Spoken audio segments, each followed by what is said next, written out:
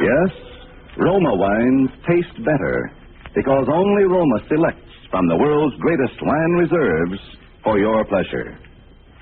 And now, Roma Wines, R-O-M-A. Roma Wines present Suspense. Tonight, Roma Wines bring you Miss Angela Lansbury in A Thing of Beauty, a suspense play produced, edited, and directed for Roma Wines by William Spear.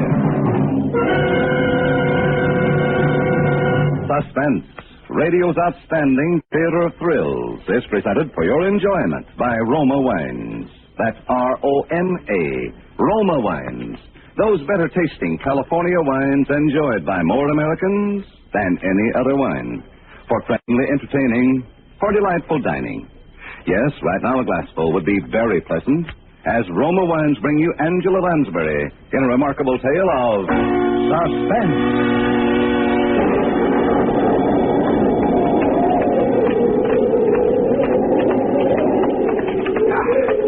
You will give me your arm? Yes, sir. Oh, thank you.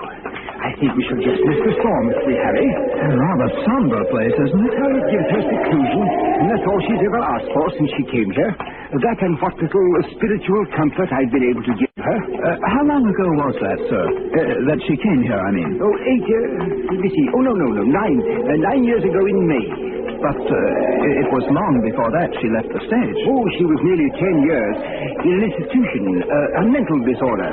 Though it's not her mind was ever sick or I'm mistaken. They do say she's a bit on the eccentric side, though. Oh, you'll be her spiritual advisor yourself soon enough when I've retired. And I want you to meet her without prejudice. One day I'll tell you what I know, which goodness knows is little enough. And what I have reason to believe, which is somewhat more. I see. It seems we'll just about escape adventure. Yes. She lives completely alone? Oh, the one servant, that's all. Oh, Father Benson. Ah, Suzette. This is my new curate, the Reverend Mrs. Sedley. We're here to see Miss Tremaine. Well, does she know you are not alone? Of course, Suzette, I haven't any idea. But you might let us in out of the rain while you so inform her. But very well, come in. Thank you. Thank you. If you will wait in the study, I will ask if Mademoiselle is able to see you. What in the world's got into the woman? She knows Miss Tremaine's been seeing me every fortnight at the same time for 9 years. Oh, there's a picture here. Is it of her? Probably. My word, she was a beauty. Oh, your father could have told you. Ah, yes, she was a legend of 2 continents. It must have been a very tragic thing to make a woman like that shut herself away. Is it true, sir, that she sees no one but you? No one. As far as I know, she has never set foot outside this house in all the time she's been here. Nor has she ever had a single visitor beside myself. But why? Mademoiselle will see you now, Father, in her parlor across the hall. Oh, thank you, Sally.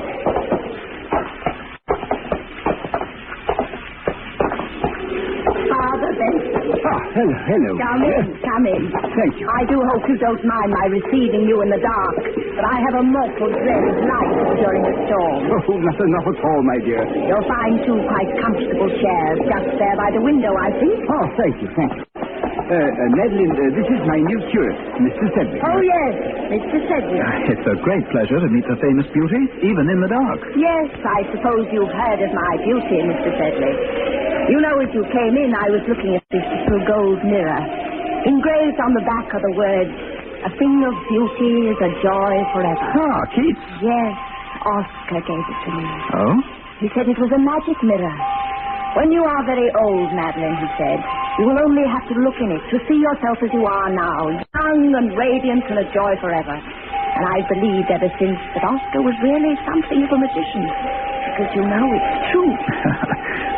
Was that Oscar Wilde, Miss Tremaine? Yes. Dear Oscar. Dear dead days. I suppose you've already heard of all the wild tales of my lurid past, Mr. Sedley? Oh, no, Miss Tremaine, I assure you I don't believe that Father Benson has ever caught me in a very reminiscing mood, have you, Father?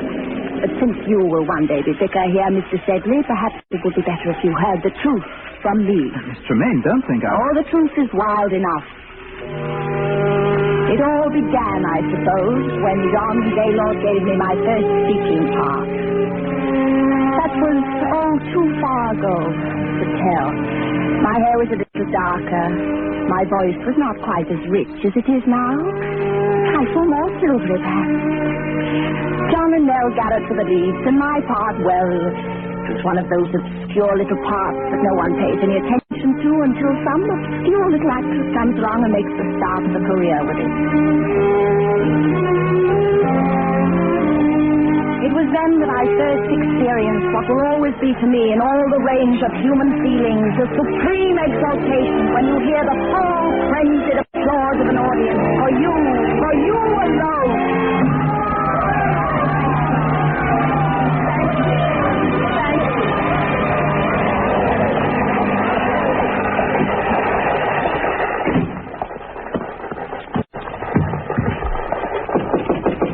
Yes?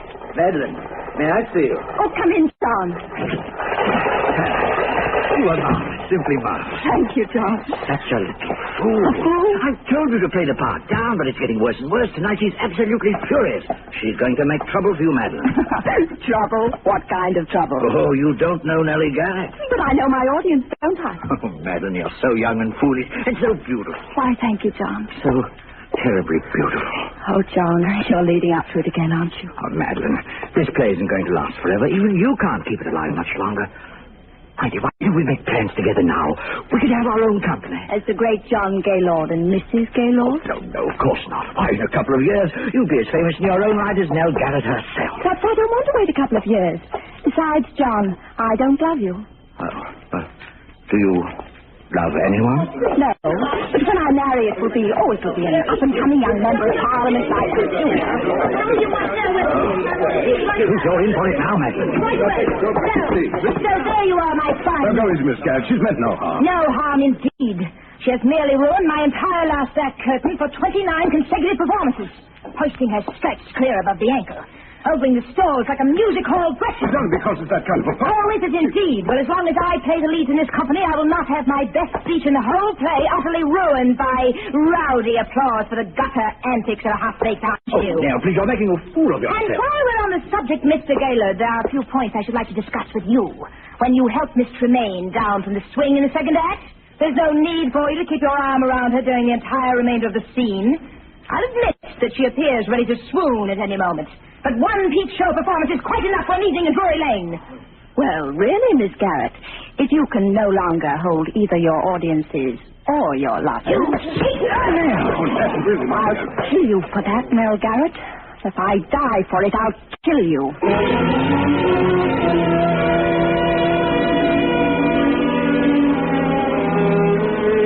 I left the theater and walked aimlessly out into the night, my eyes blinded with tears. Young, yes. Foolish as I was, I believed my poor little heart was truly broken. I knew that Nell Garrett could ruin me with every theater manager in London, and I knew she would. How long I wandered through those misty streets, or where, or even what I did, I shall never know. But just as dawn was breaking, I found myself, by some odd twist of fate, passing by the lodgings of John Gaylord. On a sudden impulse, I climbed the steps to his door. Yes? Madeline. Hello, John. Why, darling, did anyone see you? See me? Come in. Where have you been? Oh, just walking. Good Lord. Alone? Yes, why? Don't you know? Yes, John, I'm afraid I do. My career... Your career? Oh, my poor child. John, what is it? Don't you know that Nell Garrett's been found dead with a knife in her back? Dead? Murdered. Oh, John. The police have been looking all over London for you. I've been expecting them here every moment. For me? Of course for you. But why, Madeline? Last night you threatened to kill her in front of a dozen witnesses. Why wouldn't they be looking for you? Now, Madeline, listen to me now. Where did you go? What did you do? Didn't anyone see you? Didn't you talk to anyone? No.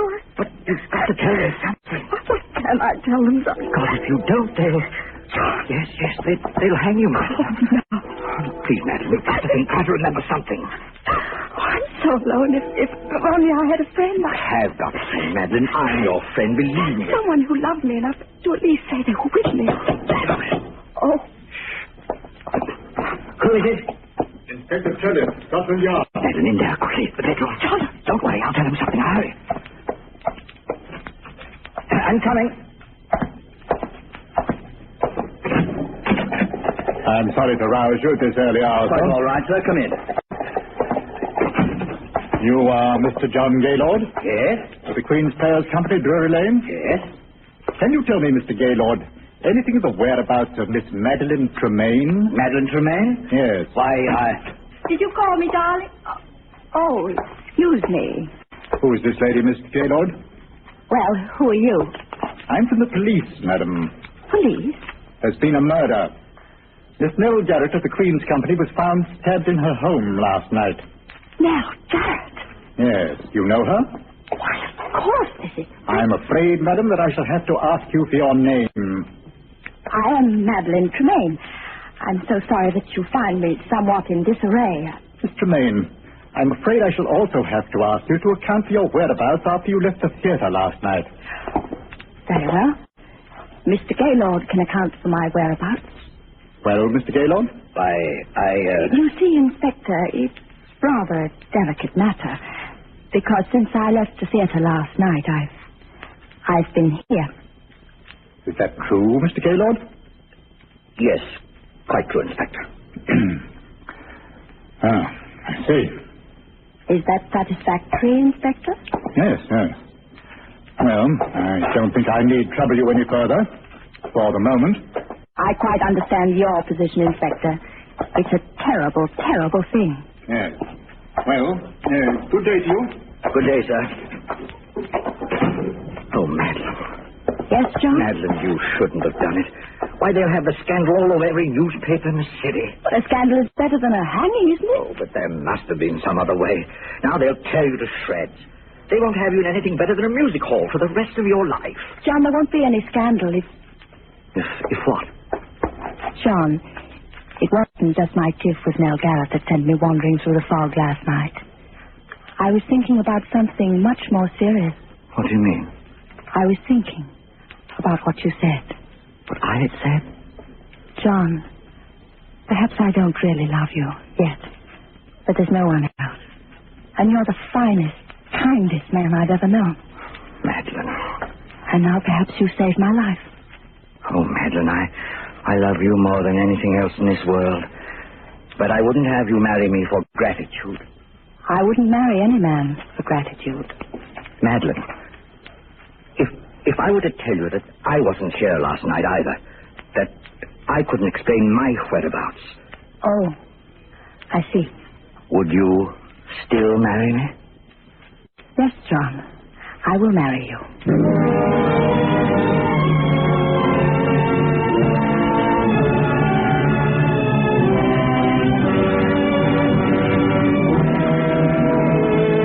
Suspense, Roma Wines are bringing you Angela Lansbury in A Thing of Beauty. Roma Wines' presentation tonight in radio's outstanding theater of thrills, Suspense.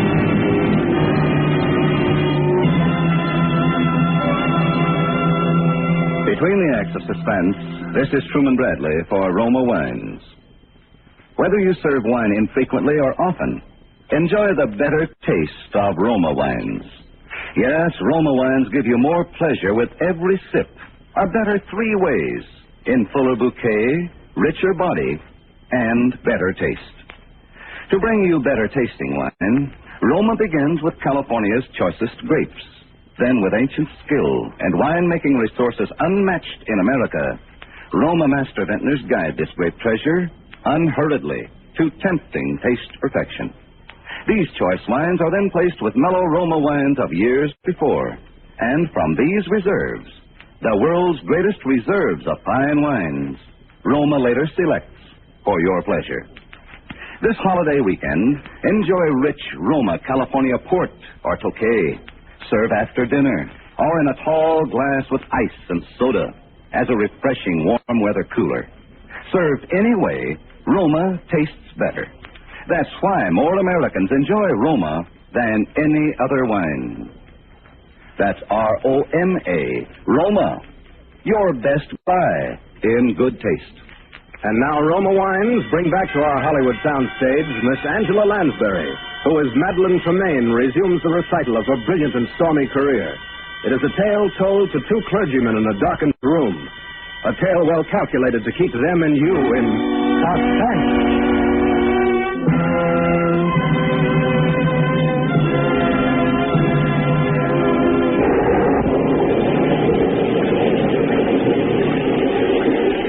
Shall I continue, gentlemen? Oh, yes. Please do, Miss Tremaine. It's most absorbing. Indeed it is. Really?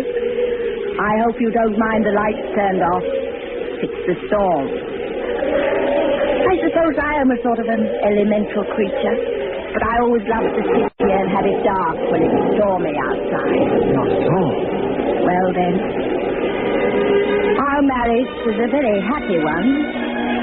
Perhaps not entirely in the high position of grand passion, but a thoroughly comfortable, civilized relationship.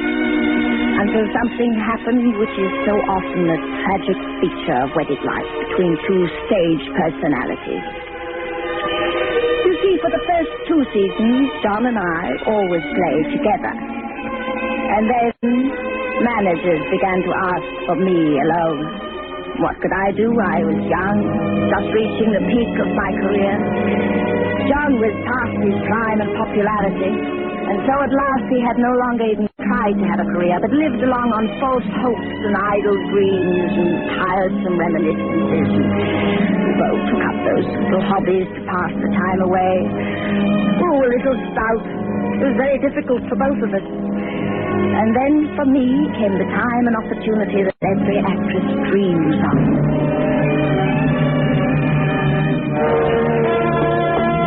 Oh, Mademoiselle. Hello, Suspense. I've got the most wonderful news. The most wonderful, wonderful news. That's you, Madeline? I'll tell you all about it later. Oui, Mademoiselle. Yes, John? Come in here a moment. I want to show you something. Where are you? I'm in here in the den. Oh, good heavens. Now what? I thought I'd keep it a secret until I had my first exhibit, but I couldn't wait.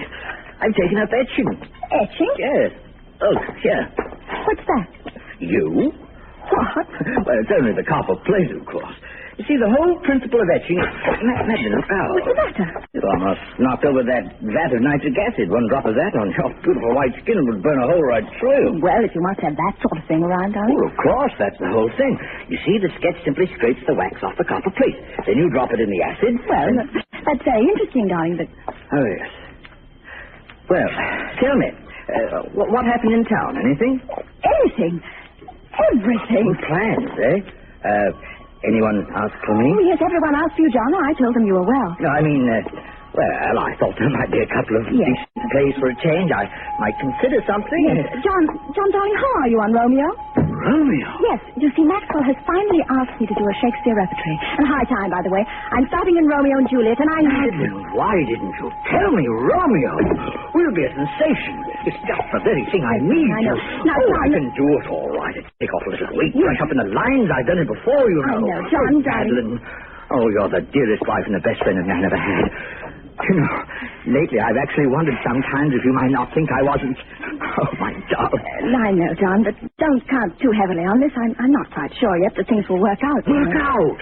How else can they work out but perfectly? Very well. I'd like to begin reading here at home first, tomorrow evening.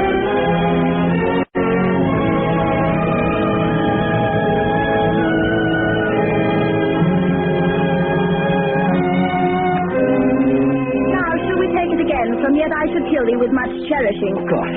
No. Yet I should kill thee with too much cherishing. Good night, good night. Parting is such sweet sorrow that I shall say good night till it be morrow. Sleep dwell upon thine eyes, peace in thy breast. Would I were sleep and peace, so sweet to rest. Yes. But you see, on those last, you should really already be moving off the stage. You don't want to make too much of them. After all, the scene really ends when Juliet leaves the balcony. I know, but you can't just throw them away, Madeline, dear. Those are very famous lines. Yes, but, John, we mustn't think so much in terms of lines as a performance. Pardon, mademoiselle. Yes, Suzette. Monsieur Alexandre Duncan is here. Oh, yes, show him in. Oui, mademoiselle. Alan Duncan, what's that young ham coming around for? Well, John, I've been meaning to tell you. Hello, Madeline. Hello, Alex. Do you know my husband? Oh, why, yes, of course. How'd you do, Mr. Tremaine? The name is Gaylord. Oh, yes. Of course, Mr. Gaylor. Well, I say, aren't I the luckiest fellow in the world? Are you? John, you've been playing Romeo opposite Madeline Tremaine.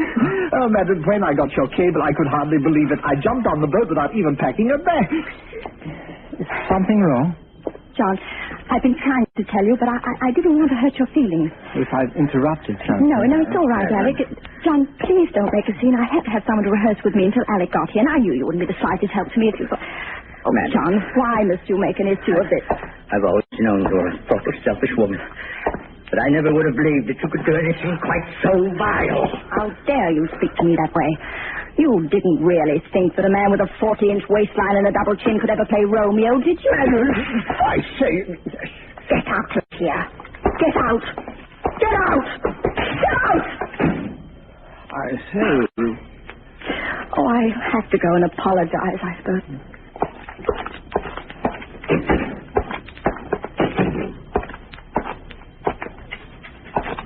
John, I want to talk to you. John? Madeline, be careful of that attitude. That's it?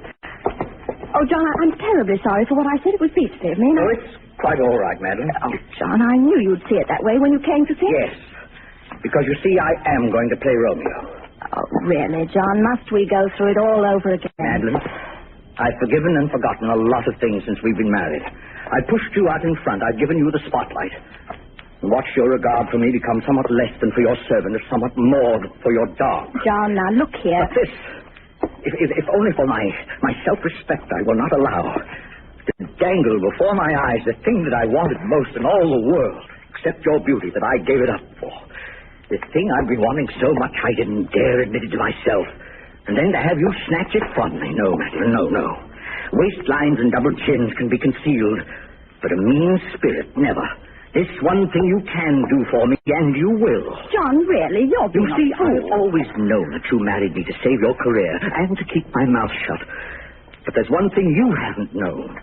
Where I was the night Nell Garrett was murdered. Where were you?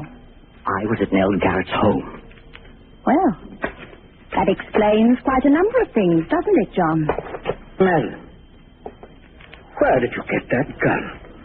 I always thought someday I might need one. Don't come near me, John. Very well, John, I warned you. Oh, you monster! You terrible monster!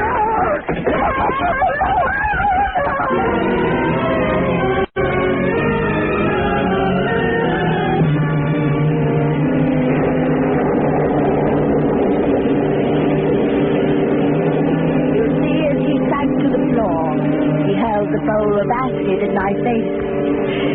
It was a frightful thing.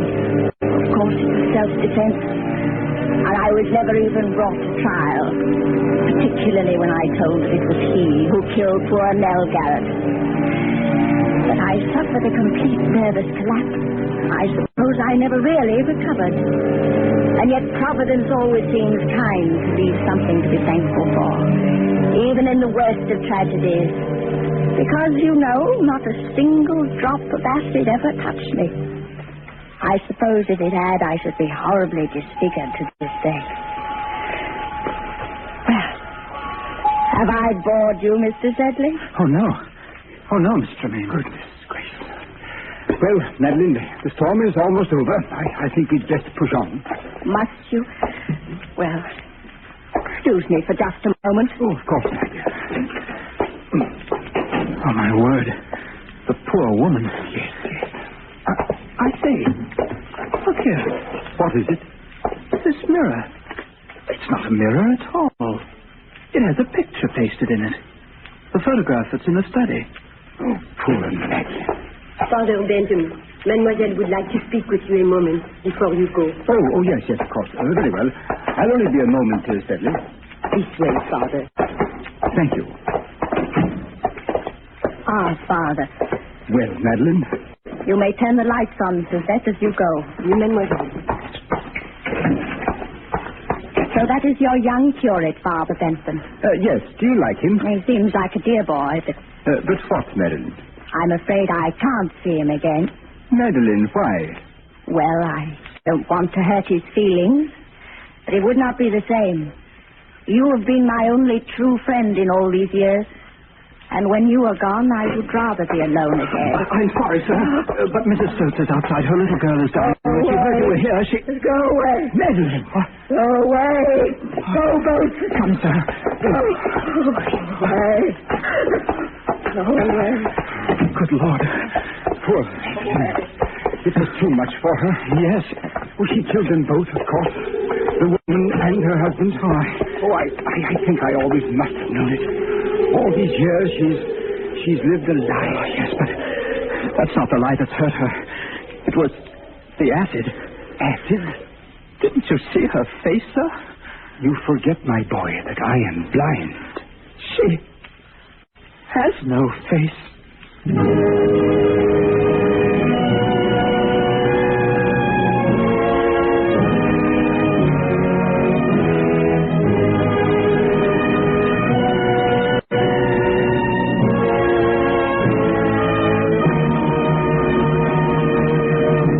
Suspense, presented by Roma Wines, R-O-M-A, Roma, America's favorite wine.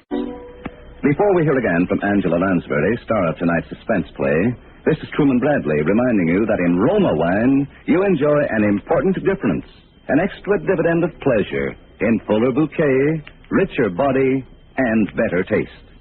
Yes, Roma wines taste better because Roma selects better tasting wines from the world's greatest wine reserves. Discover for yourself why more Americans enjoy Roma than any other wine. This weekend, serve Roma California Burgundy or Sauterne with dinner. You'll agree that Roma is a premium wine in everything but price. And now, Angela Lansbury. Hello. I've had many a thrill myself listening to Suspense, and I hope we were able to send a few chills up and down your spines tonight. I'm sure next week's program will, when Roma Wines bring you Hume Cronin in Make Mad the Guilty. It's a real thriller, so don't miss it. Good night. Angela Lansbury appeared through arrangement with Metro-Goldwyn-Mayer, producers of High Barbaree, starring Van Johnson and June Allison. Tonight's suspense play was written by Robert Richards from an original story by Elizabeth Heathton Heisch. Next Thursday, same time, you will hear Mr. Hume Cronin as star of Suspense. Produced and directed by William Spear for the Roma Wine Company of Fresno, California.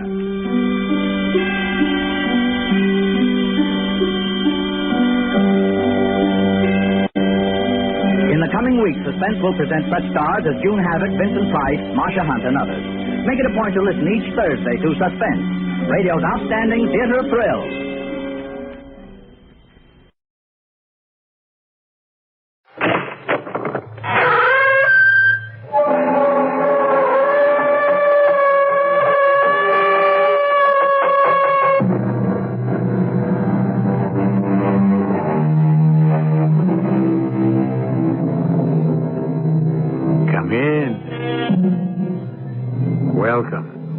I'm E.G. Marshall.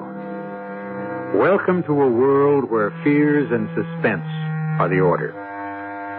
In cities and towns of North Africa, it's a common sight to see an old man sitting in the public square, surrounded by an admiring crowd who squat on their haunches as they listen to an age-old tale of courage, of romance, but above all, of mystery. Like that old man, the public teller of tales, I have a story for you. A story that takes place in our own country, which deals in matters that defy explanation. Matters which can be explained only from the tomb. What are you doing, Hugh? What are you shooting at? Don't ask questions. Just fire while I reload. Fire? At what? Straight ahead of you, where the grain is moving. Hugh, what are we doing? What is it? You saw it this time, didn't you? You saw the movement, the blurry outline of a shape. I saw a movement, but nothing else. Well, where are your eyes, Bill? It was there. You just had a look and you'd have seen it. I think. What the devil are you talking about, Hugh? Seen what? You know. The thing. The damn thing.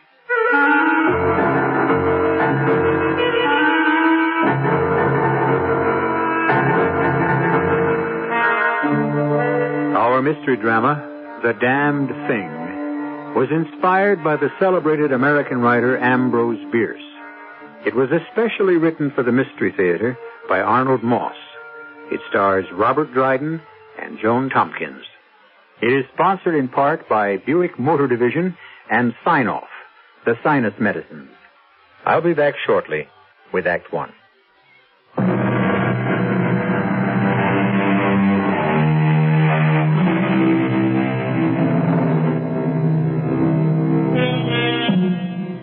By the light of a kerosene lamp placed at one end of a rough wooden table, a tall, gaunt man is reading something written in a book.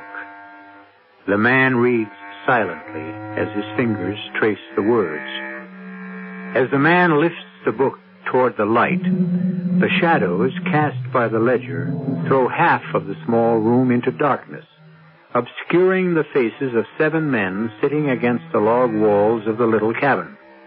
On the other side sit 3 people, 2 women and a man, an elderly Indian, all equally silent, equally motionless. Next to them is an empty chair. By extending an arm, any one of them can touch the man who is lying on the table face upward, covered by a sheet, his arms at his side. The man, Hugh Morgan, is dead. The man with the book is the district coroner. They all seem to be waiting for someone to occupy the empty chair. Finally, the tall man closes the book. There are 3 things to determine at this inquest. The identity of the deceased, the time of death, and finally the mode of the departure, the manner in which his life came to an end. There's no question of identity. These have been positively confirmed as the remains of Hugh Morgan, famous scientific book writer and, until 3 years ago, well-known professor at the State University. Upon resigning from the university, he came up here to our mountains with Mrs. Morgan to get away from city life, to get what he called closer to nature. He built this cabin pretty much with his own hands. Is that a fair statement, Ms. Morgan? That's correct, Mr. Bentley. The time of death has been determined by medical examination as between 36 and 48 hours ago. We are now waiting for Mr. William Harker, the young newspaper fellow from San Francisco, former student of Professor Morgan.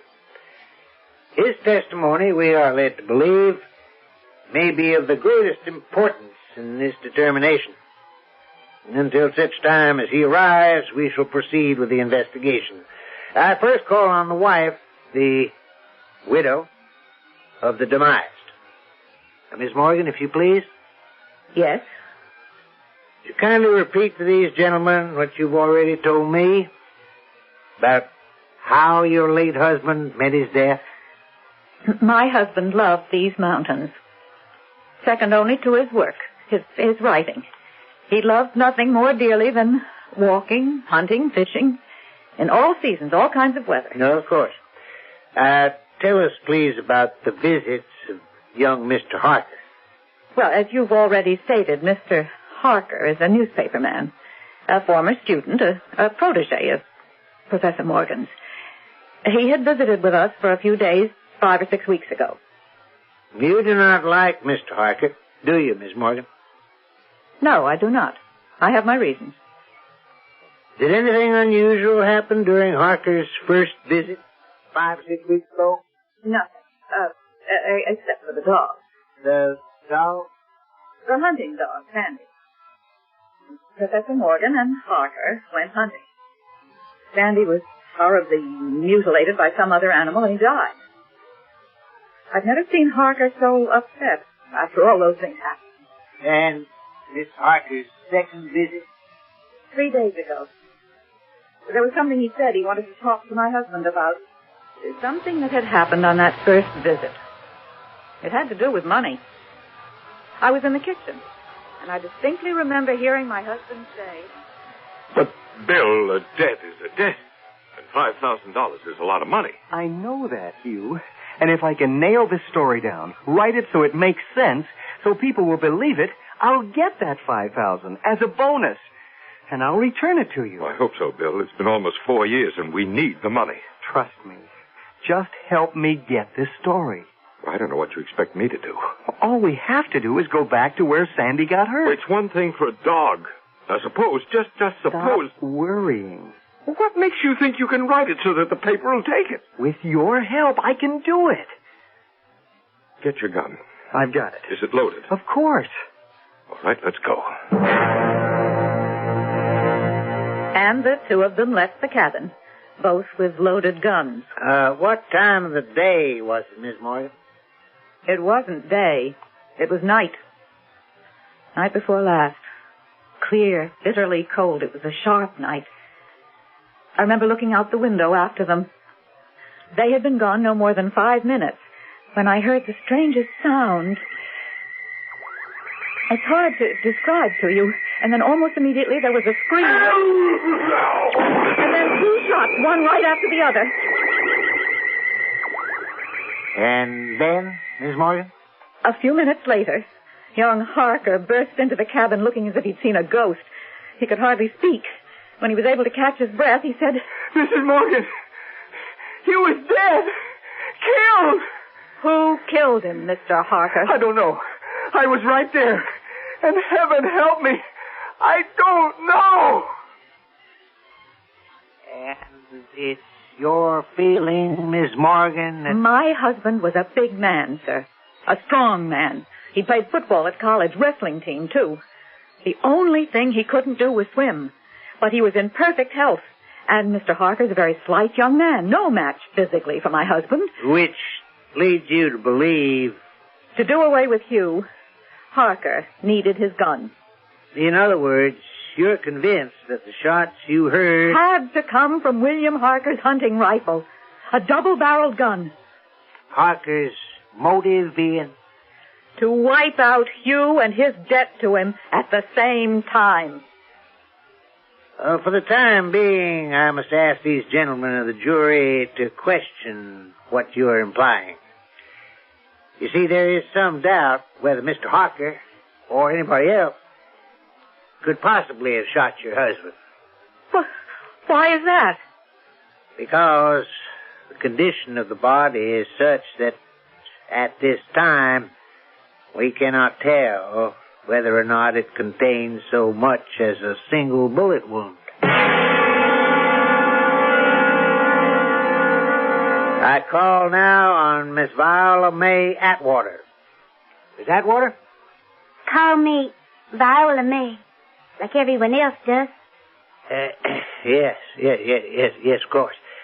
Now, it's been previously established, Miss Viola May, that you work here in the Morgan household? Worked. And your duties were? Keeping the place clean, doing some of the cooking, especially when Mrs. Morgan wasn't feeling just right. Oh, driving to town in the wagon for supplies and... Mm-hmm. Professor Morgan was in love with you, wasn't he? Well, wouldn't exactly call it love. But we did get along. Quite well. I'd like for you to tell us all how well. I'm going to have Hugh's child. That's how well. Thank you, Viola May. Now, you do understand why we're all here, don't you? Well, I think so. This is not a trial. No one is being accused of anything. Yet. We're just trying to find out the truth. We just want to know what happened night before last. I can tell you. Please do. Well, you know how it was between the professor and me. And for the longest time, he'd been telling me he was going to get rid of Mrs. Morgan. Some way. But now, she ain't such a fool. She didn't know what was going on. Well, night before last, I was in the kitchen doing the supper dishes. I couldn't help hearing every word they said. How much longer do you think I'm going to put up with this? No one's asking you to put up with anything. A man your age, a man of your reputation. Having a sordid affair with a stupid, ignorant girl. Where's your pride? That stupid, ignorant girl is something you never had. That is pretty obvious, dear. I'm talking about things like compassion. In her own simple way, she has a warmth and a tenderness that you've never shown in all the years of our marriage. She understands you, doesn't she? You poor misunderstood. And there's something else, since you've started it. Lila May is going to have my child. I know. I want that child to have my name. I want a divorce.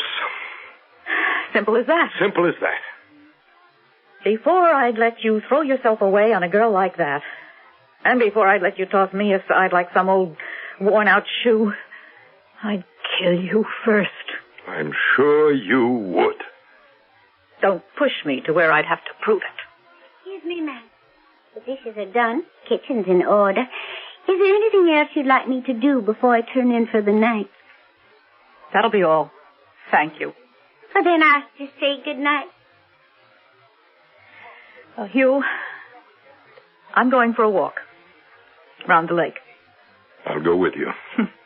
If you like. After we get back, you can pay a visit to your little friend. And they both went out together. Now, what time of the night would you say it was when they left? Oh, 9:30 maybe. 10 at the latest. What'd you do after they left? Straighten things up a little more. And then? But they wasn't gone very long. Maybe 5 minutes. Not more. When I heard a most peculiar sound, like nothing I'd ever heard before. I can't exactly describe what it was like, and then, almost on top of it, there was a scream that went right through me. Go ahead, Lila May.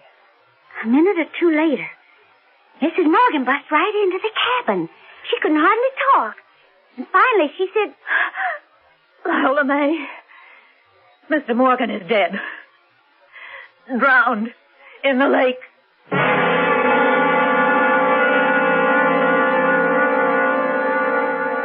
Mrs. Morgan told you herself that Professor Morgan couldn't swim. Now, I think you gentlemen can see for yourselves what happened. The first chance she got, she pushed him into the lake at the part where it's real deep. Now, he struggled for a piece, and in the darkness of the night, finally give up and drowned. I see. As I've explained before, Lila May, this inquest has been called because there's reason to believe that Hugh Morgan met his end through some kind of foul play. Like I said. Not quite like you said. Chances of Professor Morgan's death coming about as a result of drowning are very slim. Medical examination of the body thus far shows that the lungs seem to be perfectly normal. No water in them. Not a drop.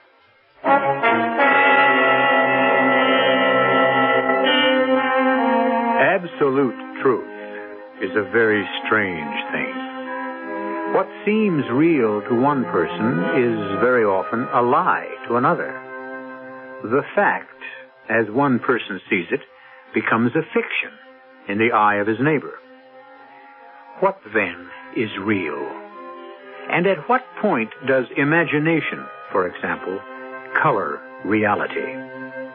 I'll return shortly with Act 2.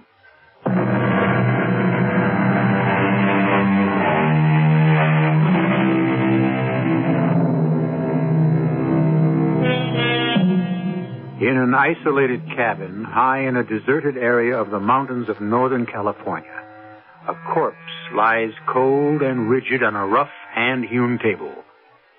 The dead man, science writer Hugh Morgan, has come to an unexplained and unnatural end. The district coroner and his jury await the arrival of a man who may turn out to be the key witness in this death. Two other witnesses, the wife and the mistress of the dead man, have already testified.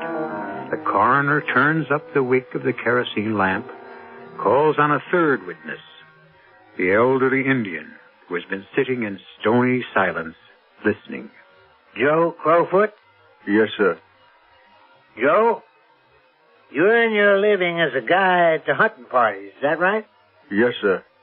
I know every stream, every trail, like the back of my hand. Mm-hmm. Would you please repeat for the benefit of these gentlemen what you already told me? What happened night before last? It was about 9:30. I'd put out the lamps and was just about to call it a day. Hunting party at 5 the next morning. I'd just gone out to the rear of my shack when I heard voices. You said you loved me, Hugh. You said I was the only thing in this whole wide world that mattered to you. That's true, Viola May. Then what's all this talk you've given out to me about how the time ain't right for a divorce? It would kill her. I may not love her, but at the same time, I wouldn't want to do anything to hurt her. Ain't you the considerate one? You think nothing of hurting me. Look out for that snake. Oh, quick! Get back on the path. Oh, that was close. I couldn't see it. Well, how could you? Here, let's sit down on this stump for a minute and, for heaven's sake, keep your voice down. Joe's asleep, and we don't want to wake him. You got a responsibility, Hugh. I'm going to be mother to your child. So you say. Now, what's that mean? What makes you so sure it's me? Well, who else could... Now, what is in back of that filthy mind of yours? I told you to keep your voice down. I'll tell the whole world what a dirty old man you really are. You little fool. Now, you pull yourself together. Hugh Morgan, I hope you... You pushed me, you deliberate. No. Oh, the rattlesnake, it's there. I can see it. But don't move. Lie here as quietly as... It's lifting its head, but... It bit me. Get help! You little idiot, I've been bitten. Wait, Joe Crowfoot, fast! What makes you think Joe would help you? Wake him up yourself, lover boy. I got more important things to do. Joe! Joe Crowfoot, help! I need help! Help me, somebody! In no time at all. I had him in my shack. Did everything I knew to kill the poison the snake had shot into his body. But... Yes, Joe? I guess I was too late. Within a very short time, Professor Morgan was dead. And it is your testimony that he was pushed by the young lady, Viola May, into the spot, the area where she knew there was a rattlesnake. Yes, sir. That's very interesting, Mr. Crowfoot. Why do you say that? The medical examination. As far as we can determine, not a trace of the snake's poison is in the bloodstream. Not a trace.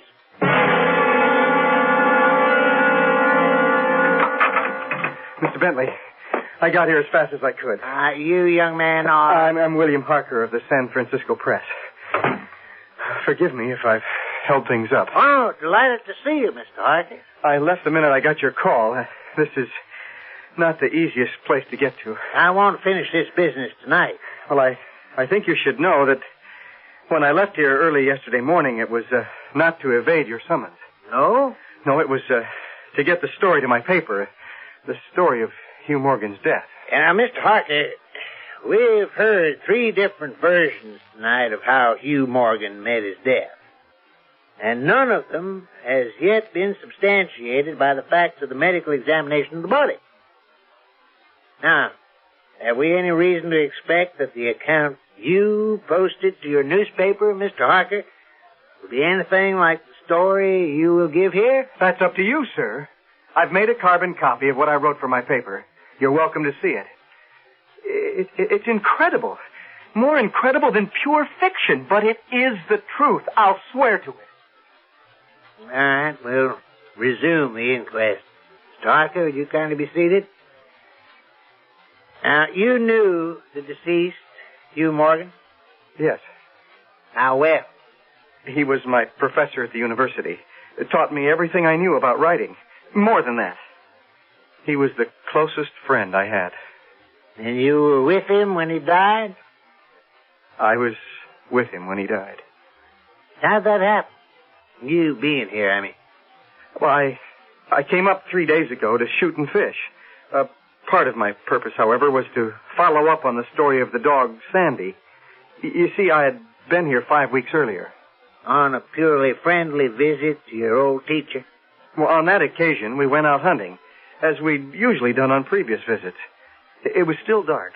The sun had not yet risen when we left the cabin. Sandy! Sandy! Here, boy! Have you any idea where that silly dog went? Well, he was here a minute ago, Hugh. Funniest thing, he just disappeared. Oh, but he'll be back.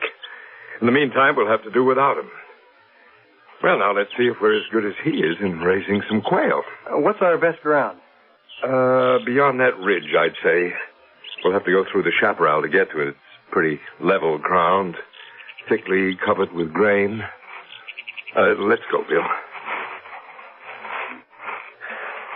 Hold it, Bill. Hold it. Be very quiet. What is it? Just listen. What is that? I think we've startled a deer. Oh, I wish we'd bought a rifle instead of just such. Shh, be very quiet. What are you doing, Hugh? You're not going to fill up a deer with quail shot, are you? Is anything wrong? Hugh, have we jumped a grizzly? Cock your gun, Bill. Well, now what?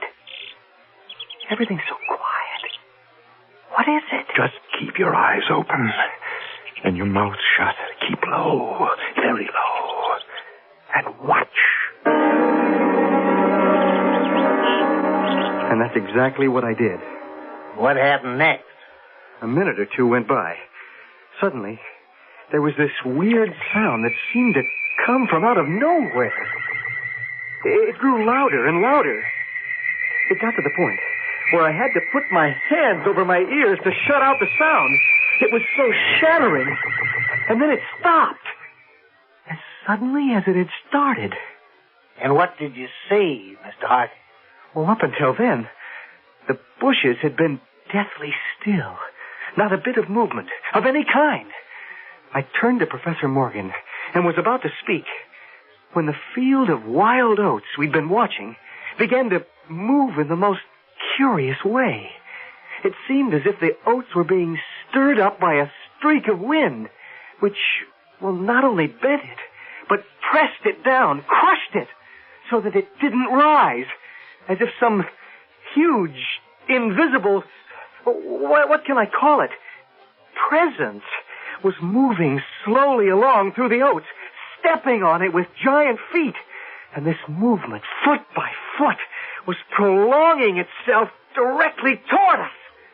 What was your feeling, Mr. Harker, as you were watching this strange occurrence? Well, I must confess that I lay there in the chaparral, right beside Professor Morgan, watching this fantastic thing happen. And I was not afraid. Was this equally true of your companion? No. He was terrified. What are you doing, Hugh? What are you shooting at? Don't ask questions. Just fire while I reload. Fire? At what? Straight ahead of you, where the grain is moving. Well, if you say so. Hugh, what are we doing? What is it? It's all over now. It's gone. Let's see what happens. Yeah. Oh, no. That poor Sandy. Just look at him. Ripped to pieces. As if he'd run into the blades of a threshing machine. But what did it? I didn't see anything. Well, you saw the movement, didn't you? And a sort of blurry outline of a shape? I saw the movement. Nothing else. Well, where are your eyes, Bill? It was there to see. You just had to look and you'd have seen it. I think. What the devil are you talking about, Hugh? Seen what? The thing! The damn thing. Oh, what? That's what I call it. The damn thing. First, it did away with my chickens, and then the pigs and the cattle. And now poor Sandy, slashed to pieces. And that's not the end. Only the good Lord knows what the damn thing will destroy next. Or who?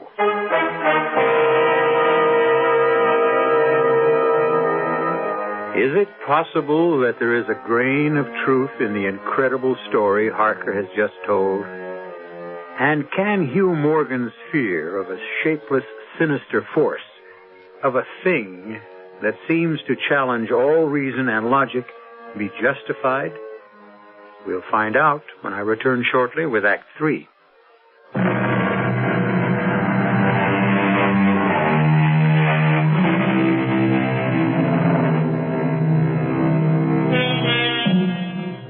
From the blank darkness outside the cabin come the familiar noises of night in the wilderness, the long, nameless note of a distant coyote, and all that mysterious chorus of small sounds that seem always to have been but half heard when they suddenly cease. But none of the company present seems to be aware of anything other than the corpse on the table before them. Please continue, Mr. Hart. Well, that's about it. We buried the dog and went back to the cabin and never said another word to each other about what had happened that morning. You stayed on for a while? No, sir. I returned to San Francisco the next day. And then 5 or 6 weeks later, 3 days ago, you came back again. Why? To fill in some of the blanks. There were too many unexplained things. Tell us what happened night before last. I think Hugh had a pretty good idea of why I had come back so soon after the episode with the dog. It was he himself who suggested that we go out to hunt whatever might be around. I think our best chances are this way, over this ridge. But Hugh, isn't that the same ridge where Sandy... Of course it is, of course. Now, just see that your gun is loaded. It's loaded. Good. Keep your eyes and ears open. We've got a full moon and visibility is real good. Now, if anything... Keep very quiet, Bill. Do you hear anything? No. Nothing. But just be careful. Be very careful. It comes up on you out of nowhere. It gives you no warning. Right. Let it have it, Bill, both barrels. And here's mine. I missed it, Bill. I missed it. Run. Run for your life. You, I don't see anything. What's happened? I was thrown violently to the ground by the impact of something unseen in the haze.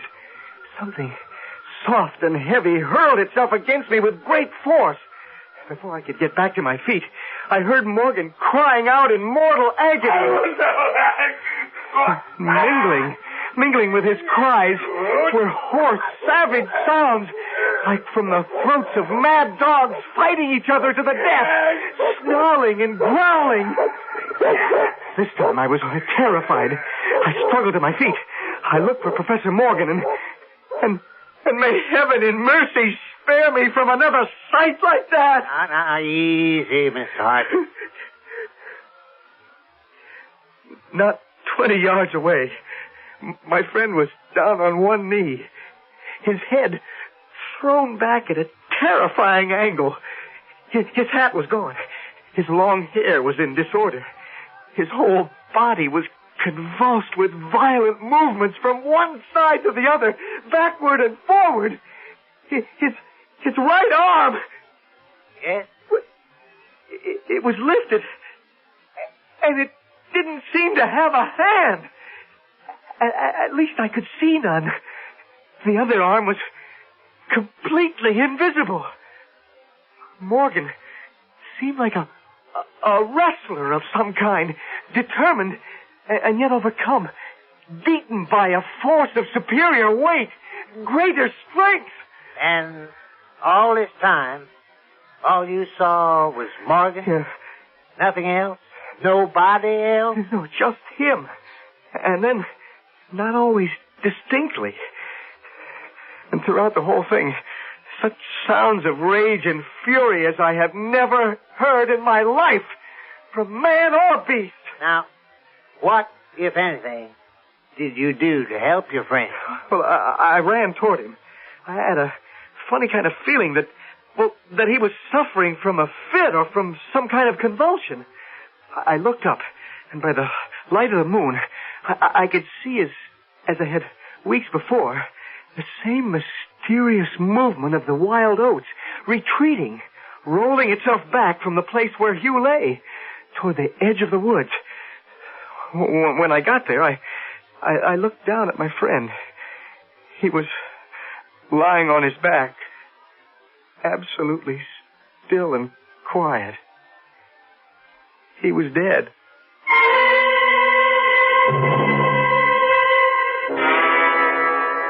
Gentlemen, you've now heard 4 different accounts from 4 different witnesses. Now, finally, there is the version of death in some mysterious manner that Morgan was killed by an unknown force or creature of some kind, which Morgan called the damn thing. Mr. Bentley, there are 2 things more I would like to bring to your attention. Yes, Mr. Hart? First, that book you placed under the table, I recognize it as Professor Morgan's diary. You seem greatly interested in it. In fact, you were reading it while I was testifying. May I see it? I'm sure it would throw a great deal of light on Morgan's death. The book will cut no figure in this matter, Mr. Harker. All the entries in it were made before Hugh Morgan's death. That's ridiculous. Now, you said there's something else you'd like to bring to our attention before a verdict is rendered? Well, there's one substantial bit of evidence which has not yet been revealed. Yes, Mr. Harker? The body of Morgan. I demand that you uncover the body right now so that we can all see whether or not I was telling the truth. I will be happy to meet with your request, Mr. Harker. Thank you, sir. Gentlemen of the jury, the body of Hugh Morgan. Now, it may be difficult to see details in this light. I read from the medical report, gentlemen. The body of the demised is covered with broad maculations of bluish black caused by extravasated contusions. That's those big black and blue marks here, and here, and over here. The chest and sides appear to have been beaten with some heavy weapon such as a bludgeon. I call your attention to these huge tears in the flesh, where the skin has been ripped into shreds and little strips. Might we know why there's that silk handkerchief passing under the chin and knotted on top of the head? You may indeed. I'll remove it, and I think you'll see why it's there. If it weren't there, the head would almost be separate, detached from the rest of the body.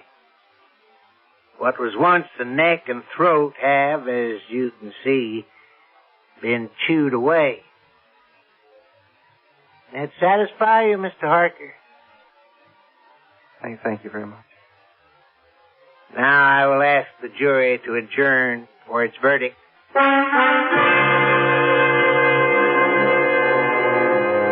We, the jury, do find that the remains of Professor Morgan come to their death at the hands of a mountain lion.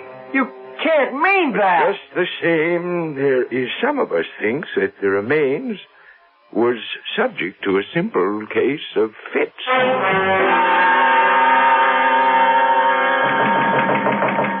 Come in. Oh, Mr. Harker. Can't say I'm surprised to see you. To what does my humble office owe the honor of your visit? I can't accept the verdict your jury gave last night. Unfortunately, there ain't much you can do about it. I think there is, sir. I can establish the truth about Hugh Morgan's death. And how exactly do you propose to do that, Mr. Harker? Take a look at this. What is it? A reel of tape and a recording machine.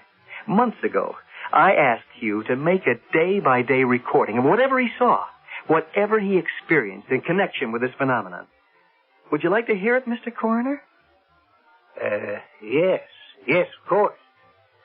This might just possibly make you change your mind. Listen carefully.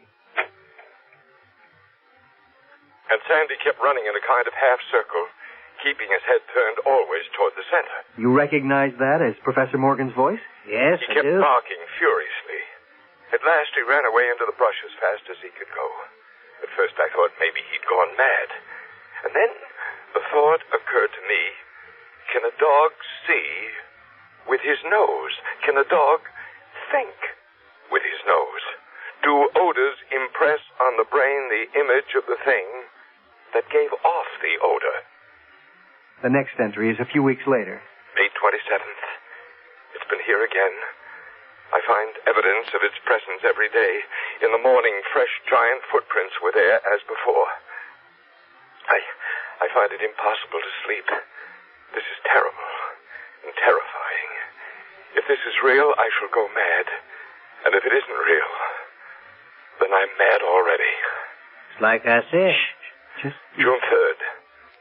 I will not leave. I will not let it drive me away. This is my house, my land. June 5th. I can't stand it any longer. I've invited Harker to spend a couple of days here with me. He has a level head. I can tell from the way he acts whether or not he thinks I'm insane. Turn it off. I've heard all I intend to hear. Not yet, sir. We're coming to the most important part of the whole thing. Just listen. June 10th. I have it. I'm sure I have it. I have the solution to this mystery. It came to me last night suddenly. And how simple it is, how terribly simple. There are sounds we cannot hear. At either end of the scale there are notes that imperfect instrument the human ear cannot grasp. They're either too high in pitch or too low. It's like those whistles that they make for dogs. The dogs can hear it, but the tones are too high for the human ear. Mr. Hart, listen, please. As it is with sounds, so it must be, so it is with colors. Things that are visible to the eye, things that are not visible, are all of them ruled by the same phenomena that govern sounds. At one end of the solar spectrum, there are infrared waves and ultraviolet waves at the other. None of them are visible to the human eye. The eye can only see a few octaves of this huge band of colors, the band between the infrared and the ultraviolet. Now I know that I am not mad. There are colors that we cannot see. And heaven help me, the damned thing is of such a color. Well? Yes? That's what killed Morgan. I was there. I saw it happen. Mr. Harker, you play this tape for anybody, and they'll swear that Professor Morgan was as crazy as a loon. I don't think you'd want that, would you? What are you going to do? May I please have that reel of tape? Now, I love the truth as well as the next fella. The world needs the truth. But there are times when the world has an even greater need for what is not true.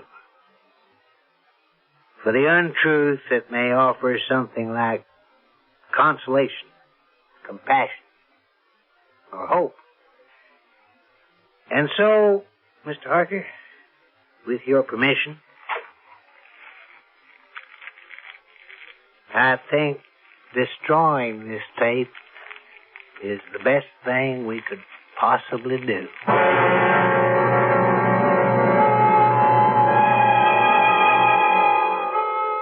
As the last foot of tape turned into ashes, the skies opened up and it began to rain.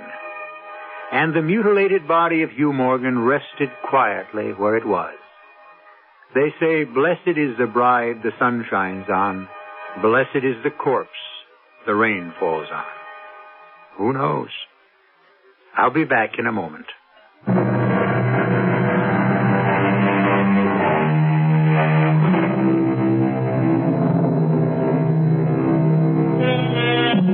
An interesting footnote on Ambrose Bierce, the American writer on whose story, The Damned Thing, our tale was based.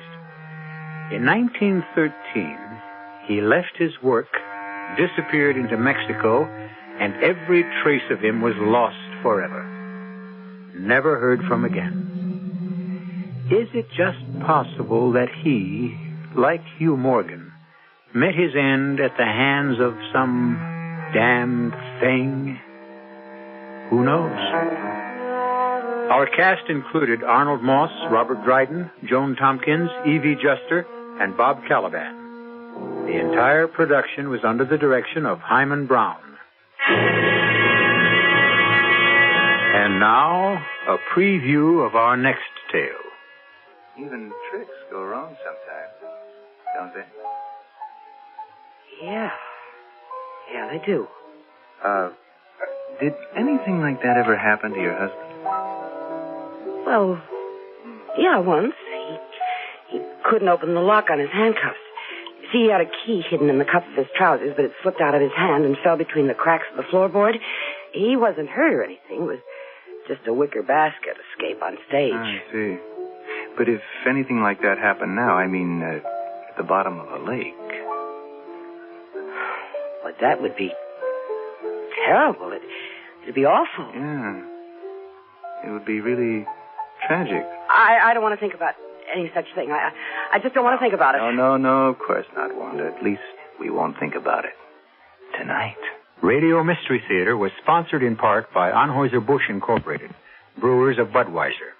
This is E.G. Marshall inviting you to return to our Mystery Theater for another adventure in the macabre. Until next time, pleasant dreams.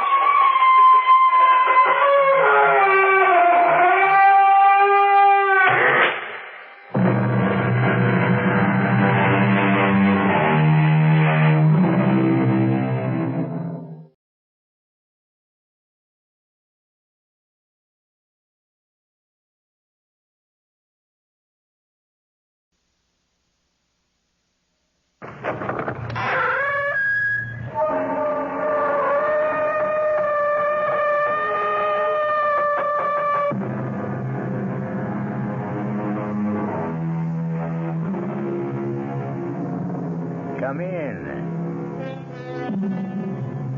Welcome.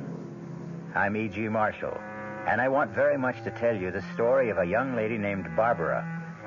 Everyone is more or less mad on one point, said Rudyard Kipling, the famous English writer.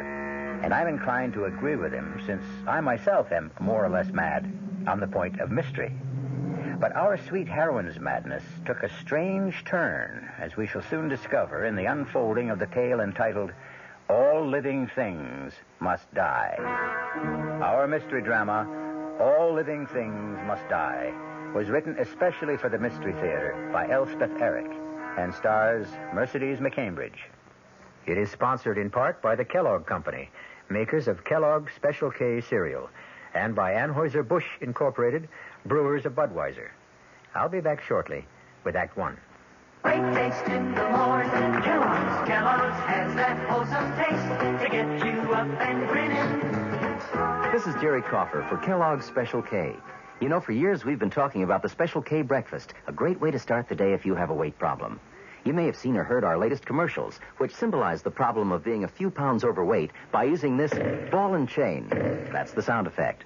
But so many people have come to know the Special K breakfast that can help solve weight problems, they sometimes forget that Special K is America's favorite high-protein cereal. It has 8 essential vitamins and iron, and so delicious that lots of folks, kids as well as adults, eat Special K just for the sheer good taste of it. So we don't want you to think that you have to wear a ball and chain to eat Special K. All you need is an appreciation for the finer things of life, a 1-ounce bowl of Special K, 4 ounces of skim milk, tomato juice, coffee, and maybe a little sugar. The Special K breakfast can help you lose weight all by itself, but it really is a good start. No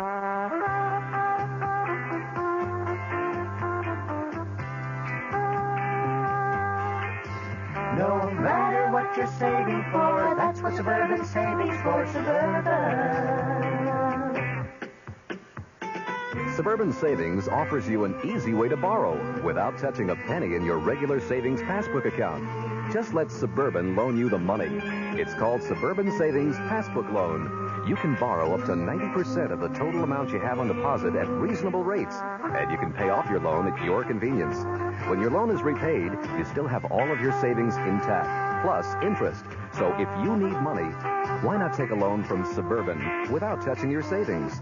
Suburban Savings Passbook Loan in New Jersey at Bayonne, Edgewater, Elmwood Park, Emerson, Hackettstown, Morris Plains, Nutley, Paramus, and Sparta.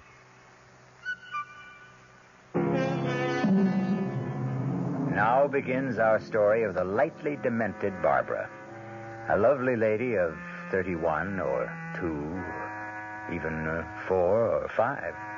But as we now discover her in the living room of her suburban home, she could be younger than springtime. She could be spring itself. I love you. I love you all. You are my darlings, my pets, my very own treasures. Oh, how beautiful you are, and how much I love you. What? Oh, that can't be Frank. He never forgets his key. Oh, it's... Johnson, ma'am. Detective Sergeant Johnson from the other day. Oh, yes. Come in. I didn't realize you'd be back. Well, I was just checking up. Had any more of those obscene phone calls? No, not one. And it's such a relief you can't imagine. Mm-hmm. You had your number changed? Yes. And that seems to have done the trick all right. Well, good. Now, a lady like you shouldn't be bothered by things like that. Well, there's one other thing, and I hate to mention it. No. Go ahead. Mention anything you want to. We're here to serve. Well, it could be my imagination, but every once in a while, I see a man sort of hanging around across the street, not doing anything in particular, but just hanging around. Mm-hmm. Any special time of day? Yes, usually about this time. I see him through this window when I'm putting my plants to bed. Oh, you tuck them in, do you? Well, sort of. I talk to them, and sometimes I sing them a lullaby. I know that sounds silly, but, well, that's what I do. And then sometimes through the window, I think I see this man. Well, it's kind of hard to see out this window, ma'am. The plants sort of get in the way. Yes, I know they do, but they like it here. I tried other places, but they weren't happy, so... They're happy here, huh? Well, they haven't complained.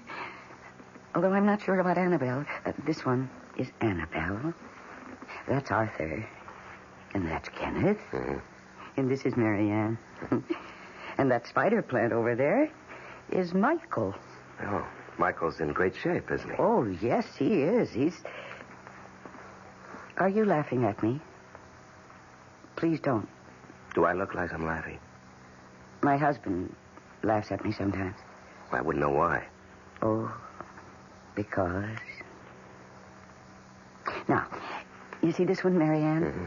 Well, you take a close look because you won't see a Marianne every day in the week. Well, Marianne is, well, she looks like ivy to me. Yes, but her leaves are heart-shaped. Can't you see? Each one is shaped like a perfect little heart. You know, you're right. Yes. There are more than 200 varieties of ivy. Did you know that? No, I never did. Hey, what's going on here? Oh, Frank. He's my husband. Frank, this is Detective Sergeant Johnson. Ed Johnson. How are you? Pleased to meet you, Mr. Murray. He came to check up on those phone calls. Oh, yeah, from the degenerate. I told Barbara she should answer him back in his own language. Oh, Frank, please. Let him have it. Give it to him right between the eyes. The years, I should say, in this instance. Well, I'll be getting along. Well, I'll show you to the door. Say, listen, why can't you catch those freaks? Thank you for coming around, Mr. Johnson. Yeah, sure. I'll stop by again if it's all right with you. Oh, anytime, practically. I'm almost always here. And take good care of Annabelle. Oh, I will. And don't let Michael grow too fast. I'll do my best. Good night, Mrs. Murray. Good night, Sergeant Johnson. And thank you. Now, don't you mention it. What was all that about? Well, I told you. The phone call. I mean, all that whispering, all that bzz at the door just now. Oh, we weren't whispering. Well, what were you talking about? That I wasn't supposed to hear? Nothing. He just said, I don't know, something about the plants, that's all. What does he know about plants? Well, nothing much. When he was here the first time, and just now before you came in, I told him about them. He knows that I talked to them and that they have names. He was just being friendly, Frank. That's being friendly? Dropping in all the time when I'm not here? Only twice. This was only the second time. He's a kook like you. Freaked out over a bunch of plants. He was only expressing an interest. What's interesting about a bunch of plants with no flowers? Look at them. They take up the whole window. You got them strung all over the place, up to the ceiling, hanging down. They're vines, Frank. There's silver lace and philodendron and ivy. Oh, whatever they are, they're dumb. Plain dumb. I wouldn't object to a nice pot of tulips, something like that, sitting on a table. Like a nice spot of color or a hyacinth. They smell good.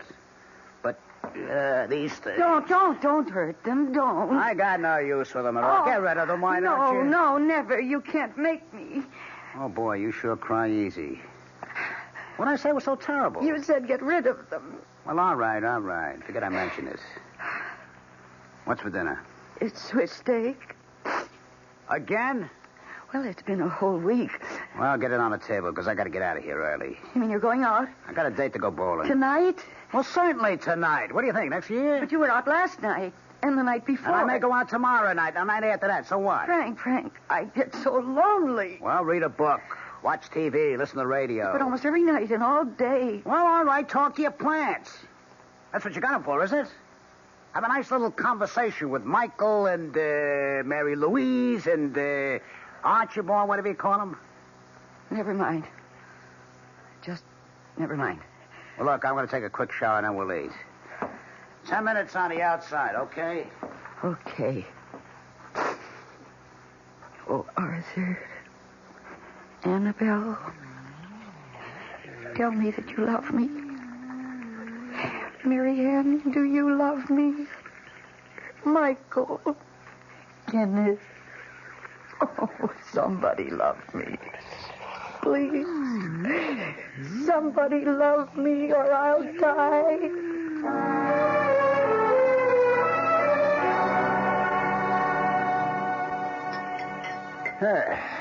That Swiss steak wasn't bad at all. Thank you. Got any dessert? Just fruit.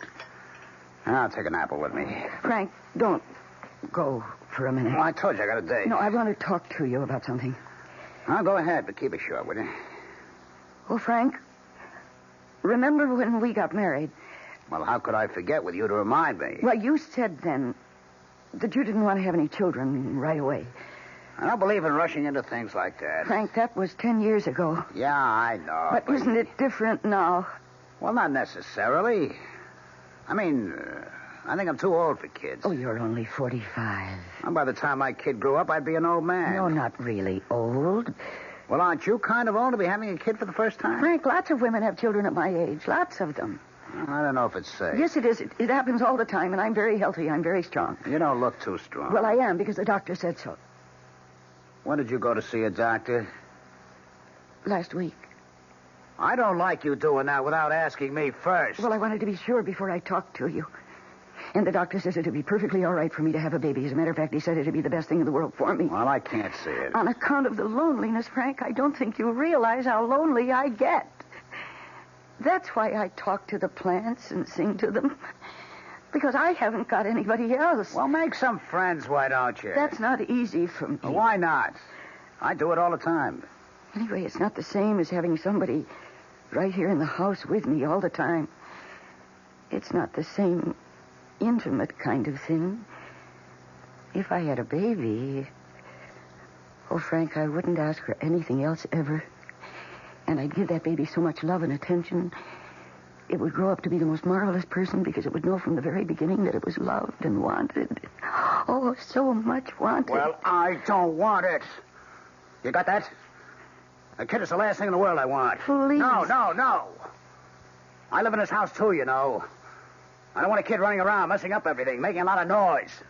Getting in the way all the time. No, it wouldn't be like that. Oh, yes, it would. No, I won't have a kid messing up my life, and that's final, so forget it, huh? You hear me? Forget it. Put it out of your mind. Okay? Well, I gotta get going. Guys are waiting for me at the bowling. Frank. All right, now what? No, I won't keep you a minute. I haven't got a minute. Please, less than a minute. Well, okay, spill it. When I was at the supermarket this morning, there was this dog. A dog? Oh, boy. Really, a very pretty dog, and so sweet. And he was just wandering around. Nobody knew who he belonged to, or if he belonged to anybody. He's just a stray, as far as anybody knows. No dog. And he has this cute little tail that curls up right over his back, and great ears that stand up straight and then flop over. And he's mostly black with a kind of white face. Barbara, we've been through all this. I will not have a dog in my house. Now, that is how it is, and I don't want to talk about it now or never. You understand that? Yes. I gotta go. Frank? I said I gotta go. Just one more thing. There's this man hanging around outside. What man? Hanging around where? I was telling Detective Johnson about it. This man sort of hangs around across the street.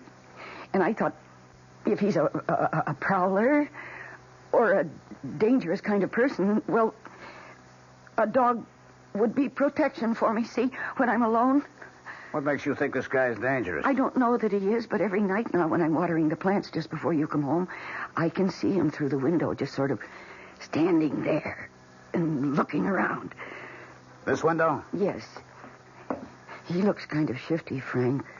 And if I had a dog, I'd feel safe. I can't see it. Yes, right across the street. I can't see on account of these dumb plants. Don't hurt them. Why do you have to grow them so damn Well, long? just part them very carefully. Here, let me... Oh, no, I can do it. There. Can you see that man? I see him.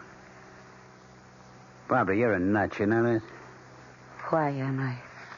That's the guard they hired at the high-rise. They pay him to watch the building. Of course he's here every night. That's what he's paid for. I didn't know that. Are you trying to con me into letting you have a dog for protection? Well, it won't work, Barbara. The answer's still the same. No dog, no baby. Just be happy with these dumb plants. They're bad enough. Taking up the whole bloody window, spilling all over the place. I hate you. Yeah, look, I'll let you keep them. I hate you. I wish you were dead. What did you say? I said I hate you. I wish you were dead. Did you really say... Hey, what? Hey, what's this? The bloody plants are on my neck. Hey, Barbara, they're all around me. They're choking me. I can't get them off. Hey, Barbara, they're too strong. Barbara, don't stand there. Get them off. No. Get the scissors. Barbara, the scissors. I hate you. I hate you. I want you dead.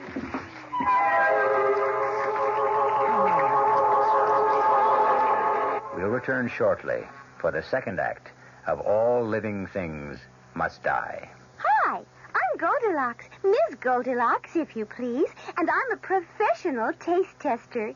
Here at my taste test laboratory, that's TTL for short, I taste test everything from porridge to diet drinks.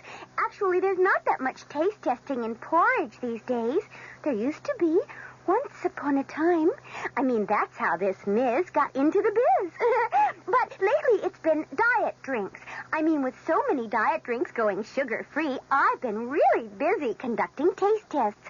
A rather unbearable assignment, to be sure. But then I discovered sugar-free diet 7-Up. Fresh, natural, delicious.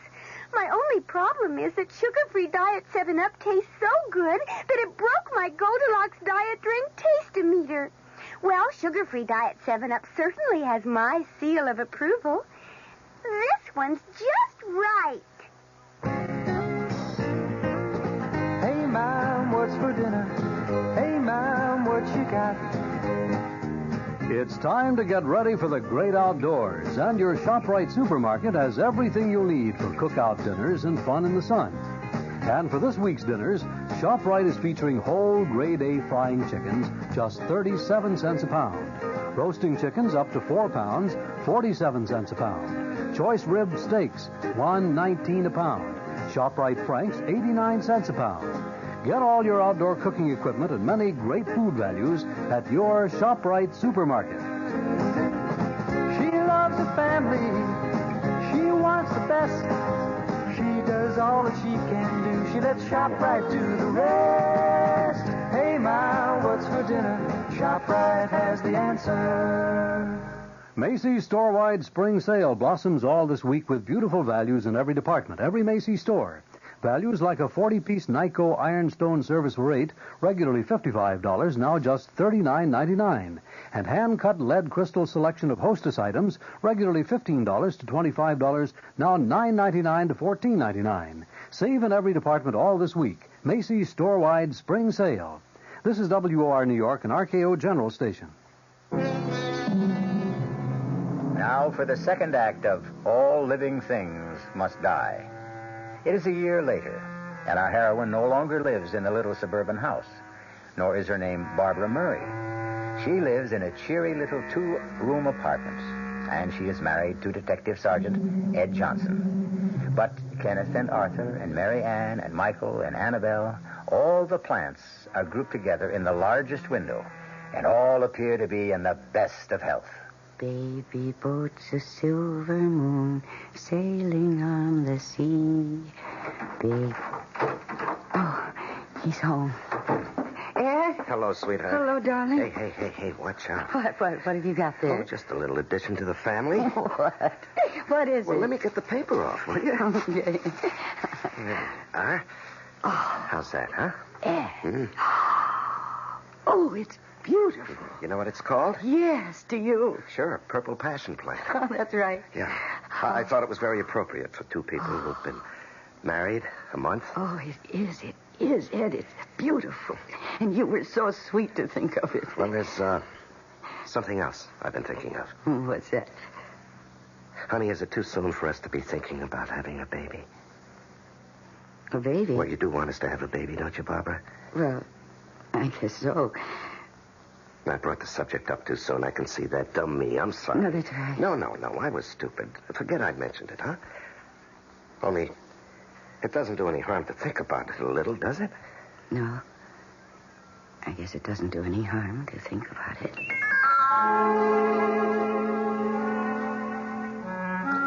Oh, Cleopatra. You're growing very nicely, dear. It would take a little while before you'll be as long as Annabelle. And you'll probably never be as long as Michael. But then very few plants are. But you're so healthy and strong. And I love your purple leaves. You're very beautiful, my darling. Yes, you are. Oh, he's home. Darling, you're home. Yep, I'm home. Hey, look what I brought with me. What? Oh, no, it's a dog. Uh-huh.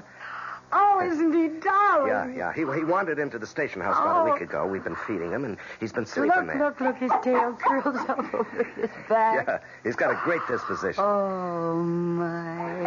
Doesn't he belong to anybody? Well, we advertised in the paper 3 days running. Nobody answered the ad. You mean he's got no home?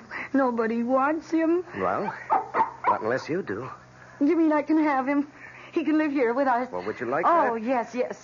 Dog, I guess you got a home. Oh, I love him. Dog, you got yourself a mother. Look at him. Look how he's looking at you. Yeah. Come here, dog. Come here. Oh, he loves you.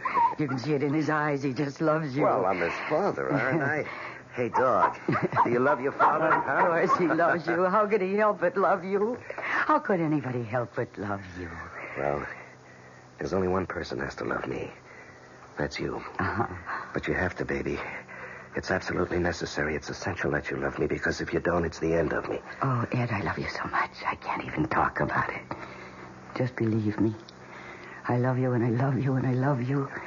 When you're here and when you're not here, and when you're asleep and when you're awake, and when you talk and when you don't talk, and when you look at me and when you don't. I love you all the time. Hey, that's a lot of love. I've got more. More? Anytime you need it. Barbara. Honey, look, we've been married better than half a year now. When are we going to start having a baby? Oh, I don't know. Pretty soon? I guess. You want one, don't you, honey? Yes. Well, when do we? Well, sometime. Well, sweetheart, we're not kids anymore. I know that. You think I'm putting the pressure on you? No, I shouldn't do that. I didn't mean to. No, that's all right. No, I won't do that anymore. You just got to tell me when you think is the right time. I won't bother about it anymore. Oh, Ed, Now, what are we going to name the dog? I don't know. How about Cuthbert or Lansbury? Oh, no, I don't think so. Herman? Dwight? No, I don't want to give him any name like that. I want to call him what you called him. Me? I never called him Yes, you anything. did. You called him Dog. That's what I want to call him. D-A-W-G? Dog? Yes, come here, Dog. Hey. Oh, what a lovely dog you are, Dog.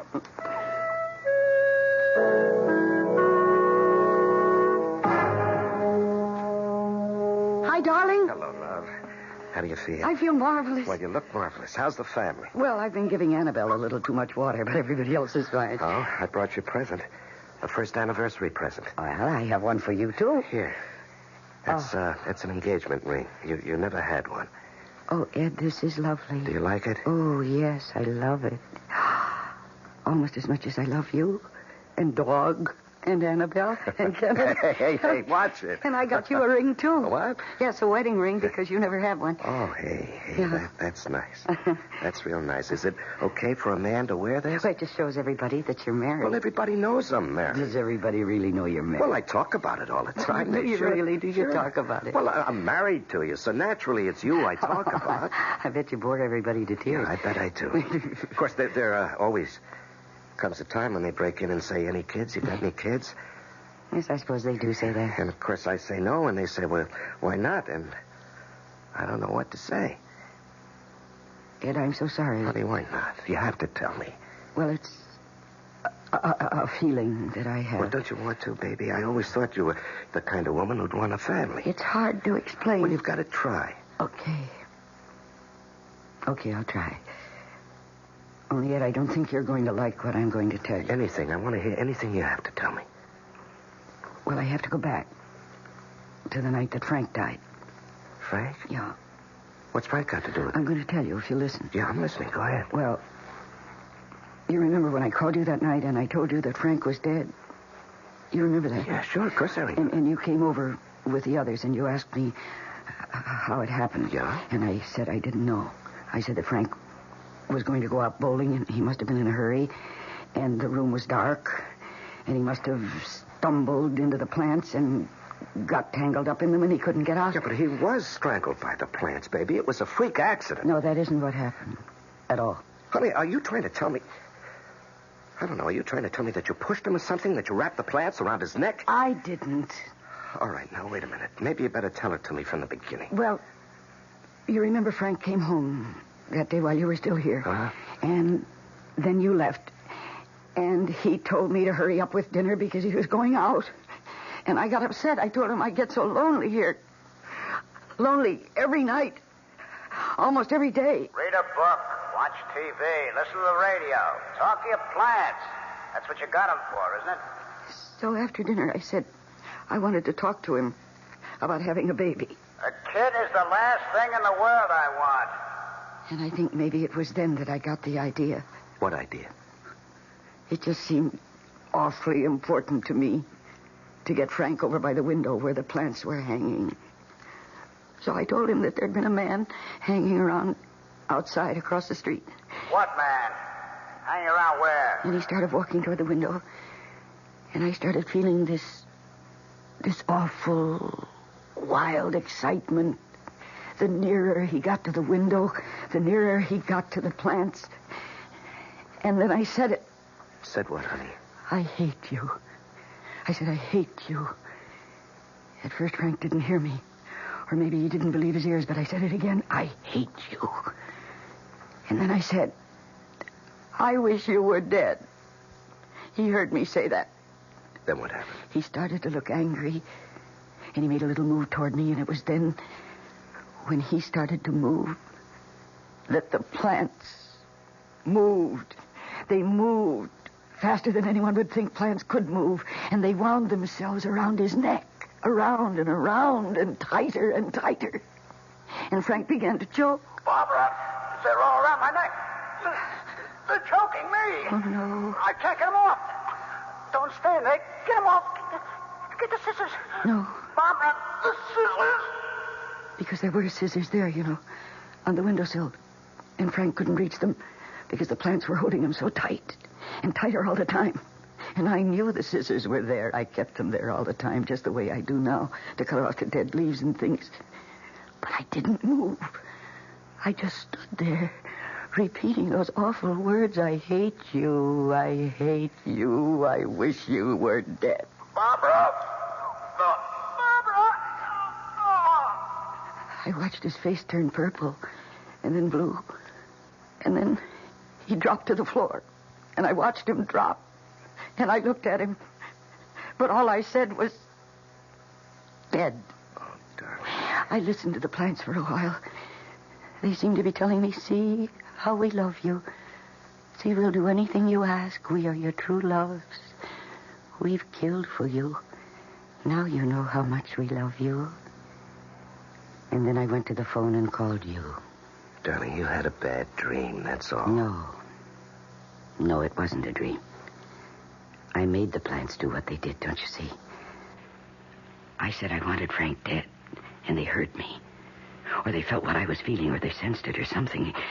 And because they love me, and because they know that I'd never kill anybody, of course they went ahead and did it for me. Sweetheart, even if what you say is true, if it could be It true, is you true. never laid a finger on But Frank. I'm an accessory, don't you see? I wanted someone to kill Frank. Not me, but someone. And the plants knew it, and they killed him for me. Do you think anybody's going to believe you, sweetheart? Ed, do you believe me? Honey, is this why you don't want to have a baby? Oh, I want to, but But what? that's how it all started. Me asking Frank if I could have a baby. Why don't you try asking me? You know what kind of an answer you'll get, don't you? Go ahead. Ask me. Ed, is it all right? Is it?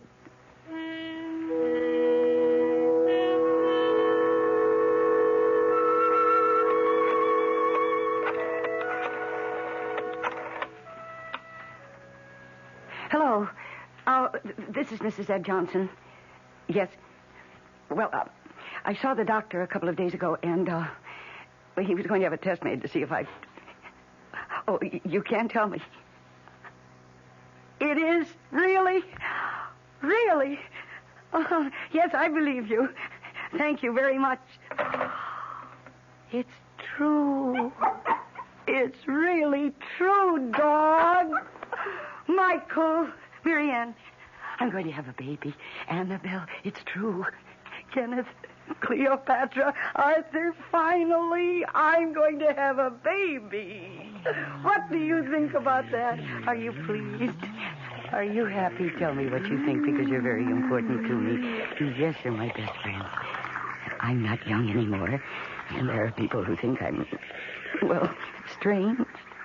I'm too emotional, that's what they think. And they may be right. How do I know? So please, tell me, because I trust you. Is it all right for me to have a baby? You really think so? Ed! Ed, it's true! I just called the doctor's office and they told me it's true. I'm going to have a baby, Ed. Tell me, is it really all right? We'll be back shortly with Act 3.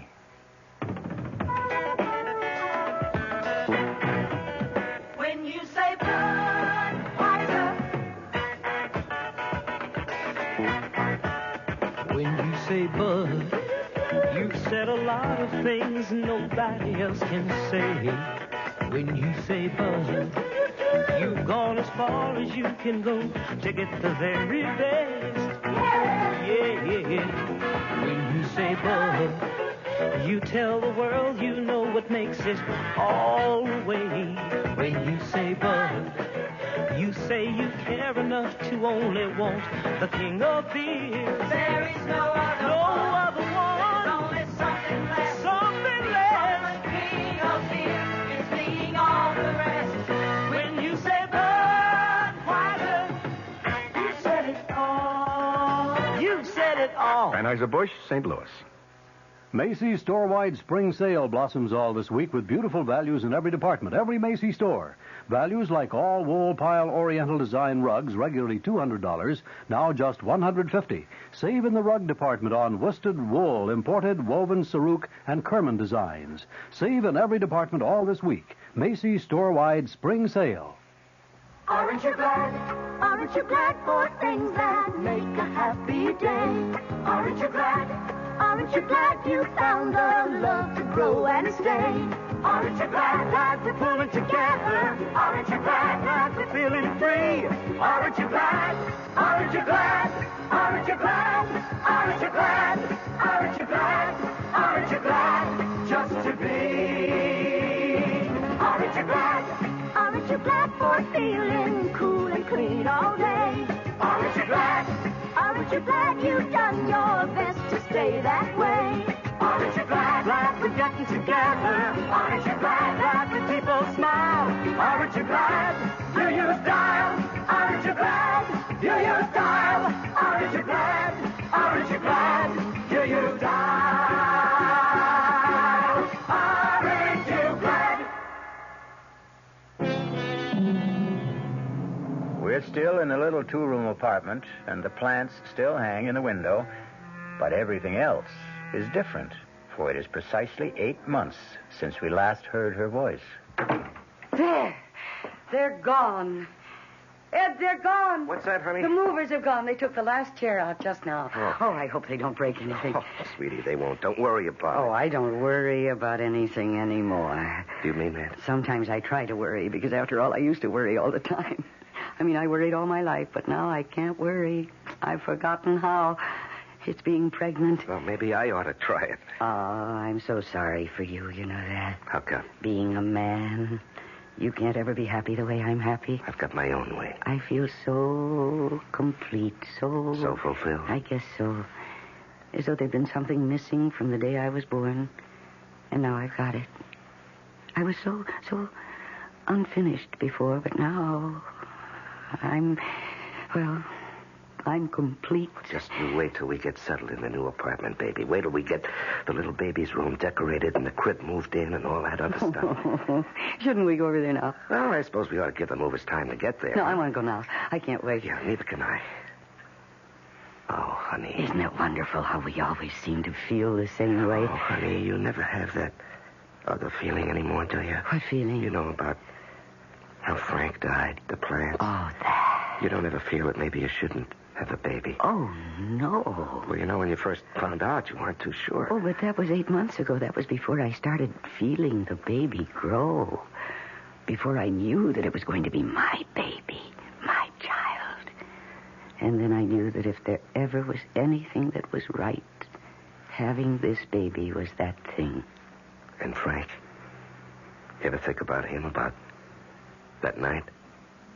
I'm not sure it ever happened. I mean, I'm not sure it happened the way I said. I think probably you were right. I dreamed the whole thing. It was an accident, Barbara.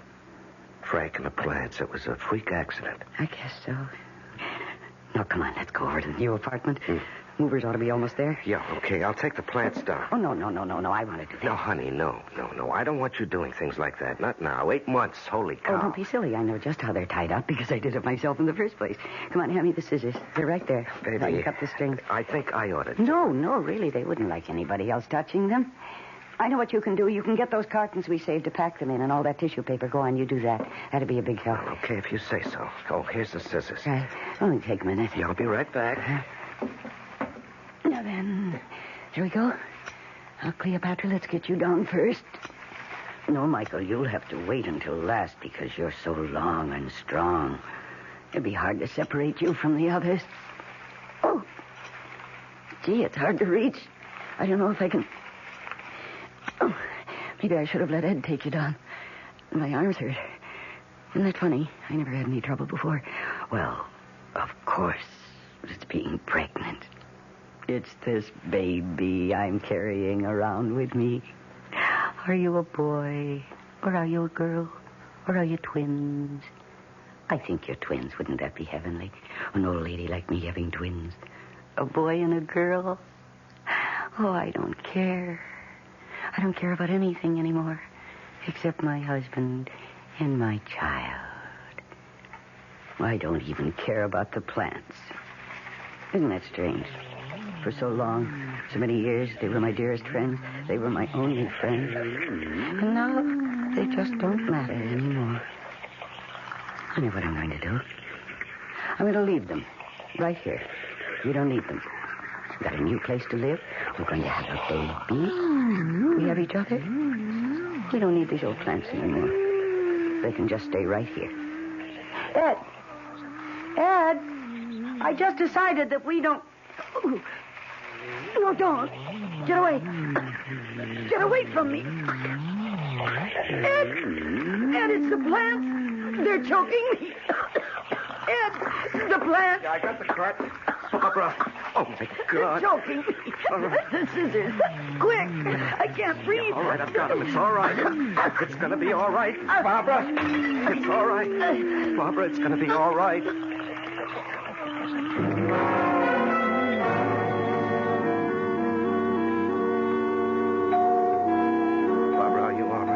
What'd the doctor say? He says I'm all right. I can go home. Did you tell him? How could I tell him? I made up something. I said I got tangled up in the clothesline. That was the first thing that came into my head.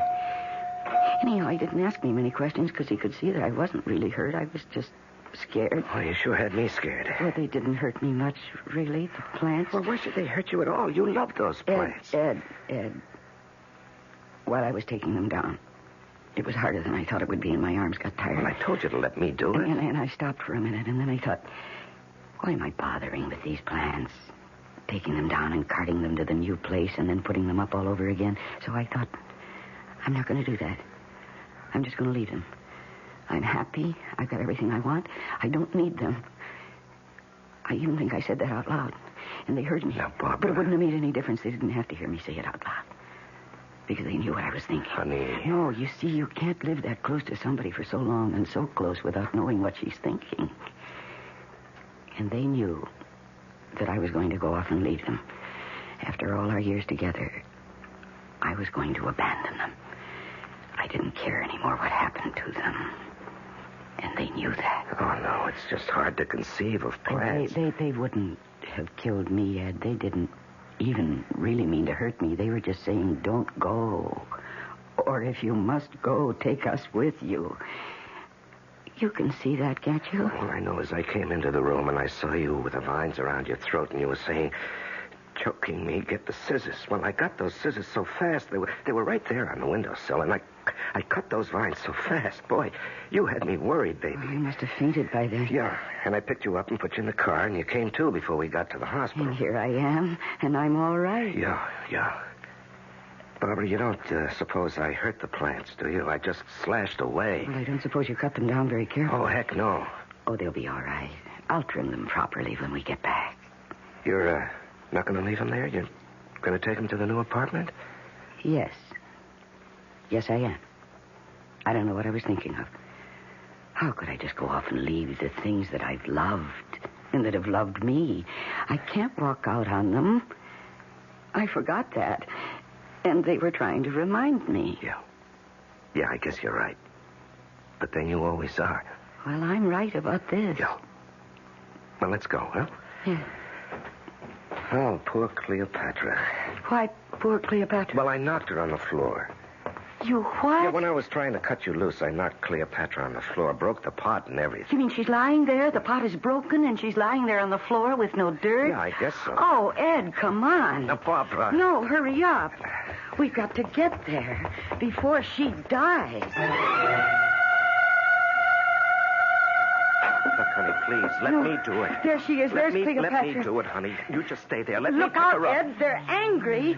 Ed, they're coming for you. No, it's all right. Ed, please get out of the way. Stand back. Let me do it. You think they're going to let you do it? Of course they are. Of course they are. Aren't you, my darling? Aren't you? Ed, hand me that earthen pot, the one right there. Now. Your roots haven't been out of the earth for very long, my love. Now, gently. No, I'm not hurting her. See, Michael? I'm being very gentle. I'm putting the good earth in the pot. See, Michael? Ed, get me some water, just a little. Honey, I don't like leaving you Don't here. be silly. I'll be perfectly all right. Okay, I'll be right back. Now, you see, Michael? I'm scooping up every last bit of the nice brown earth, and I'm sifting it through my fingers. See? See, Annabelle? See, all of you? Oh, very carefully with the beautiful, loose brown earth. Here you are. Now, we put a little water in. Not very much, because the earth wasn't very dry. Ed, there's some plant food on the windowsill. I got it. Here you are. Now, we mix just a little of it into the soil. There we are, like that. And now, Cleopatra, my love, let me pick you up. I'll hold you for a second. And don't be frightened, my dear. No. And put your little roots into the dirt. Very gently, very carefully. And press the dirt down around them. And then we add the rest of the dirt, almost to the top. And we press it down. Not too hard, just enough to make you feel safe and secure. There we are. You see, Michael? Marianne? Annabelle, see? She's going to be all right. You think she really will be? Oh, yes. Yes, I'm going to set her here on the windowsill. And let the sun pour all over her. Well, shouldn't you start taking down the other plants? No, not yet. They've had an awful shock. Yeah, but, honey, the furniture movers at the other apartment, they must be going crazy wondering where we are. Well, you go. You take the car and go over there. What about you? Come back for me later. Okay. Like in an hour? Well, make it a couple of hours. Okay, baby.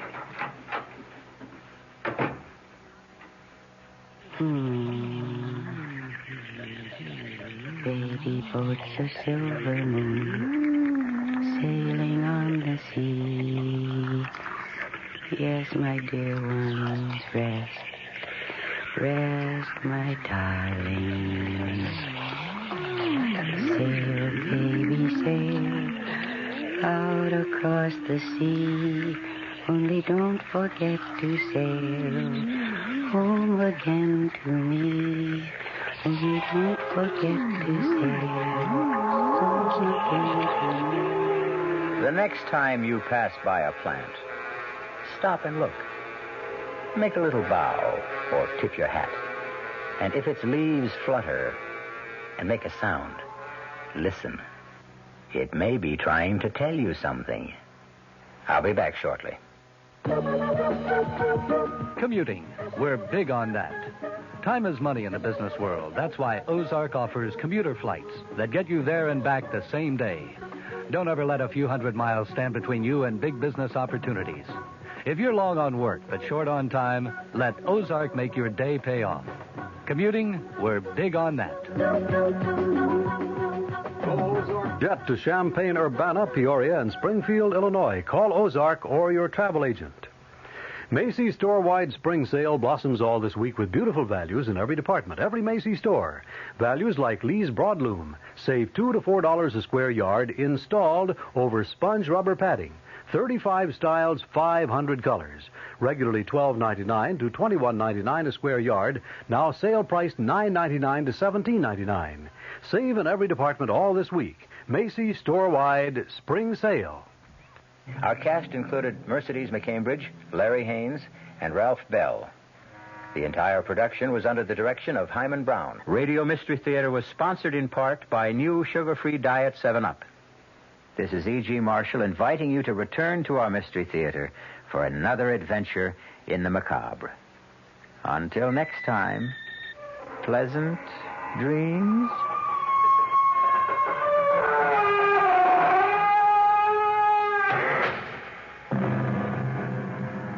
The WR Mystery Theater has been brought to you by ShopRite Supermarkets, where you get a lot more for a little less, and by Suburban Savings with offices throughout North Jersey.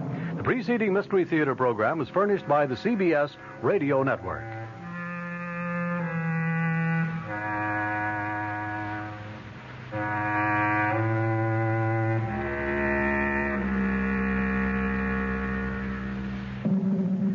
Stand by now for a chilling moment from tomorrow night's WOR Mystery Theater drama.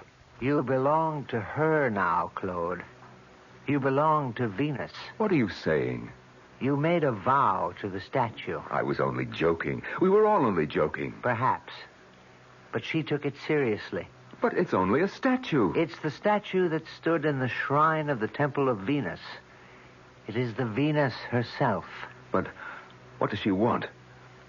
She wants you. I didn't mean it. You saw it was all in fun. She wants you, Claude. She wants to love you. And then, as she's done so many times in the past, she'll kill you. Tomorrow night's thriller is called Venus Deal. It features Norman Rose and Joan Lovejoy and will be heard following Fulton Lewis at 7 o'clock right here on WOR Radio, the talk of New York. Boy, if the old-timer, Horatio K. Boomer, and Wally Wimple could see me now. Fibber McGee, back on the radio right here from 79 Wistful Vista with a brand-new program where I'm going to bring back the great old radio shows from way back. Shows like Mr. Keene, Lum and Abner. Well, I guess I ought to get this place straightened up a bit, though. Where's that vacuum? Oh, I left it in the hall closet. Look.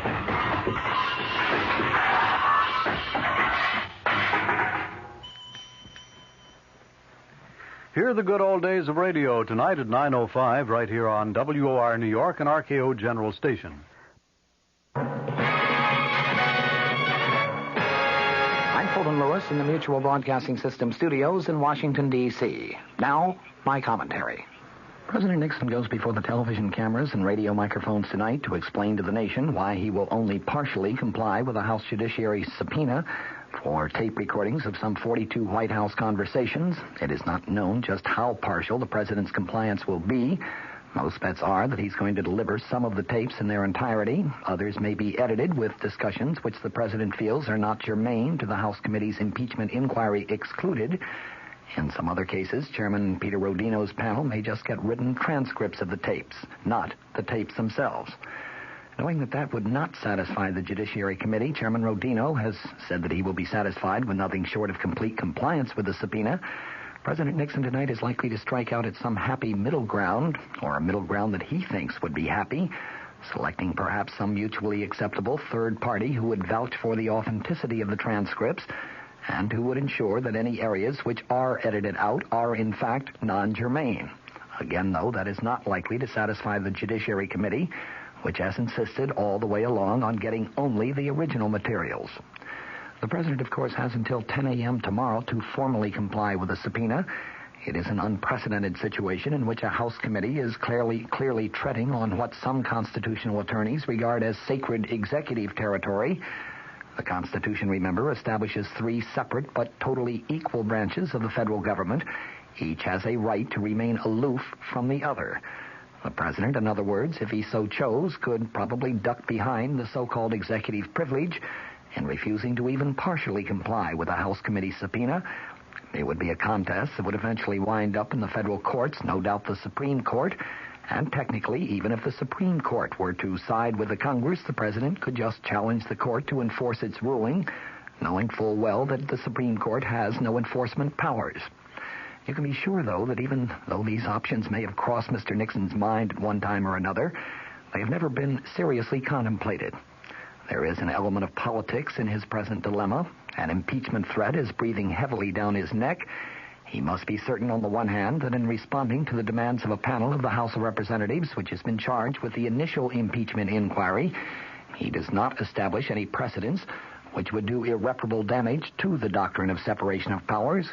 The president must be equally certain, on the other hand, that he does not go so far down the road of executive privilege that he waves a red flag in the face of a potentially bullish Congress angering it to the point where, for sheer spite, it might remove Mr. Nixon from office.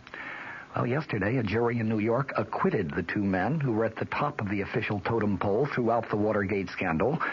The two men who, it was widely charged, were more to blame than any others.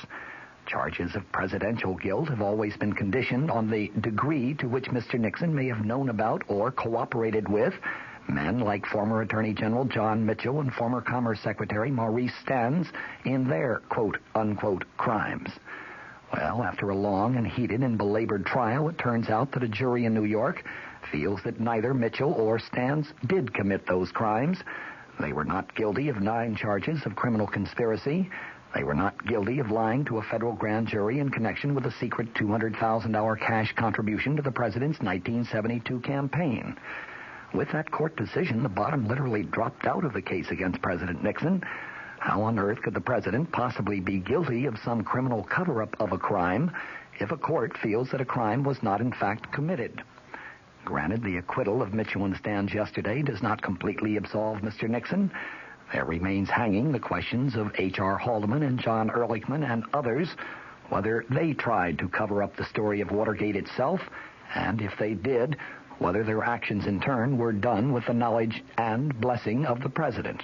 But remember, even if they are found guilty of criminal conduct, there must be further evidence beyond reasonable doubt, that there was knowledge and blessing from Mr. Nixon before the guilt can be assessed to him. Nothing short of that could, in the wildest stretches of the imagination, possibly satisfy the constitutional requirements for impeachment. And if public opinion has any influence on the jurors in the impeachment procedure, and you can bet public opinion will have a tremendous influence since those jurors are all politicians, members of Congress, well, the verdict yesterday in the Stans-Mitchell case is likely to have a considerable impact.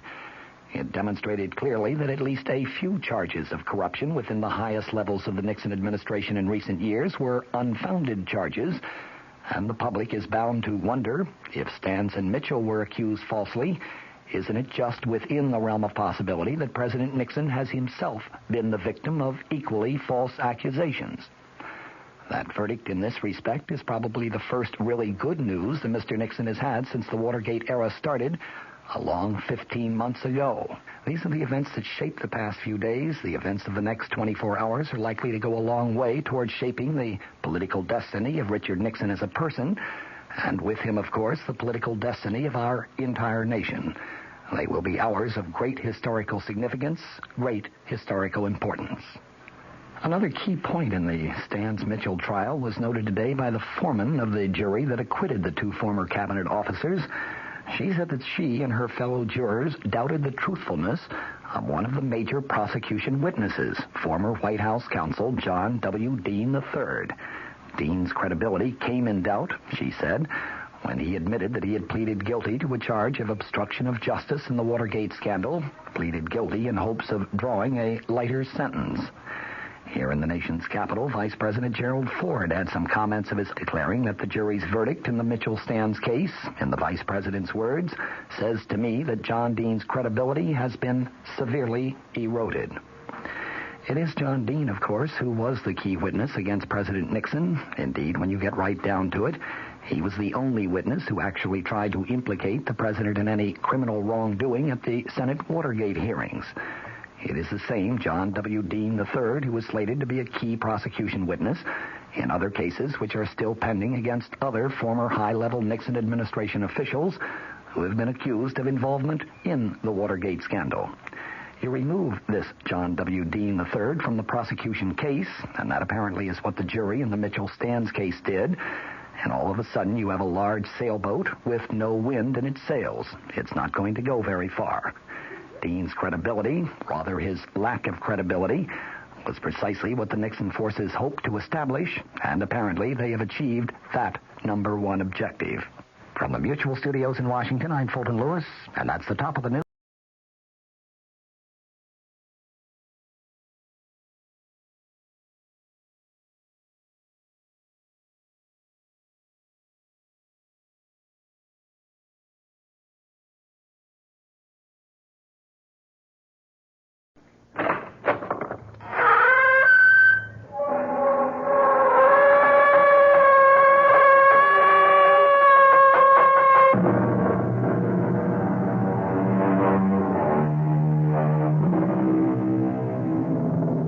come in. Welcome. I'm E.G. Marshall. I'm afraid the chairs aren't very comfortable, but that doesn't matter because in just a moment, you'll be sitting on the edge of them. For we'll be bringing you the tale of the thing inside. A strange and potent force sealed up and held in check that cried to be released. And once it was freed, brought terror and death to a whole countryside. Sergeant, what's this all about? Has there been any trouble over at Ezra's place? I guess you could call it trouble, Mrs. Farrar. He was killed last night. He was what? Killed. Murdered. His nephew went over there early this morning and found him. Oh, but that's awful.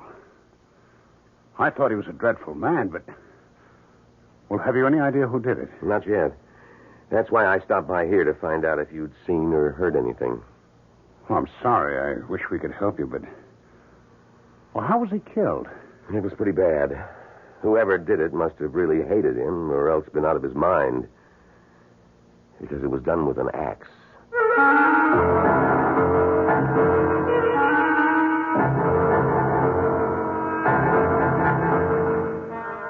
Our mystery drama, The Thing Inside, was written especially for the Mystery Theater by Robert Newman and stars Ralph Bell and Bryna Rayburn.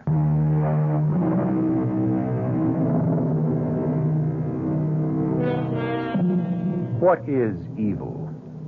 Is it abstract or concrete? Does it seek us out or do we seek it? Either way, there is something in all of us that senses its presence. And when we do, most of us draw back from it in fear.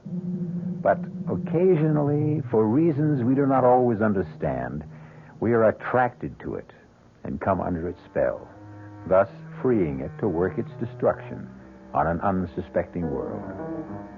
Our story begins as John and Sarah Farrar get out of their car and walk towards a rather shabby and run-down antique shop in a small New England village. It's not much of a place. No. Still, you never know. Paul's picked up some pretty nice things in places like this. That tavern sign, for instance. That's true. Good afternoon. Oh, good afternoon. Do you mind if we look around? Nope, not at all. You looking for anything in particular? Oh, no, not really. Possibly some dishes. Do you have any white ironstone? Nope, I'm afraid not. It doesn't matter. That's a rather nice painting there. A schooner? Yes, it is. Oh, well, do you know anything about it? Nope, except that it's American, early 19th century. John, look at this. What? Oh, yes. Did you say early 19th century? Yeah. I don't think so. I'd say it wasn't more than 20 years old. A copy of something earlier. Why do you say that? Because of the condition of the canvas and the varnish. You a dealer? No, I'm a painter. Oh, well, you may be right. I'm sure I am. Oh, hello. Oh, have you found something? Yes. Can you tell us anything about this? Oh, a glass paperweight? Oh, is that what it is? Yep. At least I think so. What do you think of it, Sarah? No, it's interesting. Yes, it is. Especially when you hold it up to the light. When you turn the ball, it moves. I've never seen anything quite like it. Neither have I. Paul would probably know what it is. Never mind. How much do you want for it? $5. What do you say, Sarah? Shall we buy it? Oh, I don't know, John. It just looks like a glass ball to me. Well, I like it. I like looking at it. Yes, but $5 for something that may be nothing at all. Well, why do you say it's nothing when I say I like it? Well, because $5 is a lot of money. For us, anyway. You don't have to rub it in. Oh, I'm sorry, darling. I just meant I know what you meant. If you really want it, you can have it for $3. I do want it. I'll take it. John. I said I'll take it.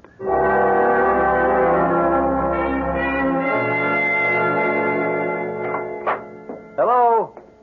Anybody home? Is that you, Paul? Yes. I'll be right down. Hi. Hello, Sarah. Well, what's all this? Oh, my brother sent me a case of fruit from Florida, and I thought you and John might like some. That's awfully nice of you, Paul. No, not really. I'd never finish it all by myself. Well, I still think it's very nice of you. Thank you. Well, you're very welcome. Where's John? In the studio. Oh, how is he? Oh, about the same. Not very good. Still not working, huh? No. He's trying. He goes in there every day. Well, it's happened to almost every painter at some time or another. You hit a bad period, just can't seem to do anything. Oh, Paul. I thought I heard your voice. How are you? Fine, John. And you? Okay. Where'd all this fruit come from? Paul brought it over. My brother sent me a whole case of it, and I thought you might like some. Oh, it's very nice of you. I was hoping you'd stop by. There's something I wanted to show you, ask you about. Oh, what's that? This glass ball. Oh, where'd you get it? In a crummy little antique shop in Preston. Oh, yes, I know the place. The guy said it was a paperweight. No, it can't be. It doesn't have a base. It isn't even flat on one side. Well, that's what I thought. What do you think it is, then? Hey, I have no idea. The only thing I've ever seen that's even vaguely like this are witch balls. Witch balls? Yeah, you sometimes find them down in Pennsylvania. They're like hex signs, supposed to keep witches away. Oh, yes. It's a very interesting thing. Beautiful piece of glass blowing. Yes, isn't it? Take it over the light and look at it more closely. There's something inside it. Kind of shadow. Oh? I don't see anything. Well, hold it up. Turn it. Oh, you mean that kind of a swirl? Mm-hmm. I think that's just an air bubble or maybe an imperfection in the glass. I don't. I think there's something inside it that the glass was blown around it. Here, give it to me. Oh! John! It slipped out of my hands. Well, it didn't break. Did it crack? No. Look at that. Dropped on the fireplace, and there's not a mark or a scratch on it. Well, that's impossible. Well, look at it. Oh, you're right. I've never seen anything like it. It can't be ordinary glass. I'll tell you what, John. I've got a friend who's an expert, collects paperweights. If you like, I'll take it and show it to you. No. It's not leaving this house. John! Well, I just thought that... I say it's not leaving this house. All right, John. I'm going back inside. I'll see you, Paul. Yes, John. Well, he really has a thing about it, hasn't he? Yes. When did he get it? Oh, just yesterday. I don't like it. Why not? I don't know. I just have a funny feeling about it. I have had from the first time I saw it.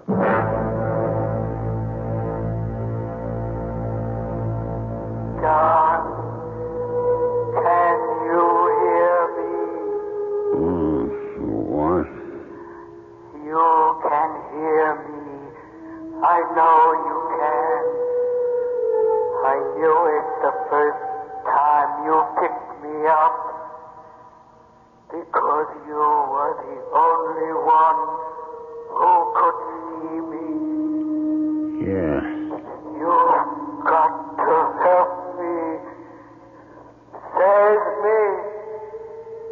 How? Break the ball and free me. Break? Yes, if you do, you won't be sorry. I'll do things for you, wonderful things. But how can I break it? I dropped it, and it didn't even crack. Fire and water, John. Fire and water. I don't understand. You will. I know you will. I know you'll help me.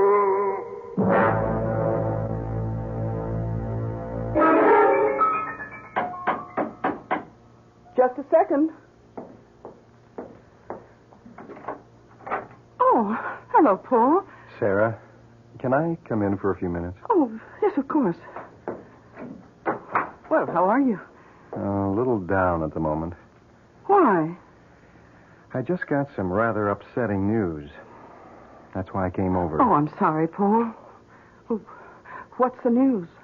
Well, it'll affect you and John more than it does anyone else. Hmm? You know those rumors that Ezra Tate was going to sell that 200-acre parcel of his to a developer? Well, apparently they're true. Oh, no. But how do you know?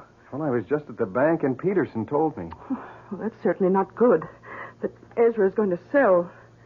But that doesn't mean that they can go ahead and build there.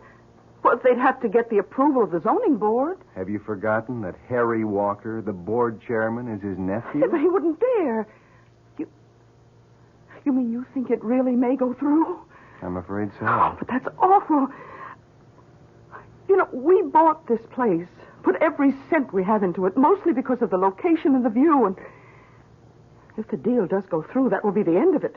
I know. And that's not all. But I wouldn't want to go on living here with a development right under our noses. And I don't think anyone else would want to either. Well, I'm afraid you'd take a bad licking if you tried to sell the place. Well, don't say anything about it to John until we really do know what's going to happen. He hates Ezra Tate as it is, and when he hears about this... That's right. He has had a bit of trouble with him, hasn't he? Oh, from the day we moved in here.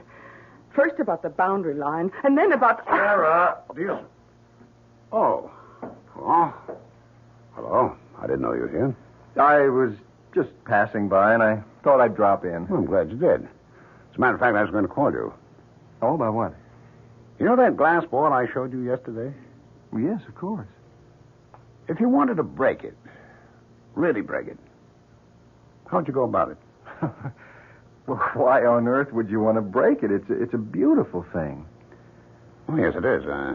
But suppose I did want to break it. I really don't know, John.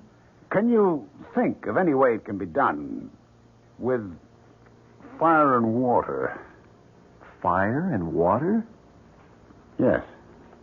Well, I suppose if you put it in a fire and got it very hot, or close to its melting point, and then dropped it into cold water, that might do it. Of course. Thanks, Paul. John, wait.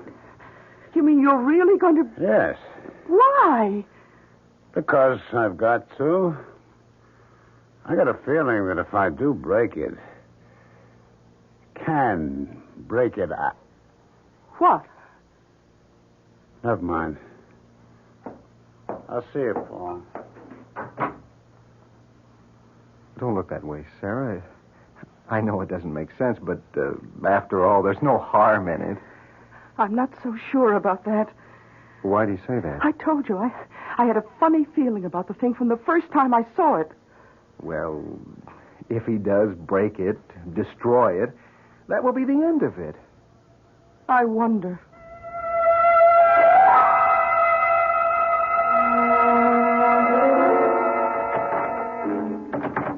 John? Yes. Why have you got the door locked? I didn't realize I had. Hi. Oh, may I come in? Of course. Oh, it's awfully hot in here. I know, it's the fire. Oh, yes. Then you're really going to do it? Yes. I've had the ball on the fire for about a half hour now. I was just about to take it out. Darling, I don't like this. I know you don't. What'd I do with the tongs? Over there. Oh, yes. Now, stand back. I'm going to take it out. And drop it in the pail of water? Yes. Come on now. There we are. Darling, be careful. I will. You ready? Yes. Here goes.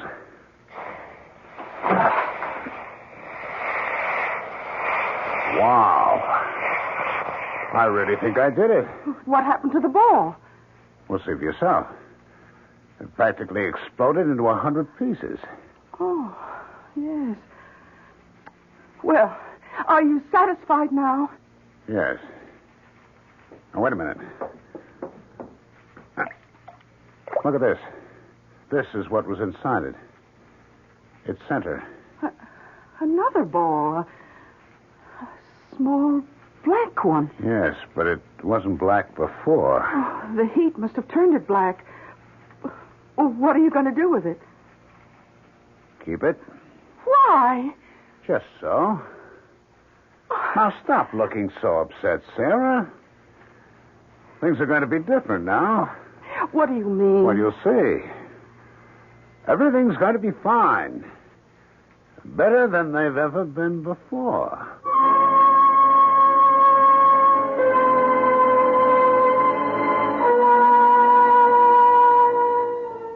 With the help of fire and water, the mysterious glass ball has been broken. And though he should know better, John Farrar seems pleased about it. For there are some things that it is best to leave alone. Was he right in thinking there was something sealed in the ball? Will it give him the things he wants? And if so, at what cost?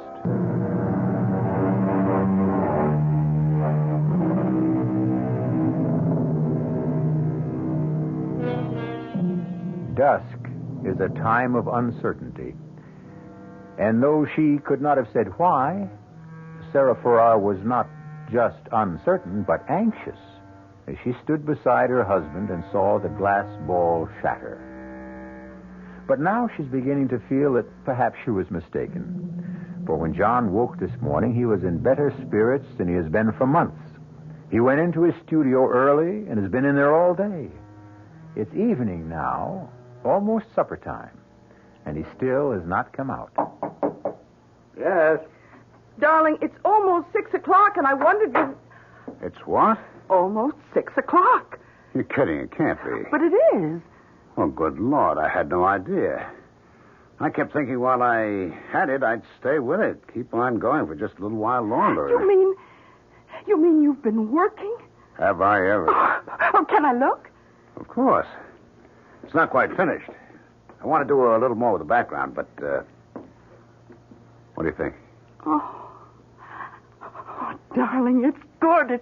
It's terribly good. You really think so? Oh, yes. It's the best thing you've ever done. In some ways, like summer morning, but different, stronger. You're right. It is something like summer morning, and it is different, but, well, it would have to be, because I'm suddenly seeing everything differently. Feeling differently.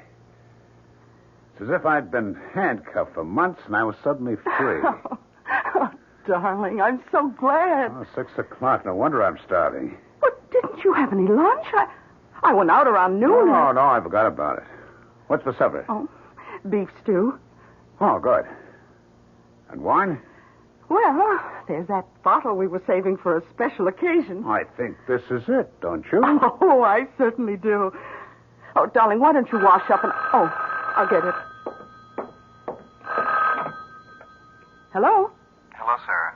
Oh, Paul, hello. Well, you sound pretty good. Oh, I feel that way. John finally broke through, and he's working. Working beautifully. Oh, I'm glad to hear it. Oh, you don't sound so good. Is anything wrong? I'm afraid so. I just heard that the deal on Ezra Tate's land is definitely going through. The closing's tomorrow. Oh, no. And there's no way of stopping it? None that I know of. Oh, then I guess I'll have to tell John. Tell me what? Are you going to do it now? Yes. I'm sorry, Sarah. So am I, but it can't be helped. Goodbye, Paul. What was that all about? Oh, some rather bad news. Darling, you know that talk that Ezra Tate was going to sell the 200 acres across the road to a developer? Yes? Well, apparently it's true. What? It can't be. I'm afraid it is, John. The closing's tomorrow. But he can't do anything like that. It'd ruin the town. And not just the town. We couldn't go on living here with a couple of hundred ticky-tacky houses right across the road. I know. But I'm afraid nothing can be done about it. No? Well, we'll see about that. John, where are you going? To talk to him. No, John, wait! Don't! Wait!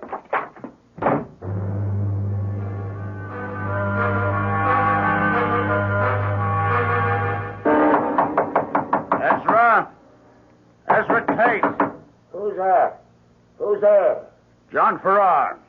What do you want? I want to talk to you. Well, you can't right now. I'm eating supper. Oh, damn it all, Ezra. It's important. Okay. Okay, just a second.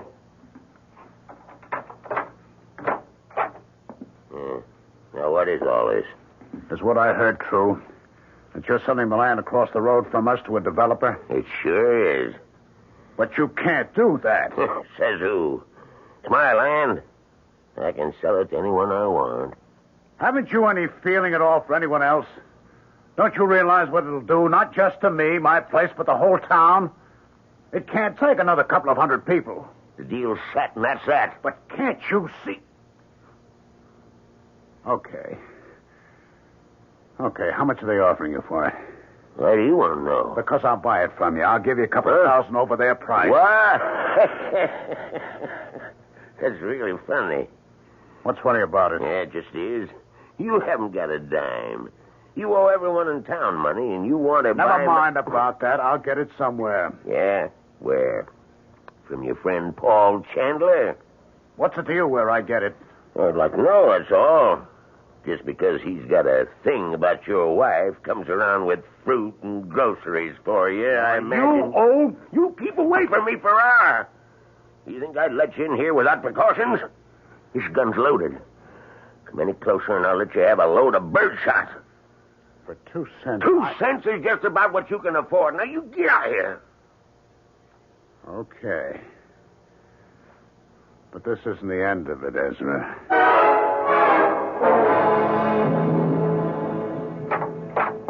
Oh, John, thank heaven you're back. I was afraid. Well, what happened? He laughed at me. Oh, you should have known he would. He's a dreadful old man. He's a monster. He doesn't give a damn about anyone or anything. I'd like to see him drop dead. John! Well, I would. Well, just dropping dead would be too good for him. I'd like to have something really terrible happen to him.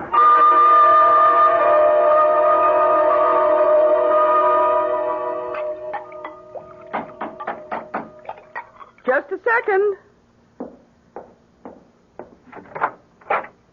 Good morning. Mrs. Farrar? Yes? My name's Osborne. Sergeant Osborne, State Police. Oh, how do you do? Is your husband around? Yes, he's in his studio. Could I talk to him for a few minutes? Well, he's working, but I think so. Come in. Thank you.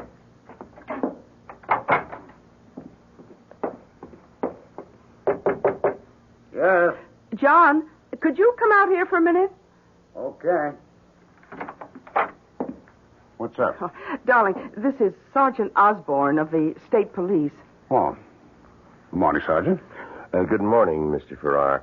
I'm sorry to disturb you, but I wondered if you could help us. With what, Sergeant? Were you home last night? Yes, we were. We're here most nights. What time did you get to bed? Fairly early. About 10. Yes, that's right. And did you get up for any reason, or did you sleep right through the night? Well, we slept straight through. At least I did. Why? I was hoping that maybe you'd gotten up. That you could tell me if you heard or saw anything unusual. A car going up the road to Ezra Tate's place, for instance. Well, I didn't. Did you, Sarah? No. We'd had a big day, and I slept like a log. You know Tate, don't you? Yeah, we sure do. I take it you don't like him very much. Well, that's the understatement of the year. We've had nothing but trouble with him since we moved up here. Sergeant, what's this all about? Has there been any trouble at his place? I guess you could call it trouble. He was killed last night. He was what? Killed. Murdered. His nephew went over there early this morning and found him. Oh, but that's awful. I thought he was a dreadful man, but... Have you any idea who did it? Not yet. That's why I stopped by here to find out if you'd seen or heard anything. Oh, I'm sorry. I wish we could help you, but... Well, how was he killed? It was pretty bad.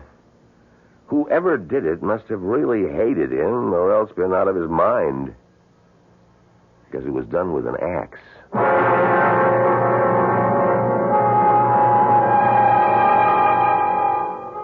No, that's not a nice way to kill someone, not at all. And whoever or whatever did it didn't waste very much time. For it was only last night that John Farrar said, "I'd like to see something really terrible happen to him." And what did happen was horrible enough to shock even him. The question is, was it a coincidence, or is there more to it than that? Could it have something to do with the shattering of the glass ball?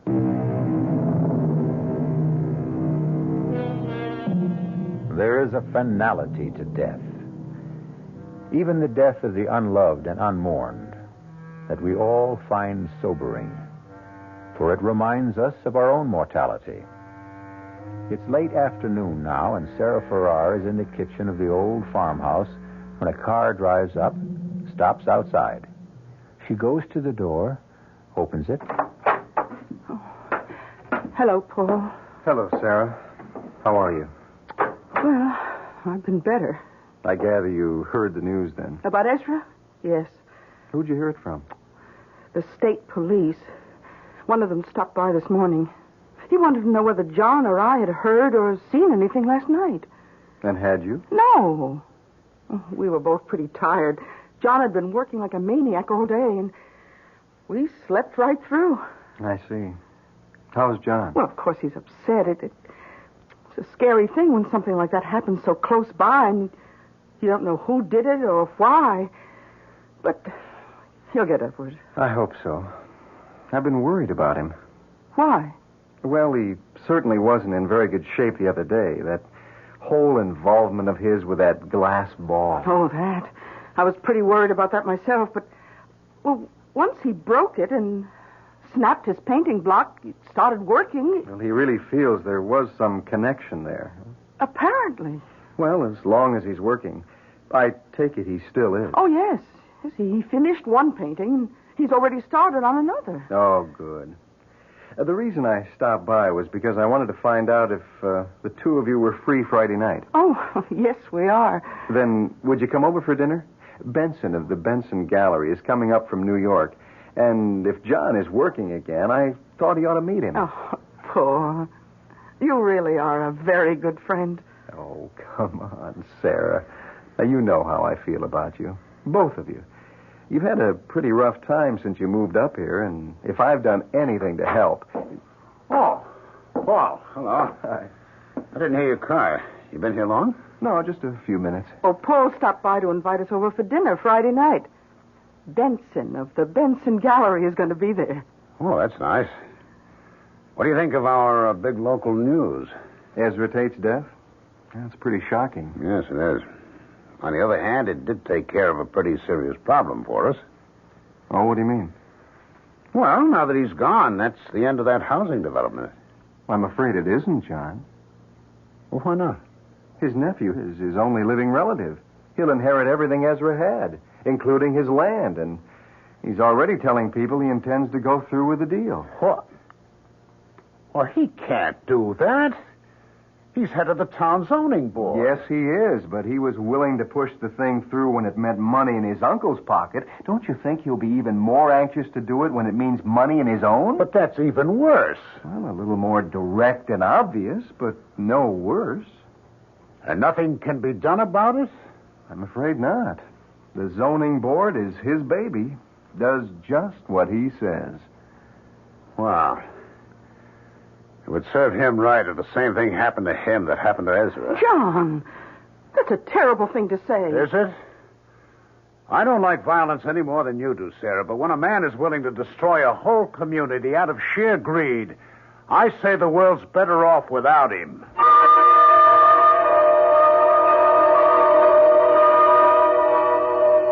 John? John? Oh, you are in here. Oh, yes, of course I am. Why? Well, I couldn't imagine what had happened to you.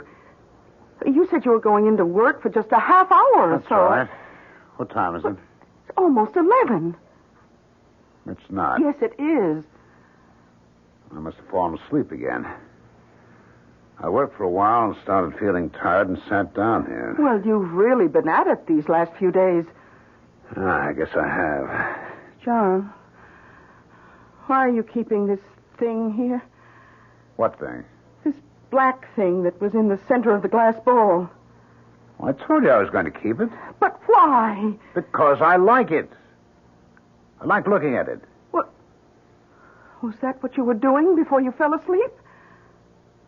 Yes. Oh, I wish you wouldn't. I wish you'd get rid of it. Oh, don't be silly, Sarah. The day I found the ball, or rather the day I broke it open, was one of the most important days of my life. Hasn't everything been different since then? Well, if you mean you've been working well, yes, but I... But what? Oh, never mind. Are you coming up to bed now? I guess so. Just let me clean my brushes and put them away. Oh, who on earth is that? I have no idea. I'll get it.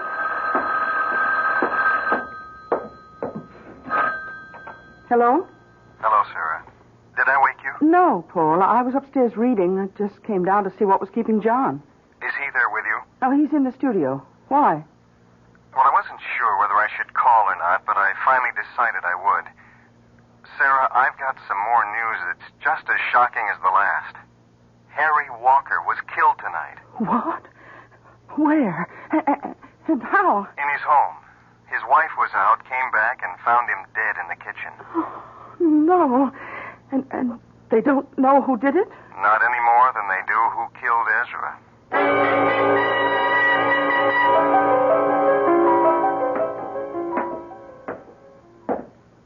Hi. Oh, good morning, darling. I couldn't decide whether to wake you or let you sleep. Oh, I haven't been asleep for some time. I'm just lying there thinking. I know, but I thought you might doze off. You didn't sleep much last night. No. Well, how about some breakfast? I don't want any. John, you should eat something. I can't. I feel awful. Because of what you said when Paul was here about how Harry Walker deserved to die, too? Partly. Well, you shouldn't. All right, it was a horrible thing to say, but you were angry, upset. Yes, I was, but don't you realize that the same thing happened before with Ezra? I said I hoped something terrible would happen to him, and it did. Yes, it did, but we often say things we don't really mean. But I did mean it. I meant it both times. That's what makes it so frightening. Why frightening? Look, you don't think that just saying it had anything to do with their deaths, do you? Yes, I do. John! Well, I do. Do you remember what I told you about the glass ball? That there was something in it? Yes. What if there was? And what if, when I released it, it began doing things for me in return? Oh, John, that's ridiculous. It was just a glass ball. Was it? I told you that I had to break it, that it was very important. And it was right after I did that I started working again. Yeah, but that could have happened anyway. Maybe. But then twice after that, when I said I hoped something would happen to someone, it did. That was just a coincidence. When the same thing happens twice in the same way, it's not a coincidence. But that's not the worst of it. What if the same thing happens still again? Oh, John, that's insane. Things don't happen just because we want them to. There's no connection between what happened to either Ezra or Harry Walker. And even if there were, how could the same thing happen again? You don't feel the same way about anyone else. Don't I? Who? You've no idea? No. We don't know that many people up here. And you don't mean Paul? Yes. Good old Paul.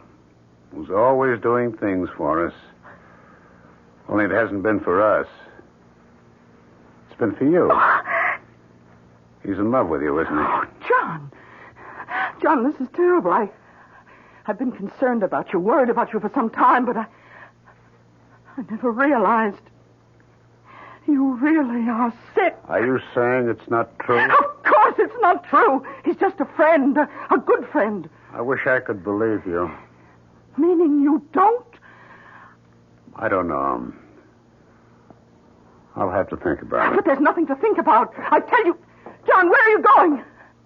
Out. John, wait a minute. You can't. John!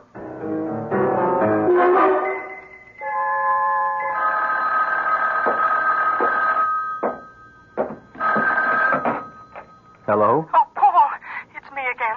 Any sign of him? No, Sarah. But it's been over 2 hours. Well, you said he didn't take the car. If he walked, it would take him some time to get over here. Not this long, Paul.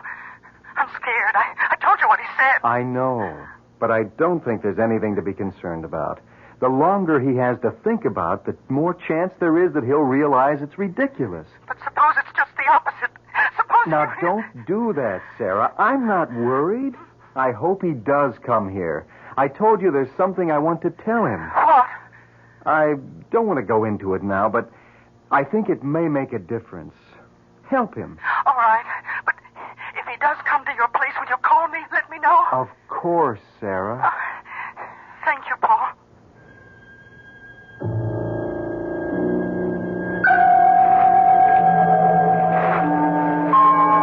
A friend, she said. Just a good friend. Can I believe her? He's been there all the time, whenever we needed him. No, not just when we needed him. Whenever he could do anything to help. Why? There's only one way to find out.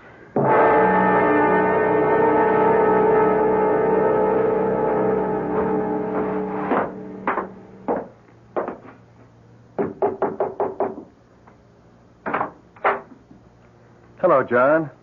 I've been expecting you. Have you? Yes, Sarah called. Twice, as a matter of fact, and said you might be coming over here. Come on in. Thanks. Can I get you something? Some coffee or a drink? No. Well, sit down. There's something I want to tell you. About you and Sarah? What? What could I tell you about that? How you feel about it? I feel the same way about her that I do about you. I like you both very much. What I wanted to talk to you about was that glass ball. What about it? Well, I'm afraid I was the one who got you started on it, saying it was something like a Pennsylvania Dutch witch ball. Well, I was wrong. There was nothing strange or mysterious about it. It wasn't even old. It was made 7 or 8 years ago by the New England Glass Company. That's impossible. How do you know that? Because I called a friend of mine, the man I wanted to show it to, and he told me. The company was trying to develop a new kind of glass, practically unbreakable and impervious to heat. They did it by bonding 2 kinds of glass together, and the ball was one of their samples. That's not true. It's a lie. You don't just want to take Sarah away from me. You want to take that away, too. The feeling that breaking it just gave me, the freedom, the sense of power. When you're not going to. John, put down that poker. No. John, put it down. I'm not finished yet. I'm not denying that something happened to you after you bought it, but I think I can explain that, too. Now, look, when you brought it home, you used to sit and stare into it, didn't you? Yes. Well, don't you see what could have happened? When you stare into something clear or shiny, you can hypnotize yourself. But in your case, the self-hypnosis took a special form. You started identifying with it. And when you finally broke it, you released something. Not in the ball, but in yourself. Released what? Lies? Everything you've been saying has been a lie? It hasn't, John. It's been the truth, John. Keep away from me. No, I came over here to find something out, and I have. You're no friend of mine. You never were. Who's that? I don't know. Well, don't open the door. John, now stop that. Whoever it is must know we're here. I've got to. Paul, I'm warning you. Mr. Chandler? Yes? I'm Osborne, State Police. Is Mr. Farrar... Oh, yes, I see he is. Good morning, Mr. Farrar. Your wife said she thought you might be here. My wife? Yes, we stopped by at your place first. Mr. Farrar, would you come with me? Where? To headquarters. We'd like to talk to you. About what? Several things, but mostly about where you were last night about 10 o'clock. 10 o'clock? But that was... That was what? About when Harry Walker was murdered. How do you know that? Because Paul called us shortly after that and told us. You're all against me. Not just my wife and Paul, but everyone. Plotting against me. No one's against you, Mr. Farrar, and we're certainly not plotting against you. We just want to talk to you and... No! Farrar, stop! Come back here, Farrar! Aren't you going after him? Oh, we'll catch up to him. I have another car and 2 more men out on the road there, just around the curve. Why did you want to talk to him? Well, someone saw him leaving Harry Walker's house last night, shortly before Mrs. Walker came home. Oh. We just got a general description. Weren't sure who it was at first, but... Farrar, look out! That truck! John! Oh, good Lord.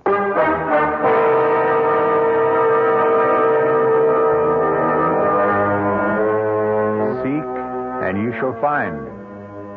John Farrar came to his friend's house seeking what? The truth, he tried to tell himself.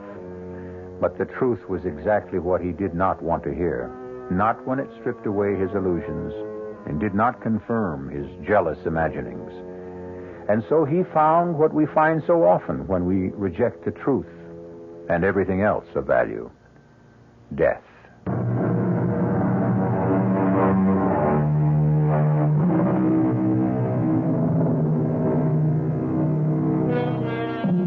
Now we see through a glass darkly, says the Bible.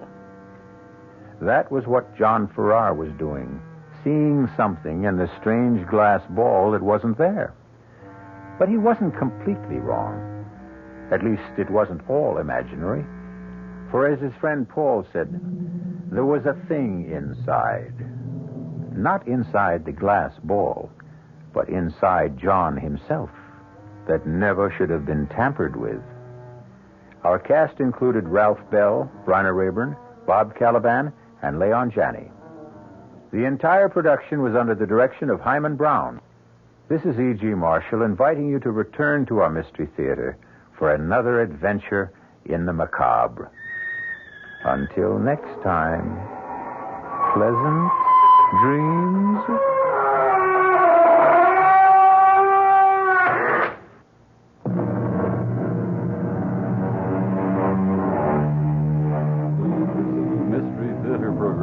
Furnished by the CBS Radio Network.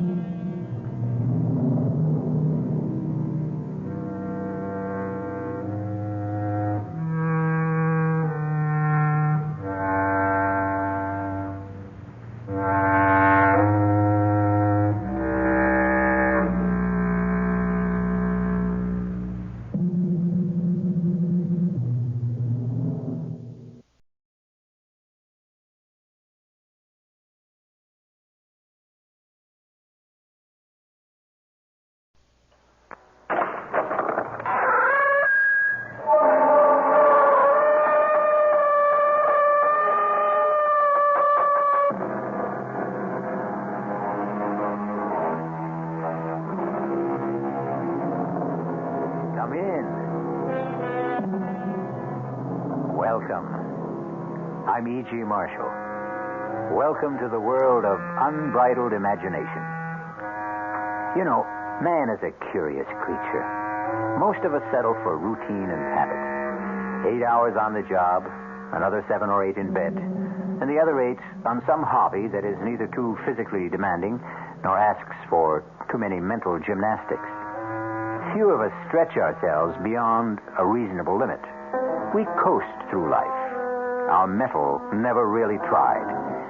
But some of us, through harrowing experience, are stretched to the full capacity of our beings. It's then we find out what fiber we are made of. David! David! Help me! Eve, what is it? Where is she? Help me! It's got me! Where's the flashlight? But I can't see where she is. Eve? Pulling me under! We gotta get her! Eve, what is it? The thing! He's pulling me under! Where is she? Eve! Where is she? Where is she?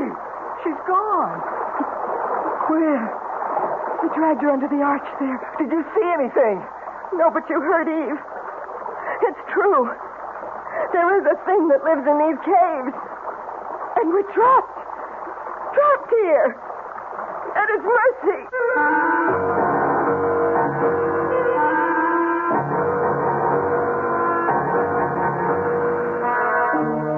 Our mystery drama, The Thing in the Cave, was written especially for the Mystery Theater by Ian Martin and stars Terry Keane and Marion Seldes.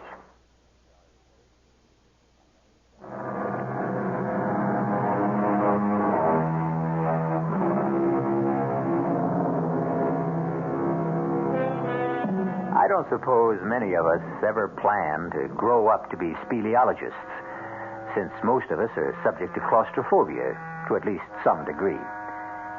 For the very few of you who don't recognize the Latin term, let me add that a speleologist, of course, is someone who studies and explores caves. And claustrophobia is that suffocating, pervasive dread of being shut in. This tale concerns itself with 4 young spelunkers. Those are cave explorers who do it only for fun. And their gruesome experience of being cave-bound. Literally buried alive. It's just around the next bend in the trail, Hank. It's funny being born and bred in these mountains, and yet I've never been inside Choctaw Cave. Well, I'm not sure I want to myself. You get claustrophobia too, Barbara. David, I never even dare close the door in a phone booth. Darling, Yes, Eve? we can forget all this, you know. I don't have to have my childhood revisited. No, thanks. Right on. If I refused you this little memory trip, I'd hear about it for the rest of our marriage. If you ever decide to go through with the wedding. Oh, just you try to leave me at the altar, David Towers. Well, here we are. Are we here? Yes, sir, General Custer. Cavalry dismount. Oh, I don't see any cave. It's right behind that scrub oak there. Listen, what do we do about the horses? Oh, here. I'll hitch us all to the aspen here. My old Baldy, all I got to do is let the reins trail. He won't budge more than 20 feet till I get back. Hey, you know, it's kind of clouding up over in the northwest. Maybe we ought to be getting back down the mountain. Ah, come on. Give Eve her kicks. What's this? Oh, just my old faithful knapsack with some of the remains of lunch and a flashlight. Meet an old Boy Scout. Be prepared. I brought a water bottle, too. Hey, come to think of it, if Eve wants to get up to the ledge, which she says goes to the back cavern, we ought to bring along a rope. Fetch my lariat, too, while you're at it. Will do. Where are you fellows? Come on. Bobby and I have found the entrance to the cave.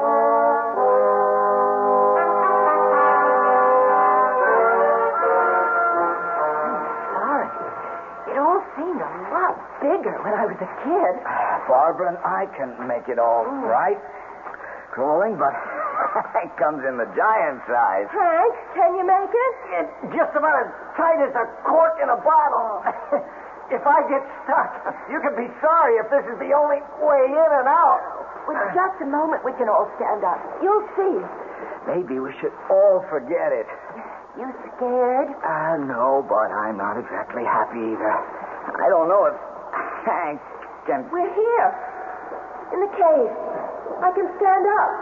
Oh, come on, everyone. It's just beautiful. It's just as I remembered it. You're right, Eve.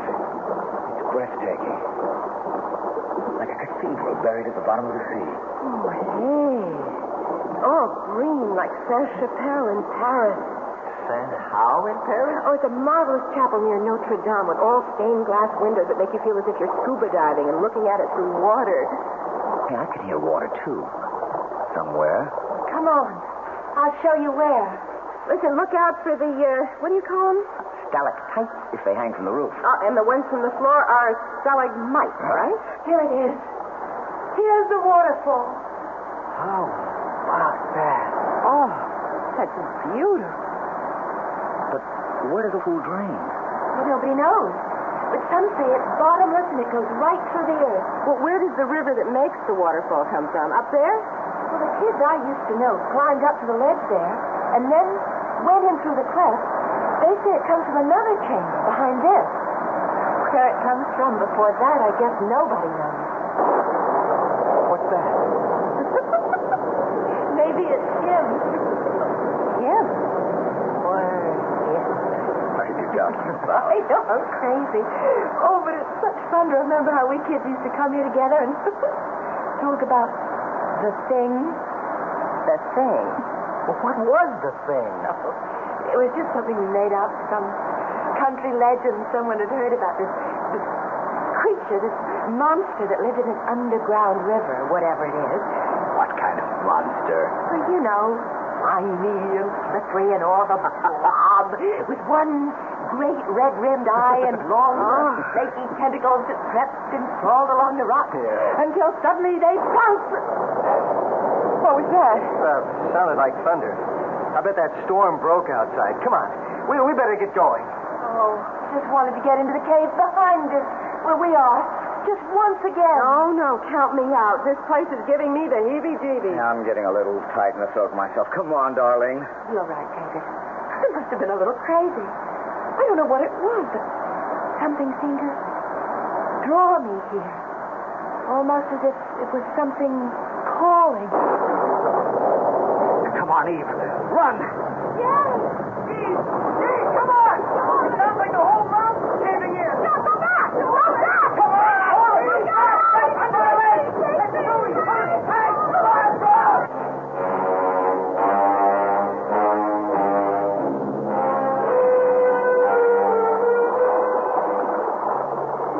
Barbara, I'm so sorry. Hang in there, Eve.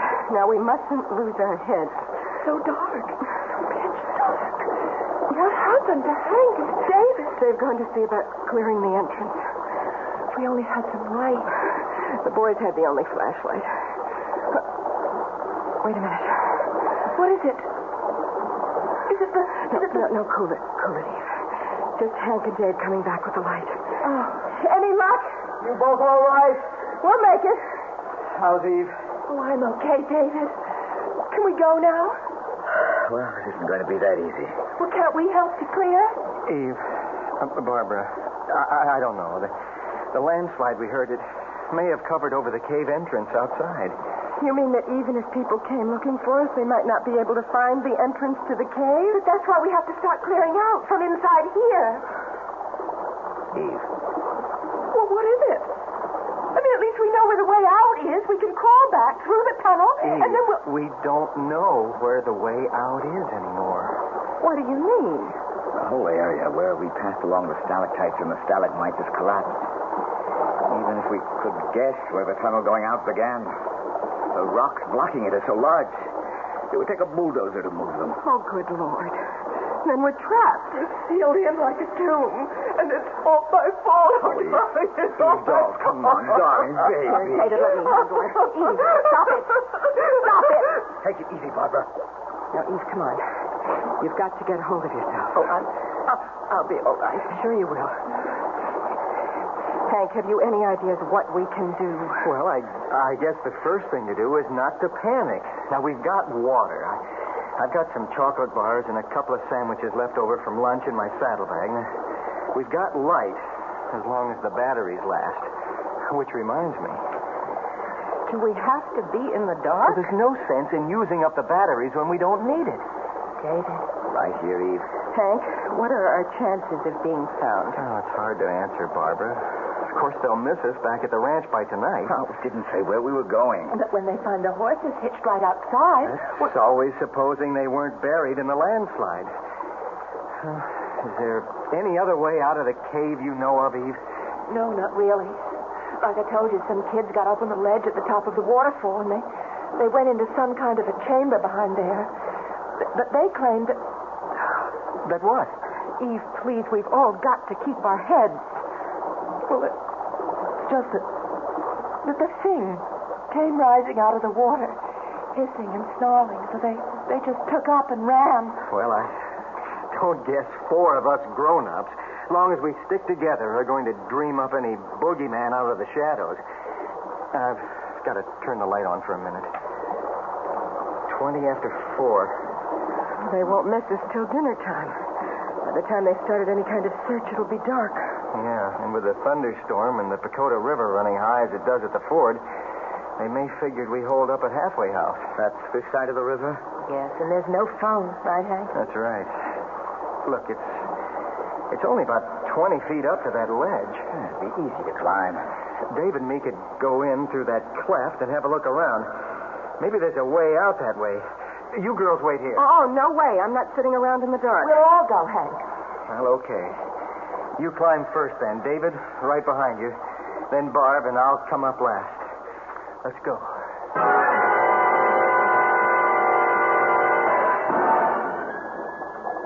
Bingo. We're in the second cavern. How big is it?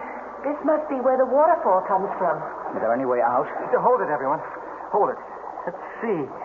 Let's start to the left here. The walls are so smooth, like they've been polished. Once upon a time, I guess the whole floor was underwater. Shine the light higher, Hank, so we can... Let's see. There was any clefts or passageways at ground level first. But it's so small. You're over halfway around and nothing. Maybe where the water comes in? We'll be there in a minute. Nope. Try along the right-hand wall. The water runs along against it. And back through a hole in the floor, down to where we came from. Shine the light back again where the water comes in. Why? The batteries are getting dim. Thought I saw something. Wait a minute. You may be right. The water doesn't come quite to the top of the archway. It isn't that.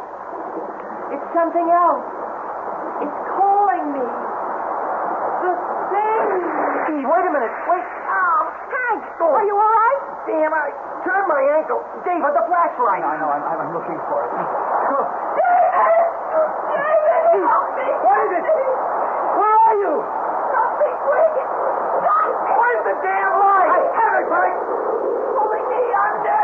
What is it? What is it? Thing! I got the possibility. Under the... Where's Eve? Thing! Oh, he dragged her under the arch there. Oh, no. Eve. I can't swim. I can't. Look out. Hold the light steady. Toward the arch. I'm going after her. Did you see anything? No. The water's only a couple of inches under the roof. Hank's gone. The thing. It's the thing again. And he's coming back for all of us. From ghoulies and ghosties and long-leggedy beasties and things that go bump in the night, good Lord deliver us. The quote is from an old friend, Anon, or to give him his full name, Anonymous. But will he deliver our 4 young spelunkers, or any of them, from this thing that haunts the cave? I'll return in a moment with Act 2.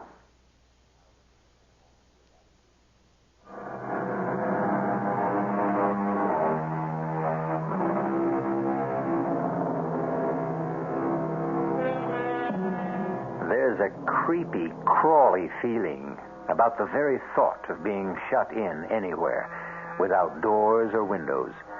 Confinement of any kind is as foreign to the human animal as it is to his fellow beasts. And as for caves, I know I wouldn't be found dead in one. Oh, I hope that figure of speech isn't a prophetic one for one of our 4 young friends, who are cave-bound. What was that? Column of water, I don't know. But didn't you see something inside it with great arms reaching out like a tree? It was just a geyser, a water spout, some freak of nature. Eve said there was a thing. Oh, what does it matter? Eve's gone. She's dead, drowned. And it's my fault. And Hank hasn't come back either. David, you can't help it if you can't swim.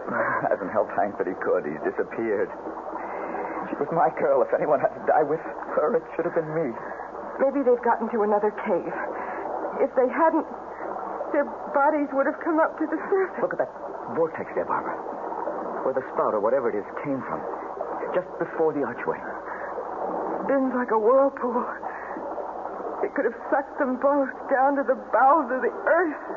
Oh, David, what are we going to do? I don't care anymore. Well, I do. Give me that flashlight. It's getting dimmer. Maybe there's a hole or passage higher up that must... What's that? Back. The light's to them. Put it out. No, I can't. I don't want to be in the dark with them. We'll have them all over us. One brushed against me. Please, help me.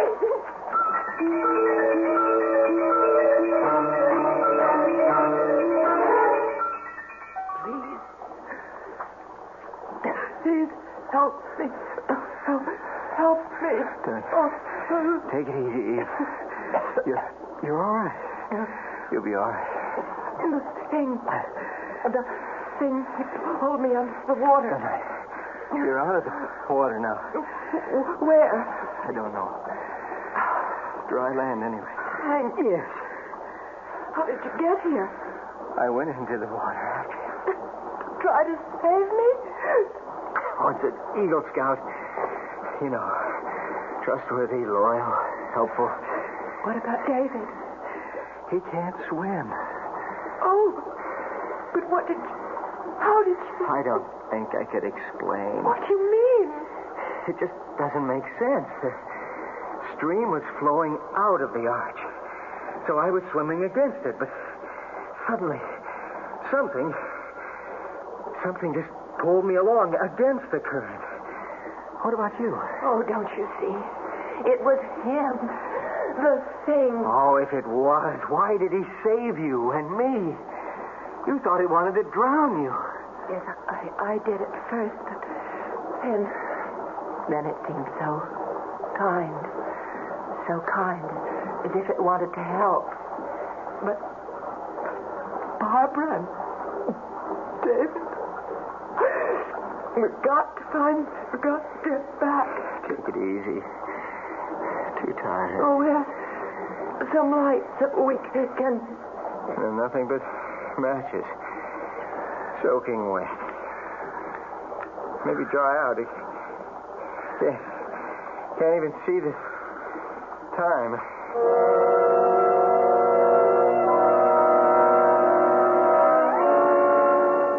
David? Yes, Barbara? Would the light disturb the bats again? They make my flesh crawl, but anything's better than the dark. Well, it must be night outside by now. I have a hunch they've taken off to the outside cavern. Well, are they in for a surprise when they find there's no exit anymore? Maybe they know of one out of here. Let's try. So far, so good. Getting so dim. Isn't all that high. Let's see. Well? Can you see anything? No. It's like the inside of an egg. Oh, David, what are we going to do? Get back. Get back near the arch. The rock's flat. Maybe if the water goes down or something, we can figure a way... Battery's gone. Oh, no. No, there's got to be light. David, I can't take it. Barbara. I'm joking. Barbara. I'm joking. Hold it, Bishop. Wait a minute. Oh, thank God. Some light. It's only a lighter. It won't last long. Now, we've got to say to sit down. Just don't turn it off. I have to. Just keep thinking it's there if it's needed. It's there if it's needed. Oh, David, hold me. Please. Okay.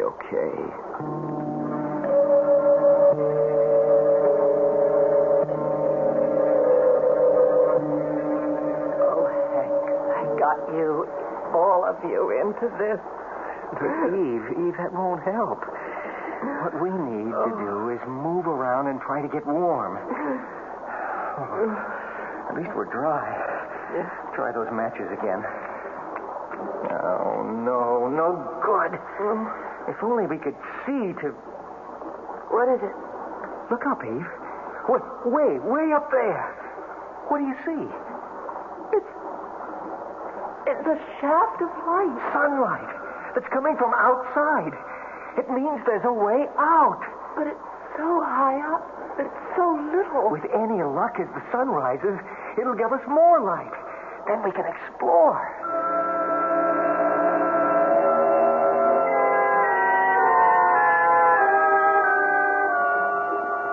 How far up to where that light's coming in? Oh, must be a good 60 feet. Hard to tell in this light.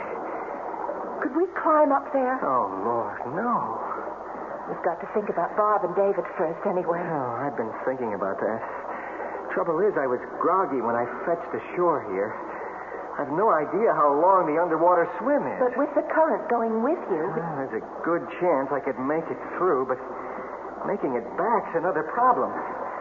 Especially since David doesn't swim. We can't count on Mr. Singh to be around to help us out again. But here, we have a chance, and there, they don't. There's got to be some way. I've got a notion. Eve, you got anything to write with? No, haven't got a pocketbook or any kind of pen. Wait a minute. Pocket of my jeans. Lipstick, any good? Famous! Now look, I'm going to take my canteen and empty it. Now, the one sure thing we have is plenty of water. You think we could write a message with lipstick on that? No, not so good on that canvas cover. But if we just strip it, we could write on the metal.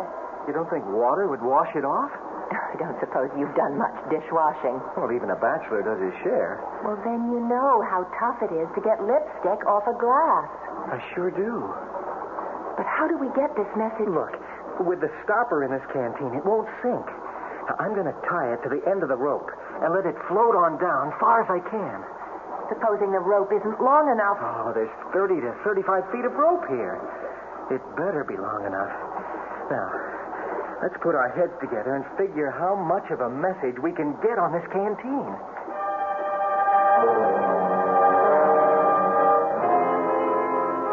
David? Yes, Bob? Is it me? Or is it getting hard to breathe in here? It's all in the mind. You know, it's funny. What? I used to be kind of jealous of all the big brains. Me, I was just, fun and games and the action girl. And no ties, strictly let it all hang out loose. I wish I had the chance to find just one fella. Oh, David. What, Barbie? You're not kidding me. The air's getting heavier and heavier. Please, can't we have a little light? There's not much light if you... What is it? There's something floating in the stream. Here, hold this up for me. Can you reach it? Yeah, I have it. What is it? It's a canteen. It's tied to a rope. Looks like Hank's canteen. The water bottle he brought in without the cover. Hold it closer. Oh, look. There's writing on it. Oh, God, I'm blind without my glasses. It's in lipstick. That means Eve. Here, can you read it? Hold the flame steady. Okay. Eve, Hank, safe, hug, rope, 3 times if found. Way out. If writing materials reply, send all in flashed. How much do you measure? About 20 feet. And how far can Wait. 1, 2, 3. They've got it. Now all we have to do is wait for one tug, and we can bring back the message.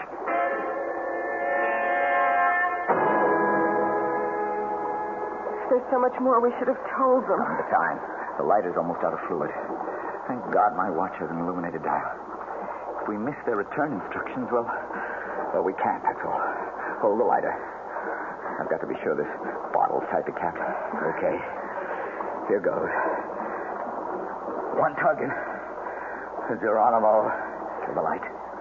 Oh, if I ever get out of here, I'll write for special dispensation during the energy crisis. I never want to spend another moment in the dark again. What does it say? We could use a better reading light. What's it written on? Pencil on a handkerchief. Dearest Eve Hank, light only for one more message from you. Air supply failing. Trapped here. Give instructions. Expect answer 5 minutes. Pencil enclosed. Can you imagine?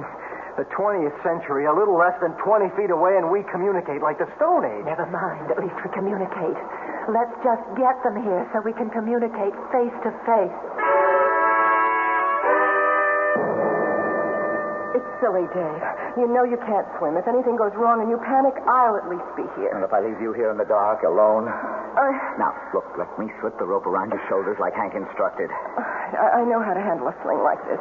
Will you remember? Yes. Now, go on. Get in and tug.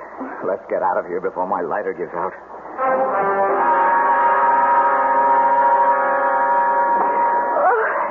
It's nothing. I could have swum it alone. I didn't hold my breath more than half a minute. Oh, Bobby, it's so good to see you again. Let's get that sling off and float it back on the bottom of the David. Yes, hurry. You think you'll be able to manage? Oh, sure. A cinch. Oh, here you are, Hank. Oh, I just hope your boyfriend isn't jealous. You mean the thing? No, I'm sorry. I shouldn't have said that. 17, 18, 19... 20, 21. It should be right on the mark now. What's the matter? Haven't he tugged yet? Give him a chance. I hope the lighter hasn't run out of fuel. But if he can't see, then how can it get... Watch it. There's the tug. Come on. Let's all pull fast. Should it come as easy as that? Something's wrong. He's lost the rope. Oh. He's lost the rope, all right. But it's something worse than that. Get back, everybody! Get back!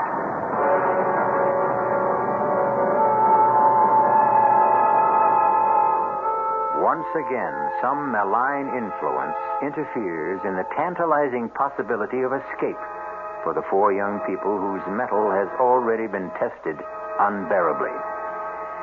And for the lovers, the tables are bitterly turned. It seems that it is Eve's turn to mourn David. We'll return shortly with Act 3.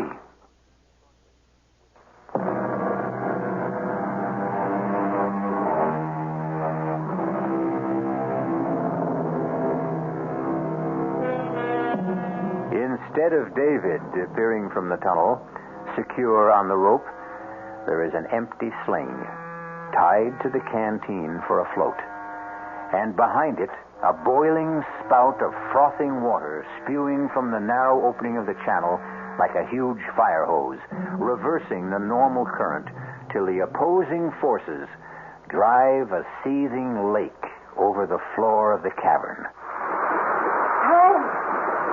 Hank, what happened? I don't know. It's that thing David and I saw it after you went in to save Eve. David said it was some sort of a water spout, a geyser, or... Look! What? Floating in. David, help me. Right with you. Easy. Eve, let me get him. Don't let him go. It's all right. The water's washing him ashore. Is he... He swallowed a lot of water. Let an RN and a lifeguard handle this one. Get him on his back, Hank. Yeah. That's right. Now, help me pull his jaw forward. Okay. What's that for? Free his tongue so he doesn't strangle. Okay, now let's get the water out of his stomach. And then we'll start mouth to mouth. But what happened, David? Lighter gave out, so I had to lie there in the dark, feeling with my hands for the bottle to come through. Suddenly, I felt it, but it slipped out of my hands, and I fell in the water, grabbing at the rope. That must have been the tug I felt. I don't know. I lost the rope, and I was floundering when suddenly the water began to literally boil all around me. The water spout? Yeah. It lifted me half out of the water and flung me against the arch. I guess it knocked me out. You've got quite a bruise on your forehead. It's what happened to us, Eve. What do you mean? There's some fault right below there. And every often, enough cold water hits the molten lava way down, and well, you're the professor, Dave. What happened? I don't know. I suppose it forms a steam explosion that blows a whole column of water back up into the small cavern in part of the tunnel. It creates, sort of a whirlpool that's momentarily strong enough to hit the normal current like a riptide and drive it back. Best I can do. I can do better than that. It's the thing that wants to help us. It's saved 3 of our lives already. I owe at least part of my thanks to Barbara. And me to Hank. And if it hadn't been for David, I'd have ended up a raving maniac in the dark. I guess we all have turned up a little short, one way or another. Except Hank. I'll say one thing. There's only one best man in the group. Only at your wedding, mister. Because, Hank is about to exhibit his private white feather. What do you mean, Hank? Well, if we're going forward, there are only 2 ways to go. Eve and I have looked at the other end of the river here where it comes in, and there's no way out there. How about the cleft up there where the light comes from? Well, looks to be the best bet, only, Davy, old man, that's 60 or 70 feet up there. And I want to tell you, heights turn my belly to water. Even that first 20-foot climb we made, I'd like to die. I didn't dare look down after we got there, so what do we do now? We climb. Just let me look it over. No, shouldn't be too tough. Are you sure you're up to this, darling? Eva, I may be an egghead, no muscle boy, and I can't swim. But one thing I do know how to do is climb mountains. This one's my baby.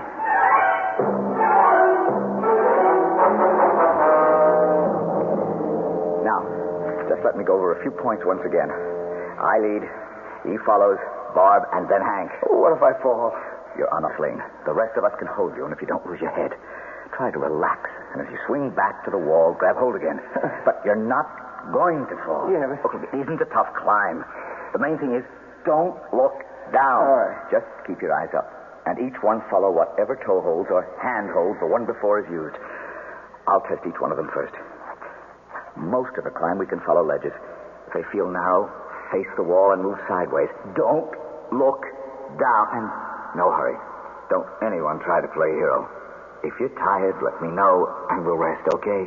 I'm not worried, darling. I trust you, Dave. Well, if we don't get started, I may never move. Here we go.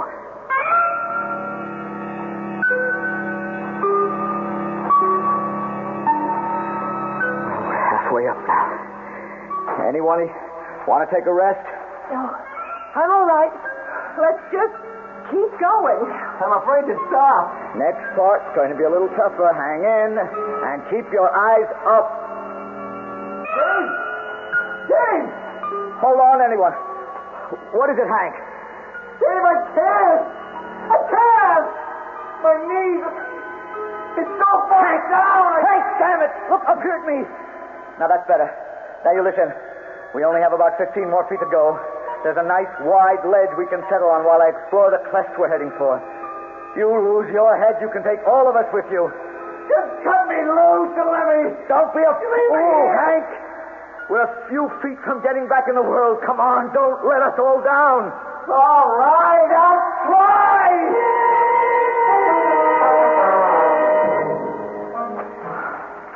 Easy does it, Hank. Just hook your weight forward over the ledge. I can't.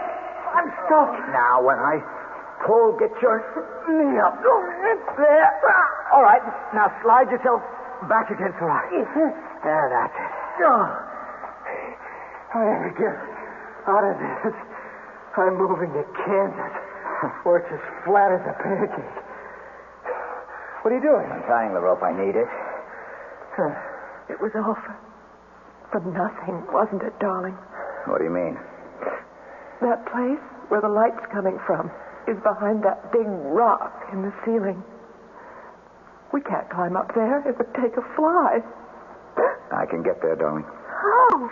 I just need some knots in this one lariat. Then you see that spur that sticks out? I toss the noose of the lariat over that, and then I can shinny up the rope and over on top of the rock. But you'd swing like a pendulum. If I took off from here without any break. But I'll tie the other rope to this one for a trip line. And the rest of you can let me swing over slowly and steady me as I climb. But how do we get across there to join you? See that other spur higher up between us and the rock I'm going for? Yes? After I get across, I'll sling a line over that and secure at my end. You can all swing across. Oh. Like we used to do when we were kids and played Tarzan. It's only about 10 feet. I don't think I could do it. You've got to, darling. It's the only chance we have left.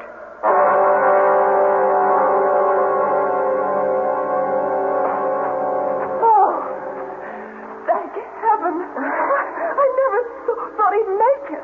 Did you find the rift? Yes. Does it lead outside? Eventually. It's a sort of long chimney. Could we climb it?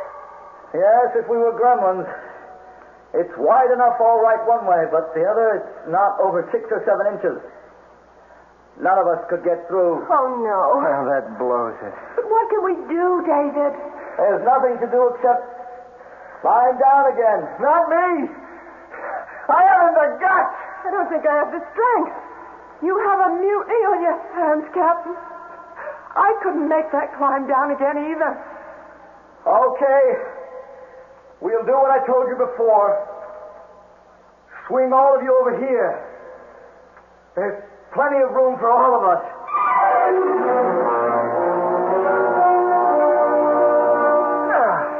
I got you, Eve. Back on good old terra firma. Just like riding down an elevator. Oh, thanks, Hank. So we all got down easy. How did David? He's got away. He sort of takes a hitch around himself and he lowers himself down. Oh, here he comes. Oh, man, that's some kind of guy you're marrying. Everybody all right? We are. A few rope burns, that's all. Sorry I put you through all that for nothing.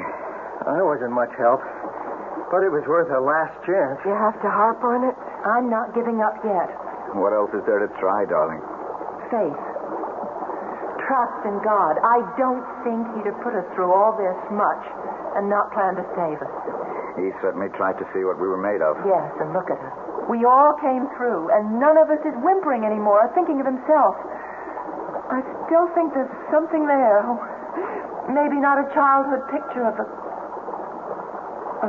thing. Oh, good Lord. What's it? Coming out of that other tunnel. It's hard to see in this murky light. But it's the thing. I knew all along he didn't mean us harm. It's the thing.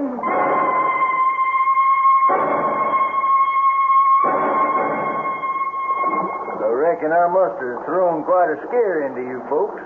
Jim Trimble here, Deep Sea Diving and Ocean Bed Recovery Incorporated, ex-frogman in the Navy. You got a mess of folks mighty worried about you on the outside. There's going to be some relief once my boys bring in scuba tanks and gear to get you to the outside there. Just let me give them the go-ahead. Hello, Chris 2. This is Jim. All 4 missing persons alive and well. Proceed with plan as outlined.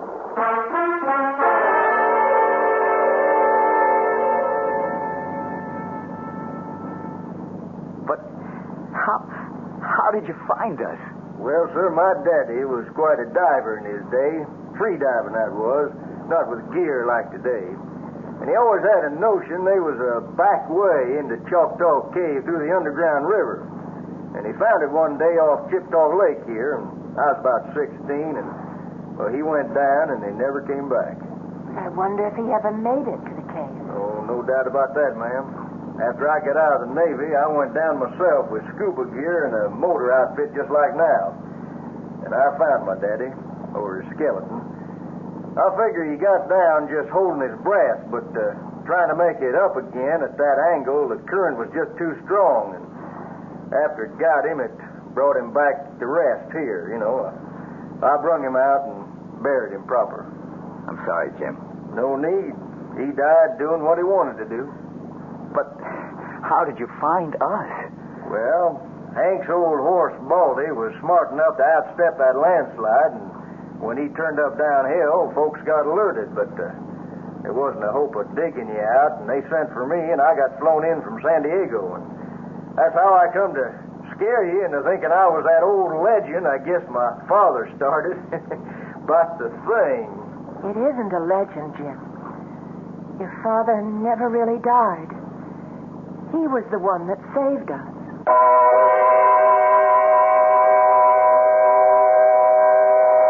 Deep in the Choctaw Caves, the fountains of hot water still spout. The vortexes swirl. The long double lariat still hangs swinging from that high spur. But no living creature will ever enter them again. For even the bats are gone, smothered in the first two caverns where air forever was shut off. Perhaps all that is left is one thing, with a small t now, for it has become the pleasant ghost of a simple, kindly man. I'll be back shortly.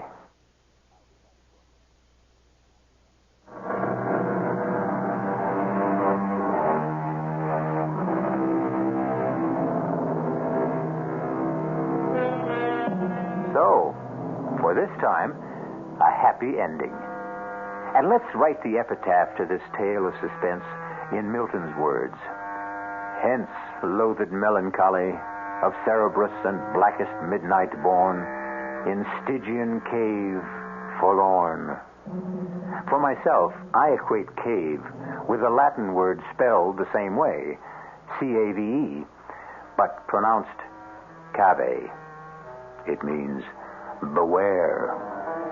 Our cast included Marion Seldes, Terry Keane, Michael Wager, Bob Caliban. The entire production was under the direction of Hyman Brown. This is E.G. Marshall inviting you to return to our Mystery Theater for another adventure in the macabre. Until next time, pleasant dreams.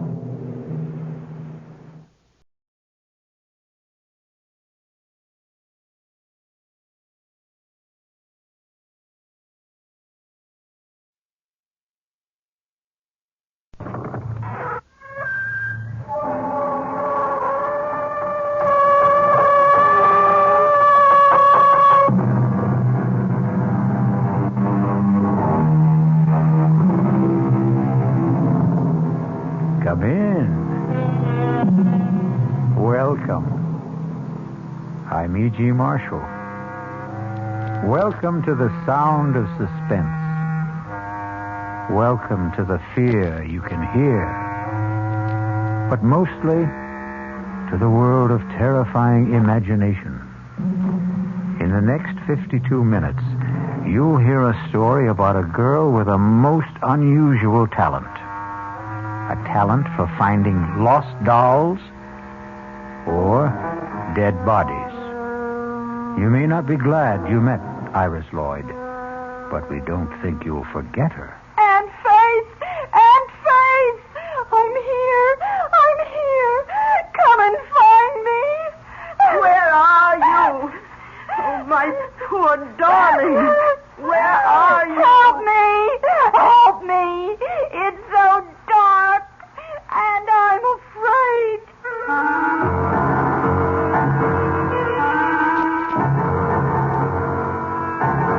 Our mystery drama, The Girl Who Found Things, was written especially for the Mystery Theater by Henry Slesser and stars Norman Rose. It is sponsored in part by the Kellogg Company, makers of Kellogg's Special K cereal, and by Anheuser-Busch Incorporated, brewers of Budweiser.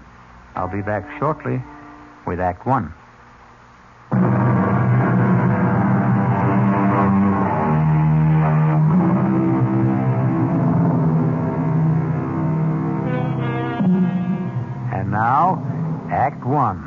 of the girl who found things.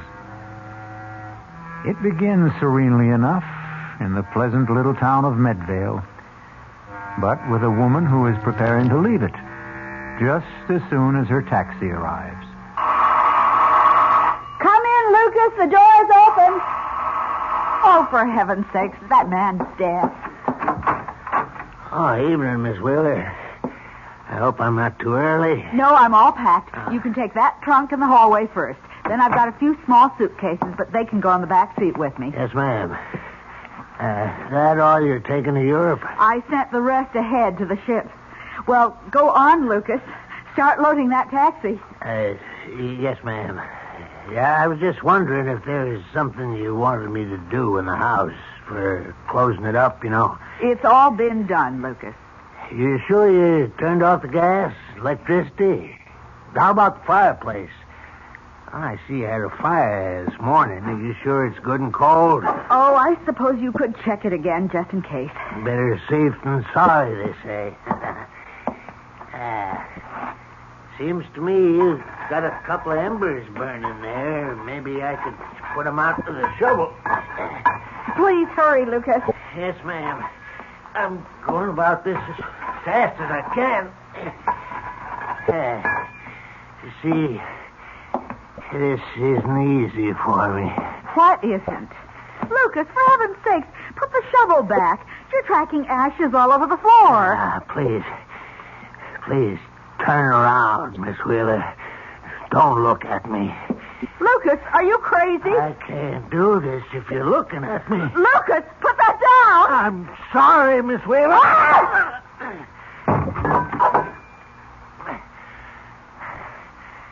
Had to do it, Miss Wheeler. I had to. Now I've got to pick you up. Take you outside through the woods. That's where I got to bury you, Miss Wheeler.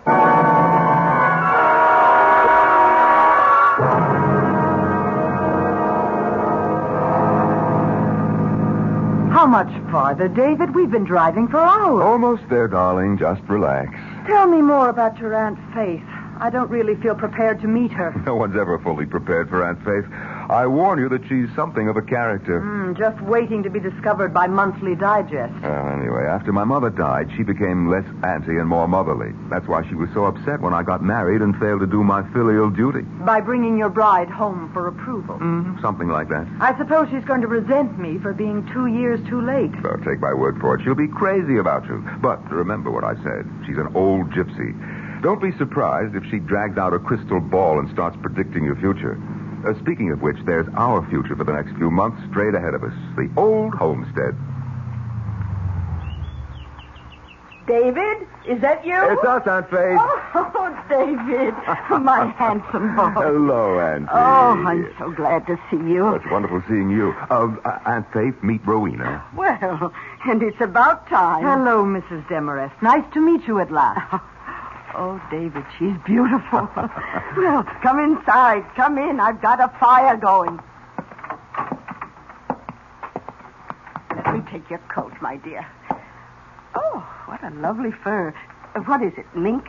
Sable. I told Rowena she ought to wear the label on the outside so that people... Oh, well, I didn't know that you had company, Auntie. Oh, yes. David, this is Lieutenant Reese. Lieutenant, this is my nephew, David Wheeler, and his wife, Rowena. Ah, Lieutenant.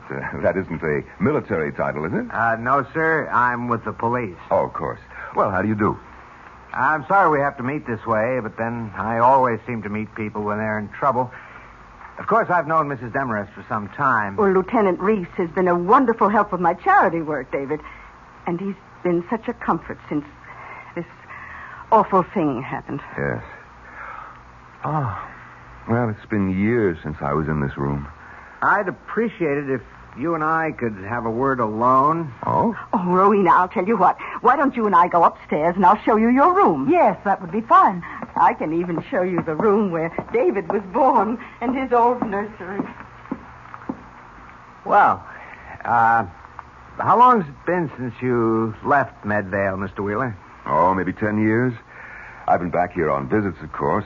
Once when my father died 4 years ago.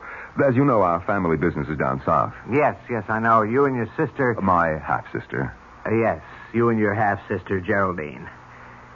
You were the only proprietors of the mill, weren't you? Mm-hmm, that's right. But you did most of the managing, I gather.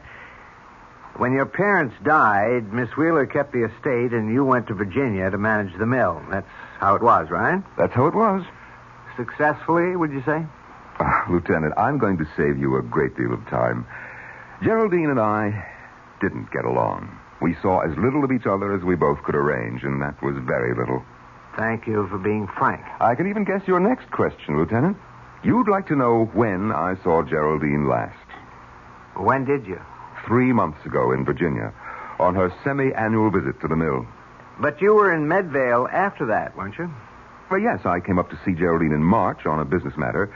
As my aunt may have told you, Geraldine refused to see me. What sort of business matter was it? I wanted Geraldine to approve a bank loan I wished to make to purchase new equipment.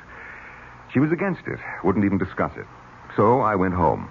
And you never saw her again? Never. And in case you're wondering, Lieutenant, I have no idea where she is. No idea at all.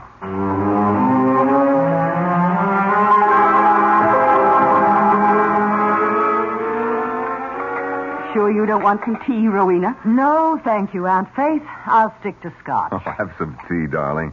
Auntie wants to read your future in the leaves. Oh, I wish I could read the future. Or rather, the past. You're thinking about Geraldine. I simply can't understand what became of her, David. She was all set for that trip to Europe. Some of her bags were already on the ship. You remember Lucas, the taxi driver? Oh, yes, of course. Well, he came out here to pick her up, take her to the station, but she wasn't here. She wasn't anywhere. Well, I suppose the police checked all the usual sources. Hospital, morgues, everywhere. Lieutenant Reese said anything could have happened to her. She might have been robbed and murdered. She might have lost her memory. She might even have... Well, this I'd never believe, but Lieutenant Reese said she might have disappeared deliberately with some man. I know what happened to her. Do you? She just left. She just walked out of this big, gloomy house and this crawly little town. She was sick of living alone. David, I have an idea about how we can find Geraldine. Really? I'm going to ask Iris Lloyd where Geraldine is. Ask who? Iris Lloyd. Now, don't tell me you've never heard of the child. For there was a story in the papers about her only 2 months ago, and heaven knows I've mentioned her in my letters a dozen times. I remember. She's the one who's psychic or something. Some sort of orphan? Yes, Iris is a ward of the state, a resident at the Medvale Home for Girls. I've been vice chairman of the place for donkey's years. That's how I know her. Well, she's 16, David, and absolutely uncanny. And what makes her such a phenomenon? She's a seer, David. A genuine clairvoyant. Oh, not a medium at 16. Oh, no. I suppose you could call her a finder. She seems to have the ability to find things that are lost. People, too. How does she do it? I'm not sure Iris knows herself. The gift hasn't made the poor child happy. Such talents rarely do. You know, one day, the home had a picnic at Crompton Lake. They discovered an 8-year-old named Dorothea was missing. They couldn't find her until Iris Lloyd began screaming. Screaming? These insights cause a great pain. But she was able to describe the place where Dorothea could be found, where the girl had sprained her ankle. Oh, you're right, Auntie, darling. I don't agree with you. Let's just leave the search to the police. David, I've arranged with the home for Iris to spend some time with us. Are you serious? You invited that girl here? Well, she has to become acquainted with Geraldine's aura. Don't you see? The aura that's still in this house. Well, I won't have it. I'm sorry, Auntie, but the whole thing's ridiculous. Oh, I knew you would object, David, but I'm afraid I have to insist. We're picking up the girl this afternoon. Oh, really now, Aunt Faith? You understand, my dear, don't you? Yes, I understand, Mrs. Demarest. And I'm looking forward to meeting Iris Lloyd.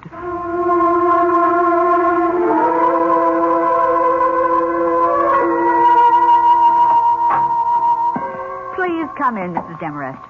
I suppose this is the nephew you told me about. Yes, sister. This is Mr. David Wheeler. David, this is Sister Clotilde, who runs the home. How do you do, sister? How do you do? In case your aunt hasn't told you, Mr. Wheeler, I'm not at all in favor of this move. I think it's wrong to encourage Iris in this delusion of hers. Well, then you and I agree with each other, sister. Oh, it's not a delusion, Sister Clotilde. It's a gift from God. She's undisciplined. You might even say wild. But you are letting us have her, sister. She can come home with us. Did you think my poor objections carry any weight, Mrs. Demarest? One moment. Sister Pauline, would you send Iris Lloyd in now? Shall I come in? Yes, Iris, come in. Iris, you know Mrs. Demarest. This is her nephew, Mr. Wheeler. Hello. Hello. You remember me, Iris. I've been coming here at least 3 or 4 times a year to see all you girls. Yes, Mrs. Demarest. Now, the directors have been good enough to let us take you home with us for a while. We need your help, Iris. We want you to see if you can find someone who is lost. Yes, Mrs. Demarest. I'd like to come home with you. I'd like to help you find Mrs. Wheeler. Oh. Then you know about my poor niece, Iris? The Secret Service couldn't have secrets here, Mrs. Demarest. You know how girls are. Well, I guess we can get started any time if Miss Lloyd is ready. Please call her Iris, Mr. Wheeler. Remember that you're still dealing with a child.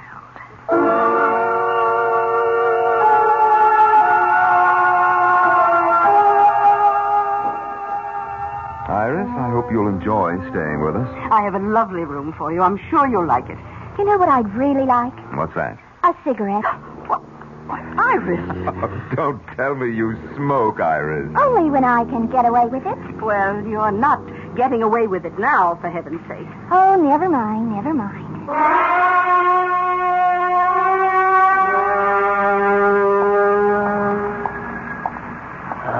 Hello there, Mr. Wheeler. Oh, Lucas.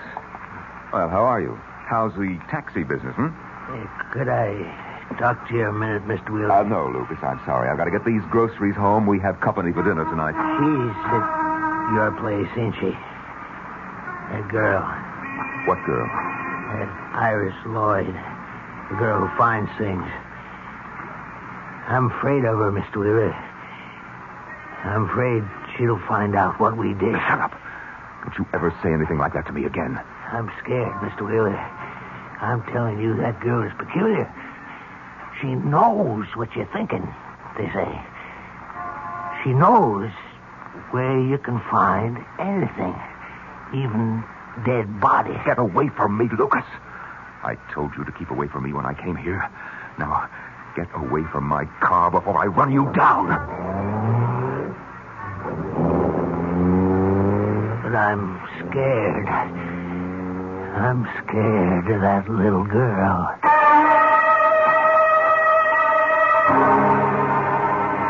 Lucas, the taxi driver, Lucas, the murderer, is scared.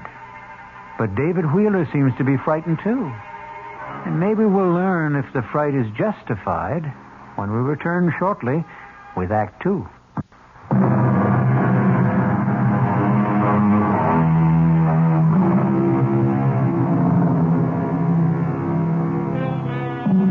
Now let's go back to the little town of Medvale for the second act of The Girl Who Found Things. David Wheeler has just returned from his shopping trip, but he finds things are different in the big house at the end of the road. What happened here, Rowena? This room looks like a cyclone hit it. It was Hurricane Iris. What are you talking about? Aunt Faith caught her sweet little orphan Annie in here smoking one of my cigarettes. I didn't hear the whole argument, but I'll tell you one thing. That girl has the vocabulary of a longshoreman. Well, maybe that'll knock some sense into Aunt Faith. Iris started throwing things, and that's when Aunt Faith went upstairs to lie down. I'll go and see her. Tell her to take her psychic delinquent back where she came from. I wouldn't bother her now. She's not feeling well. Well, I'll see the little monster then. Where is she? Next door to us, in Geraldine's room. Iris? Iris, it's Mr. Wheeler. May I come in? Hello, handsome. Auntie says you went shopping.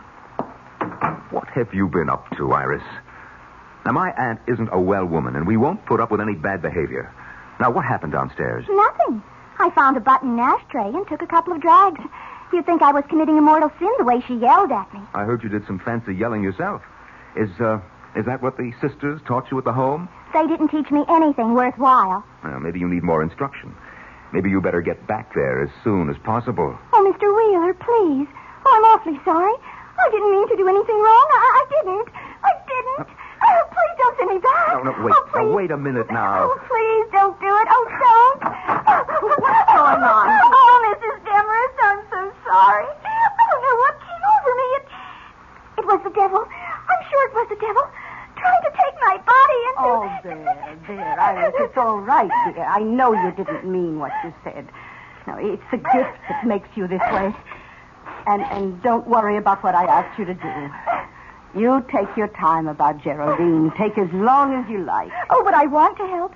I really do, Aunt Faith. Now, wait a minute, Auntie. You're not going to fall for this... Oh, listen. Listen. Do you know something? I can feel your niece in this house, Aunt Faith. I really can. I can feel her in this room, whispering to me, trying to tell me where she is. Can you, Iris? Can you really? For heaven's sake, Auntie, can't you see that I can. I can feel her everywhere. I can almost touch Miss Wheeler. Oh, is this her closet? These are her clothes.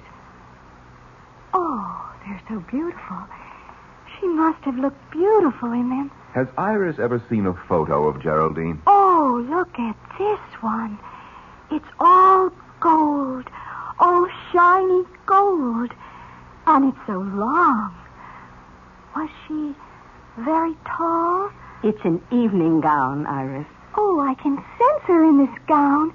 I can. I just know I'm going to be able to find her for you, Aunt Faith. I know it. Yes. Yes, I believe that too, my child.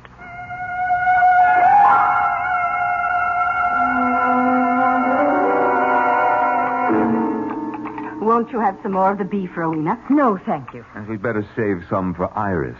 Something tells me that little girl has a very big appetite. Well, I wish she'd come downstairs. I told her dinner would be served at 7:30. Would you like me to go upstairs and see if she's all right? No. I'm sure she'll be down in a moment. You've really forgiven her completely, haven't you? Of course. Oh, you don't understand psychic personality, David. It wasn't her swearing at me this afternoon. It was this demon which possesses her. The same spirit that gives her the gift of insight. David, your fork. Take a look at what's coming downstairs in a gold lame evening gown. For heaven's sake. Hello, everyone. Iris, whatever are you wearing? You go upstairs and get that dress off. You have no right to wear my sister's clothes. Take it off. Why should I? You heard me. Get that dress back in the closet. I won't, Aunt Faith. No, I won't take it off. You know what I told you? I have to wear your niece's clothes so I can feel her aura. You're going to feel my foot in about 5 seconds if you don't go upstairs. No, everybody in this house hates me. Iris, don't. No, please don't cry.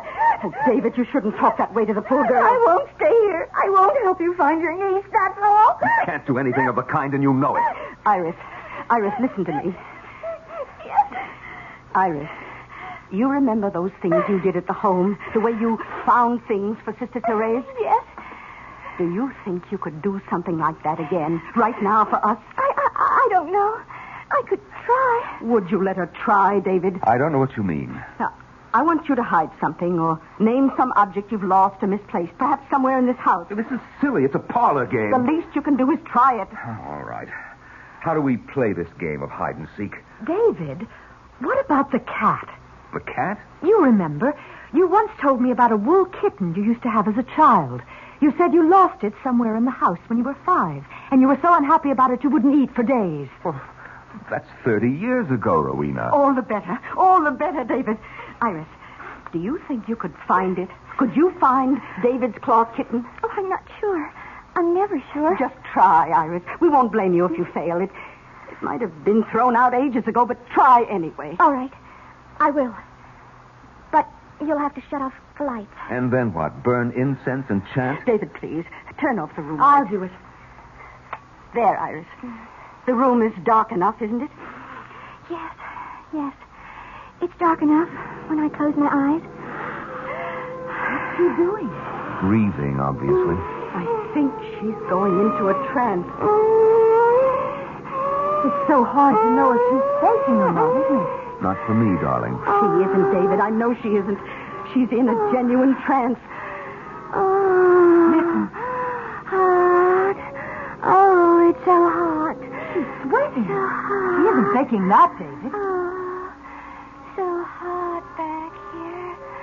Oh, please. Oh, please. Kitty is hot. Hot Kitty is hot. Kitty, she could be talking about the wool cat. Well, what if she is? Oh, please. Please, somebody. Help. Help Kitty. Help her. Please help Kitty. Dear heaven, the girl is in pain. It's an act, I tell you. Hot. Behind the stove. So hot. Kitty, so hot. Behind the stove, is that what she said? Iris, darling, are you all right? David, turn on the lights, quickly. Auntie, it was all gibberish.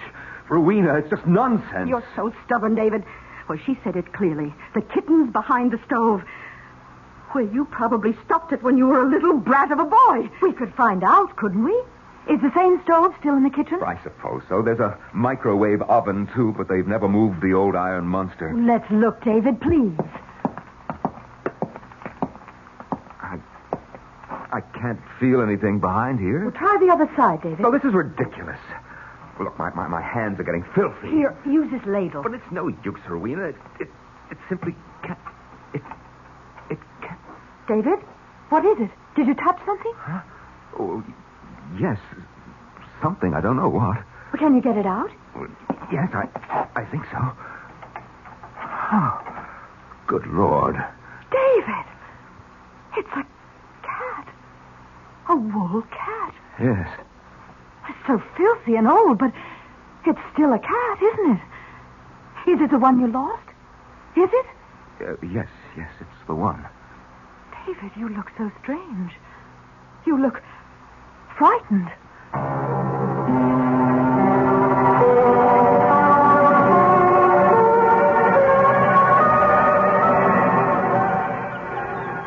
What are you doing here?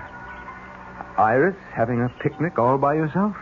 I just thought I'd lie on the grass for a while. What are you doing with the daisy? Loves me? Loves me not? Want to finish it off for me, Uncle David? Cut out the Uncle David stuff. I'll finish it for you then. She loves me.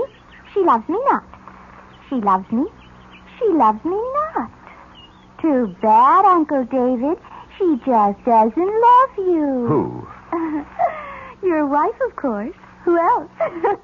Bye now. Iris, wait. Yes? Look, I want to talk to you a minute. Really? Iris, what's the story with you? You've been here over a week and you haven't done anything about... Well, you know what? This is just a great big picnic for you, isn't it? What if it is? You think I want to go back to the creepy home? It's better here. No uniforms, no 6 a.m. prayers, none of that junk they call food. Also, I like the company. I suppose I should say thank you. There's nothing you can say I don't know already. I'm psychic, remember? What about that, Iris? Is it just some kind of trick? You can tell me. I'll show you if it's a trick. Want me to tell you all about yourself? All right, go ahead. Okay. Your wife hates you. She thinks you're rotten. You weren't even married a year when you started running around with other women. You never went to the mill, not more than once or twice a month. That was how you ran the business. All you knew how to do was spend the money. You little brat. You're not psychic, you're an eavesdropper. Oh, let go of my arm. Your room is right next door. You've been listening. You think I could help you in your two arguments? No, I guess you couldn't. I'm sorry, Iris. I hope I didn't hurt you. I know a way you can make it up to me. Like this. Go ahead. Now cut that out, will you? Don't you want to kiss me? No, you dumb kid. I'm not a kid. I'm almost 17. You were 16 3 months ago. I'm a woman. But you're not even a man.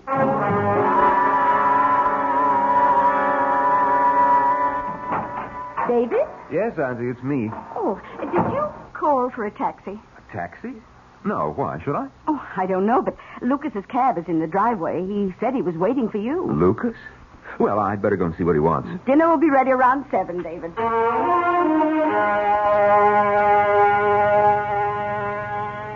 All right, Lucas. What are you doing here? I had to talk to you, Mr. Wheeler. I wanted you to know how it went. I did what you told me, exactly like I said. I hit her clean. She didn't hurt a bit. No blood. All right. I don't want to hear about it anymore, Lucas. I'm satisfied. And you should be, too. You got your money. Now forget about it. I picked up Miss Wheeler and I took her out in the woods as far as I could. I dug deep, Mr. Wheeler. I did a good job. I smoothed it over and spread them leaves so as nobody would guess it was there. Nobody except... Oh, so it's that girl you're still worried about. I heard awful funny things about her, Mr. Wheeler. About her finding things. Finding that little girl that fell near Crumpton Lake.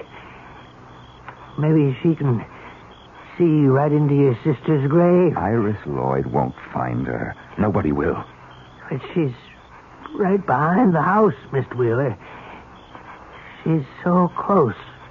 Right in the woods. You've got to forget it, Lucas. Like it never happened. My sister's disappeared, and she's not coming back. As for the girl, don't believe what you hear. Nobody can see into a grave, Lucas. Nobody.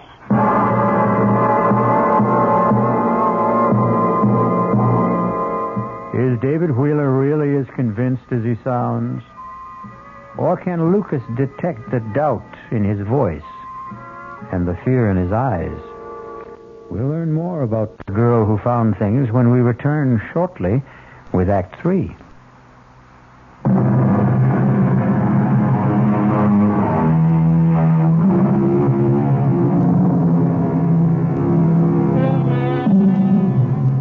Now let's return to the Wheeler house in the town of Medvale. A house filled with people waiting for a psychic revelation from the girl who found things. But that revelation appears to be very slow in coming. That girl has been here for how long? 2 weeks? It seems like 2 months. And she hasn't done a thing but enjoy herself. David, what's the point of our staying on? You said you had some affairs to settle. You don't seem to be conducting any business at all. Well, I haven't been in the mood for business. That's nothing very new, is it? How long are you going to keep that light on? I'd like to get some sleep. If you think Iris Lloyd is indulging herself, what about you? Be quiet. I told you that she can hear every nasty little quarrel in this room. That's why I asked for a truce. Well, she doesn't have to eavesdrop, does she? Can't she read minds? Well, she's not the only clairvoyant around here. I can read her mind, too. Well, she's a child, for heaven's sake. She's in love with you. Of course, there's a minor obstruction in her plans, a small matter of your wife. But then I've never been much of a hindrance to your romances, have I? I thought you agreed to that truce. You are a pacifist, David. That's part of your charm. That's why you came up here in March, wasn't it?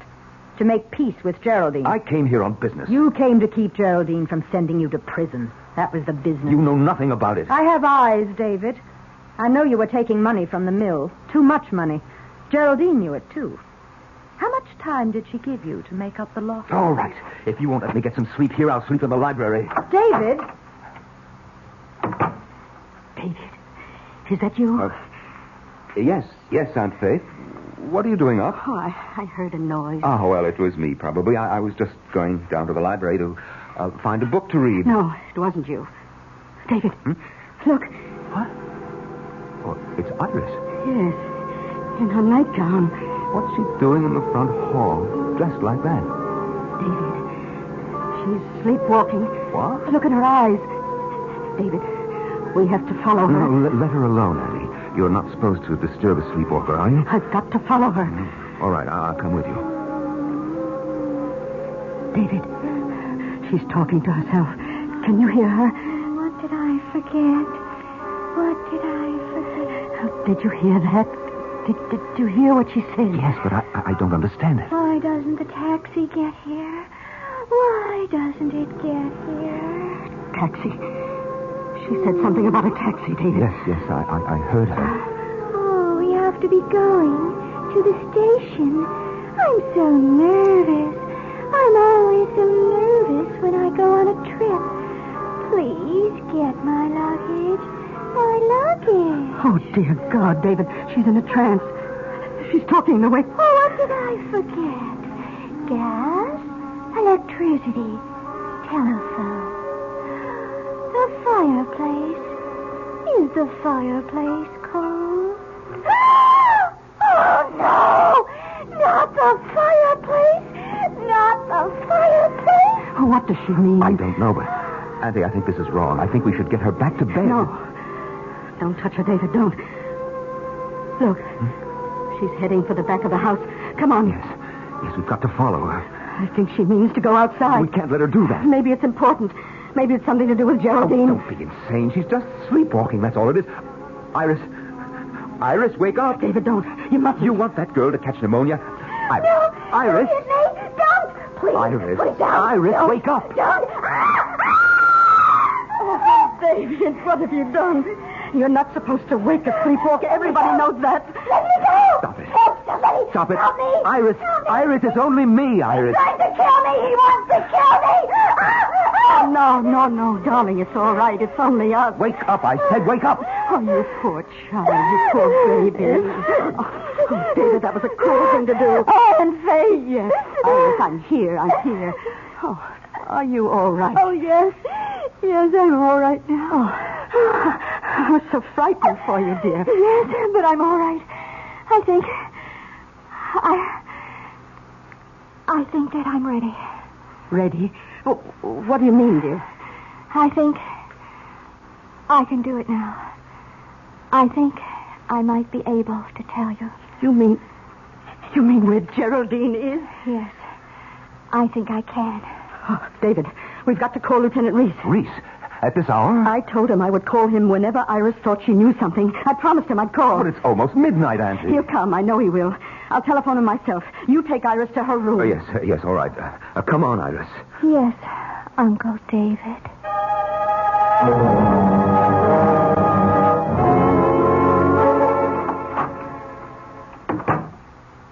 Well, Uncle David, are you scared? What are you talking about? You look scared. Scared of me? Shut up. I thought you would be. The minute you heard that I was ready. I'm sending you back. Iris, you're a fake. Even your sleepwalking act was a fake. Oh, David, you're so cute. You really are. But you know what? I don't have to be ready. I don't have to do anything at all when that policeman gets here. Not if you don't want me to. You don't know what you're talking about. You better kiss me now, David. You better kiss me and make it really good. All right, if that's what you want. David! Get out of here! I don't want you in my room. Rowena. You were right about the walls between these rooms, David. You can hear every little thing. I hate you. David hates you, too. Tell her, David. Why don't you tell her? Yes. Why don't you, David? It's the only thing you haven't done so far. David? Yes, Aunt Faith? Oh, I just spoke to Lieutenant Reese. He says he's on his way. What for? Oh, you are ready, Iris, aren't you? You're ready to tell us where Geraldine is. Yes. I'm ready to tell you, Aunt Faith. More than ready.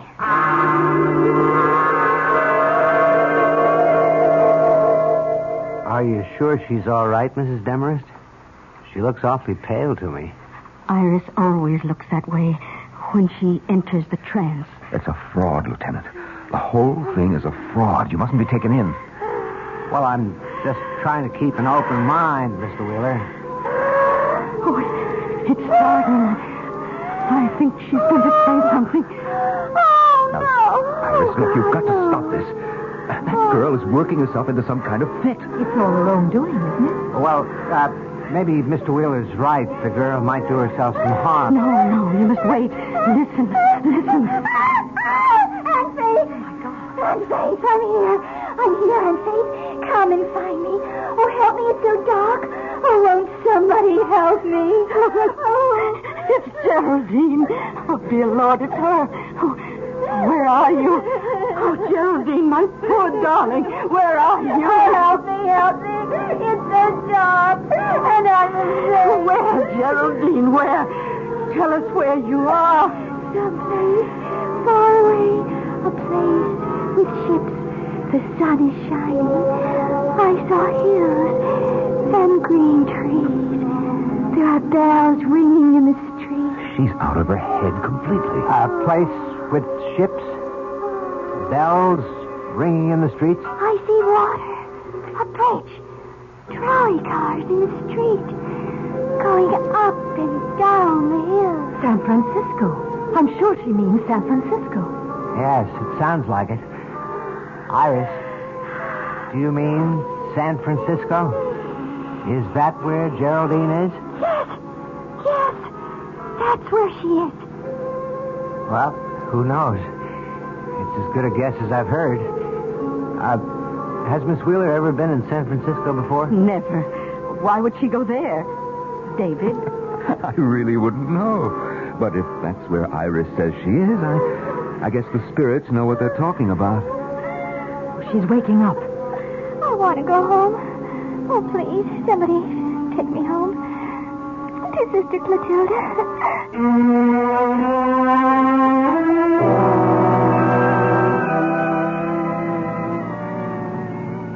Well, your idea was a huge success, Auntie. But I can't say that I'm not glad to see little Iris back where she belongs. Yes, a poor child. It's the only home she knows. Now all the police have to do is find Geraldine in San Francisco, if she hasn't taken a boat to South America by now. I just don't understand it. It's not like Geraldine to run away without a word. Well, here we are, home again. Aren't you coming in, David? Oh, not just yet. I thought I'd go into town and pick up some champagne. I thought we'd celebrate a bit tonight.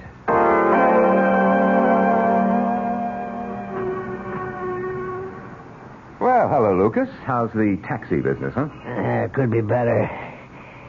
You got any news for me, Mr. Wheeler? Oh, yes, Lucas. I've got good news. It's all over.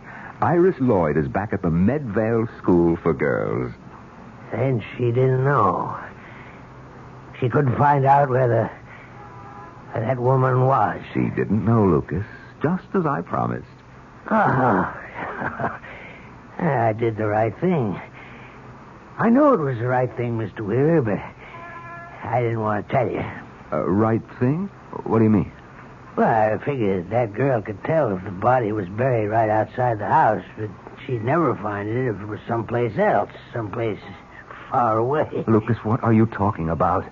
I went out into the woods last week and dug up that woman's body. I put it in that trunk of hers, Mr. Wheeler, and I sent it by train far away as I could. Too far away for that girl. Yes, sir. Excuse me, Mr. Wheeler. What? Lieutenant Reese. I wonder if we could have a talk, Mr. Wheeler? About what? We've received a telegram from the West Coast. The police out there didn't have any luck tracing your sister, but they did have a report on a steamer trunk. A trunk? It was in unclaimed baggage at the Southern Pacific Depot. It was shipped from Medvale only last week, and, well, it had Miss Wheeler's initials on it. No, it had more than that. So, can we go somewhere and talk about San Francisco?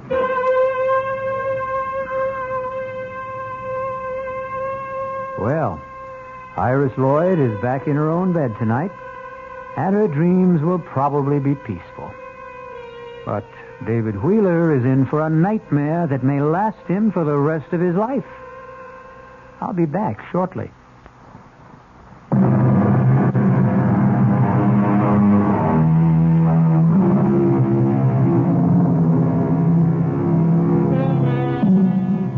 Do you think you have clairvoyant powers?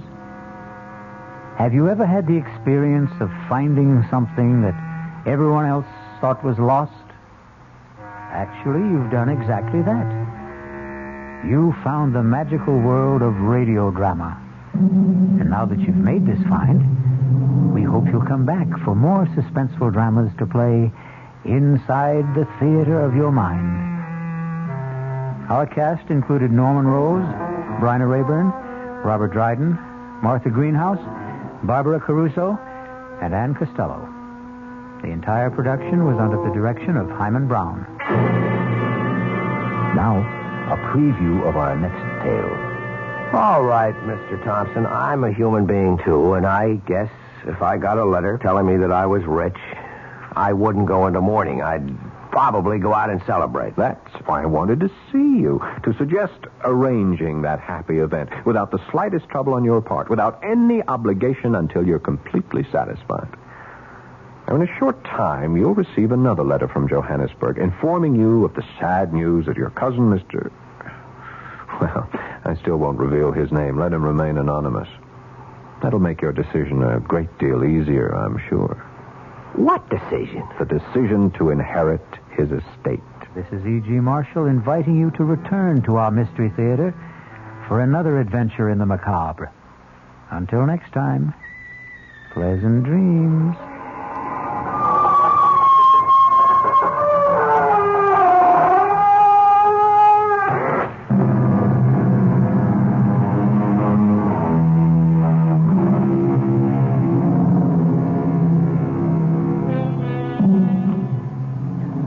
The WOR Mystery Theater was brought to you by ShopRite Supermarkets, where you get a lot more for a little less, and by Suburban Savings, with offices throughout North Jersey.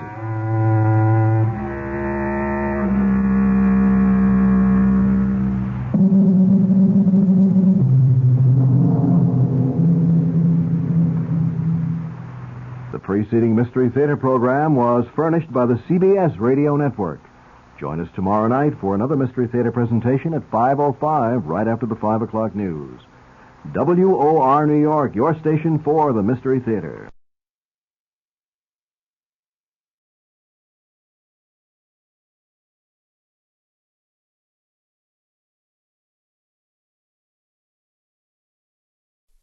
The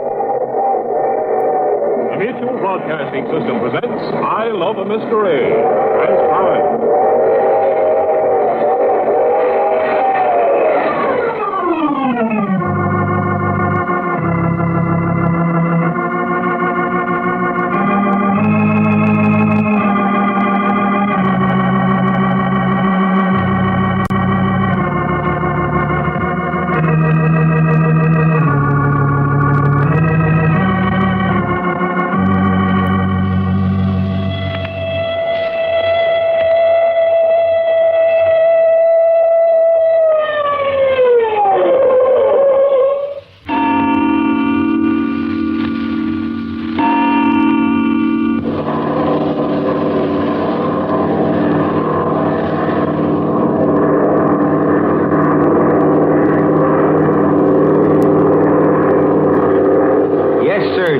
Bunch of doggone heroes, every doggone one of us. Oh, look here, Doc. Yeah, I know how you feel, Reggie. I wouldn't believe it myself.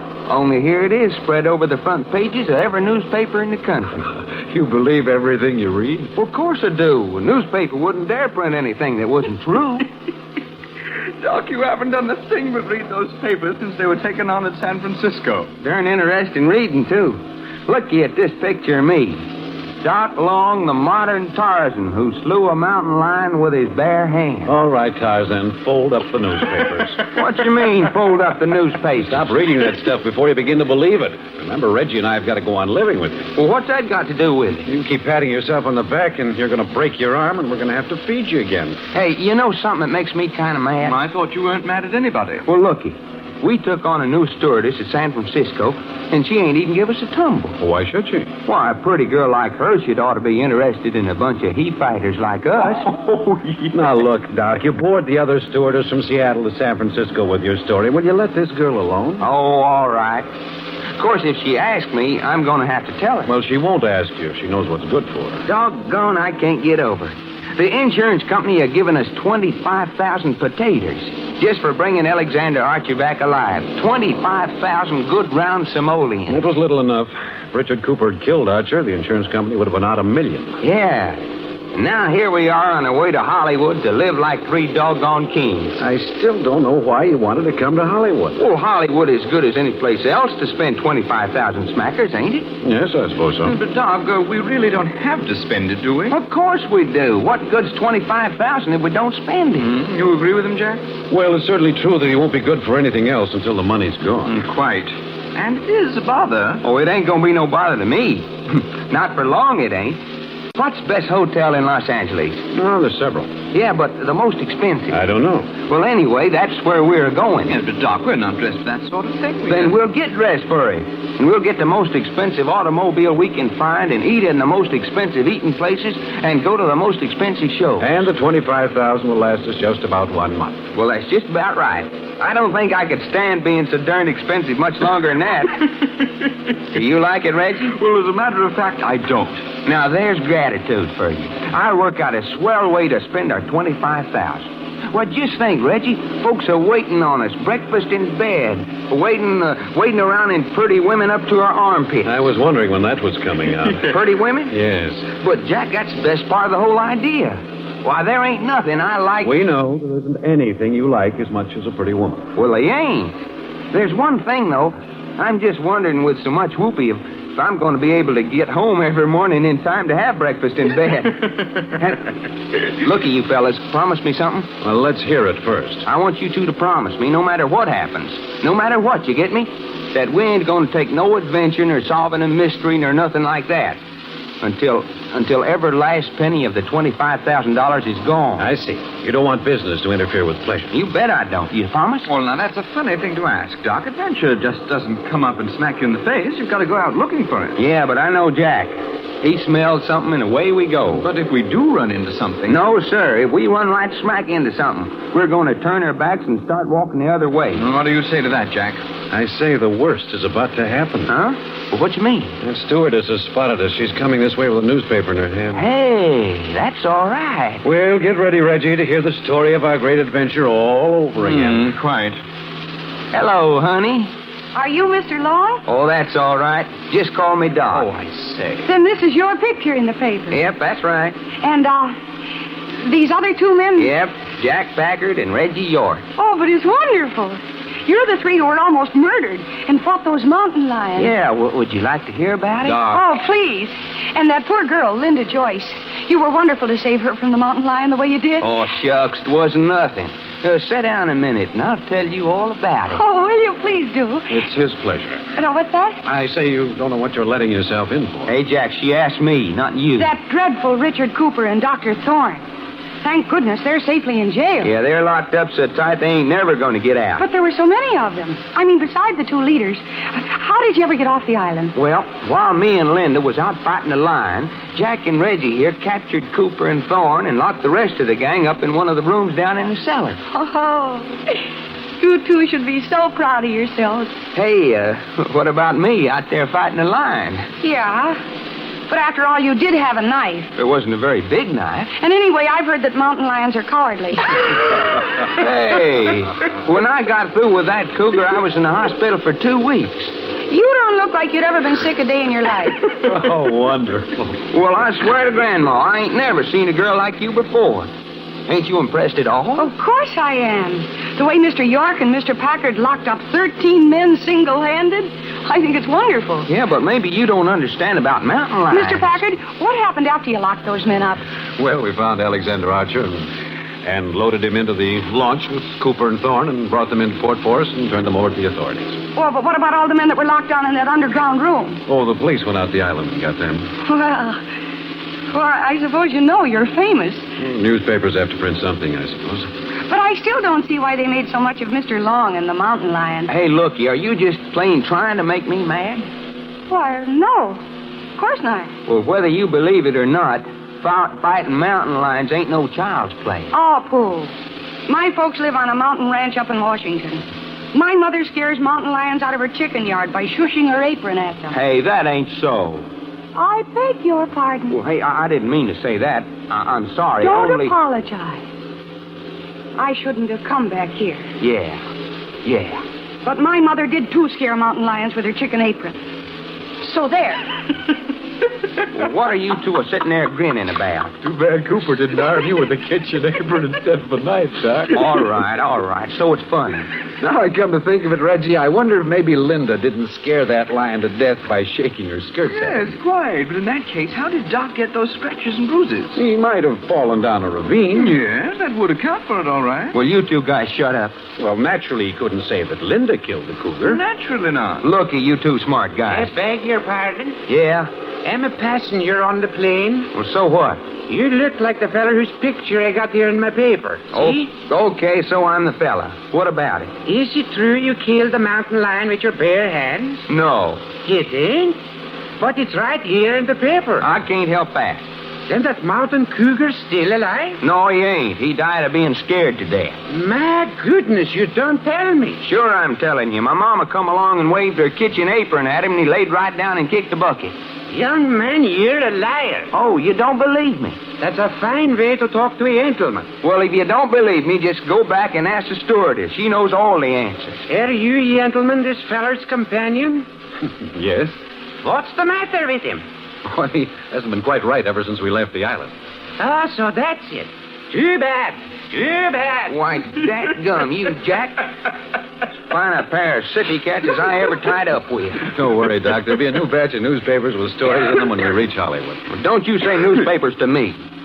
Oh, look here now, Doc. I'm warning you. The first newsboy that sticks a newspaper under my nose is going to get smacked right back 3 generations. Oh, I say, look down. Light. You want to be getting in? Fasten your safety belts, please. No smoking while we're landing. Fasten your safety belts, please. So your mama shushed a cougar with her apron. Yeah, she did. Fasten your safety belts, please. First thing she knows, she's going to have herself believing that. Oh, Doc. Yeah, we're heading into the field.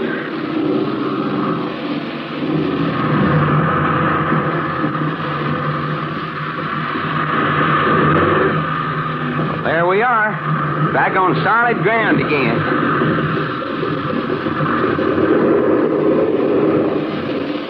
Well, there she is, folks. Burbank, California. Come on, let's get out of here and start spending some of that money. What'll we do? Take a taxi? Well, you're doggone right. To the most expensive hotel in Los Angeles. Some place that's close to Hollywood, though. Watch your step, please. Watch your step, please. Your mama sure enough scared a cougar with her apron. You're holding up the passengers. Please move along. Oh, so you're backing down now. I am not. Doc, come on. Well, all I gotta say is that your mama's one tough hombre. Oh, you're impossible. Take his arm, Reggie. I'm a-coming. Watch your step, please. A cute kid. Just as soon lie as look at you, though. Quite a crowd outside the gate. Trent's got a little plane getting ready to go out. I beg your pardon. Are you Mr. Jack Packard and party? Yes, that's right. This way, if you please. Yeah, wait a minute. Who are you? I'm the chauffeur. If you'll just get in that big black car over there, I'll pick up your baggage. Man, oh, man, looky at it. A block long. What's it all about? We didn't order anyone to meet us. You must be mistaken. You said your name was Mr. Packard? That's right. Well, then, if you'll please get in the car, I'll be right back with the luggage. Jack, I don't get it. Well, neither do I. Well, what do we care? Looky, it's what's in that big old automobile. What's that? I ask you, did you ever see a prettier armful of girl than that? No. Let's climb in. What are we waiting for?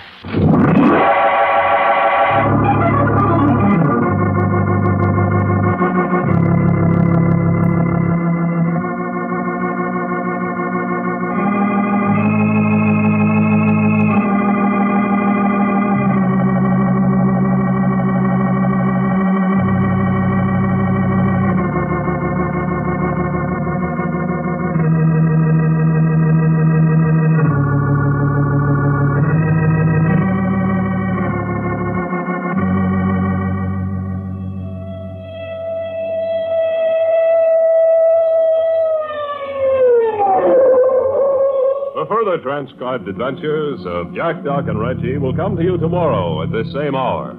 I Love a Mystery, written and directed by Carlton E. Morse, comes to you Monday through Friday, featuring Russell Thorson as Jack, Jim Bowles as Doc Long, and Tony Randall as Reggie York.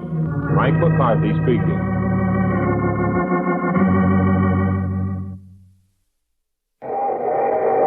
The Mutual Broadcasting System presents I Love a Mystery. Transcribed.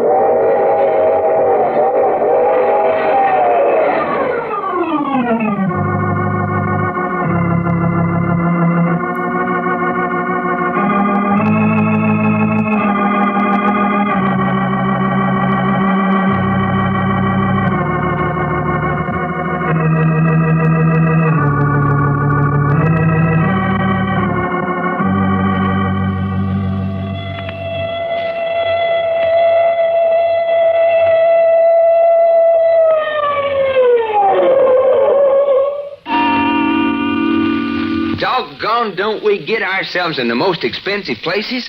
Looky, Jack. Looky, Reggie. Silk sheets, even. All right, silk sheets. So what? So I'm a-going to sleep between silk sheets for the first time in my life.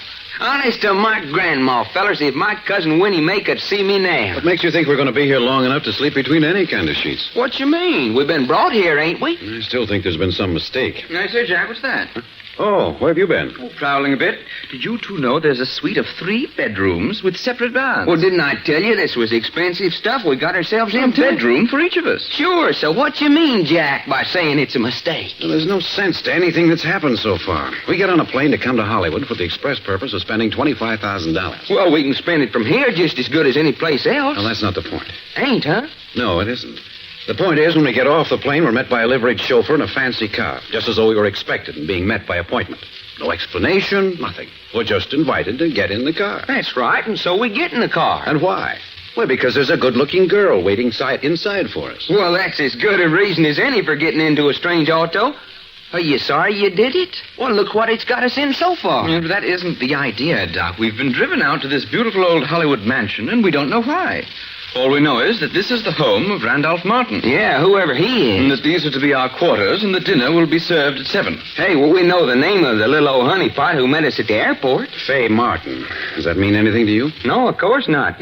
Except I like knowing it. Why? Because I think I'm going to like Faye when we get to know each other better. You're out of your class, Doc. What you mean, out of my class? If this house is any indication, the Martins are not only wallowing in money, but they're overflowing with the refinements and niceties of an old family. Aristocrats? If you look about, you see signs of the family tree almost everywhere. You mean we're going to be high-hatted? What happened in the car on the way out here? Huh? Well, what you mean, what happened? Why, the minute we began asking Miss Faye Martin questions, she froze solid. Yeah, only I just thought she was kind of nervous on account of us being strangers. Besides, you don't think I ain't man enough to unfreeze her. You still don't get it, Doc. She was the little princess keeping the village yokels in their place. Well, then what'd we come for? Oh, see here now. No, Doc. sir. I'll be doggone if I'll stay around folks who don't think I'm as good as they are. All right, Doc, relax, will you? The whole point is that we allowed that girl to bring us from the airport to this house without getting one bit of information out of her.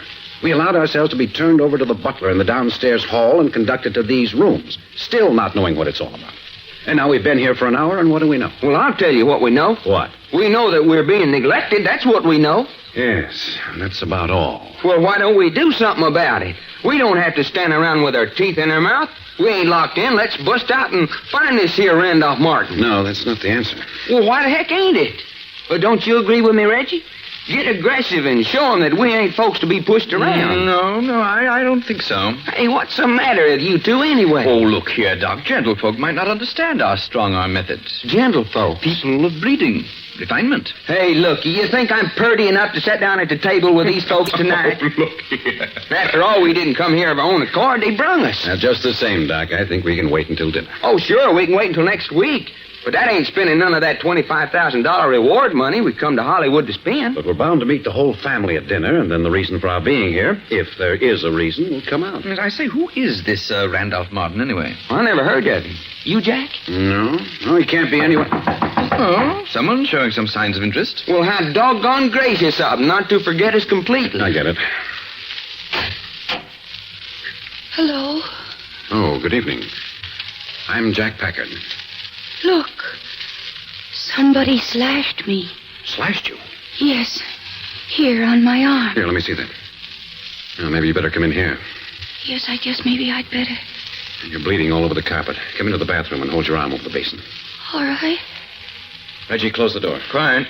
I say, Doc, did you see that? Yeah, what's going on here? What she mean somebody slashed her? Well, she was very well bleeding. Well, who the heck suppose she is? Oh, Doc. Yeah? Bring me some iodine and cotton and some adhesive tape out of my bag. Okay, coming right up.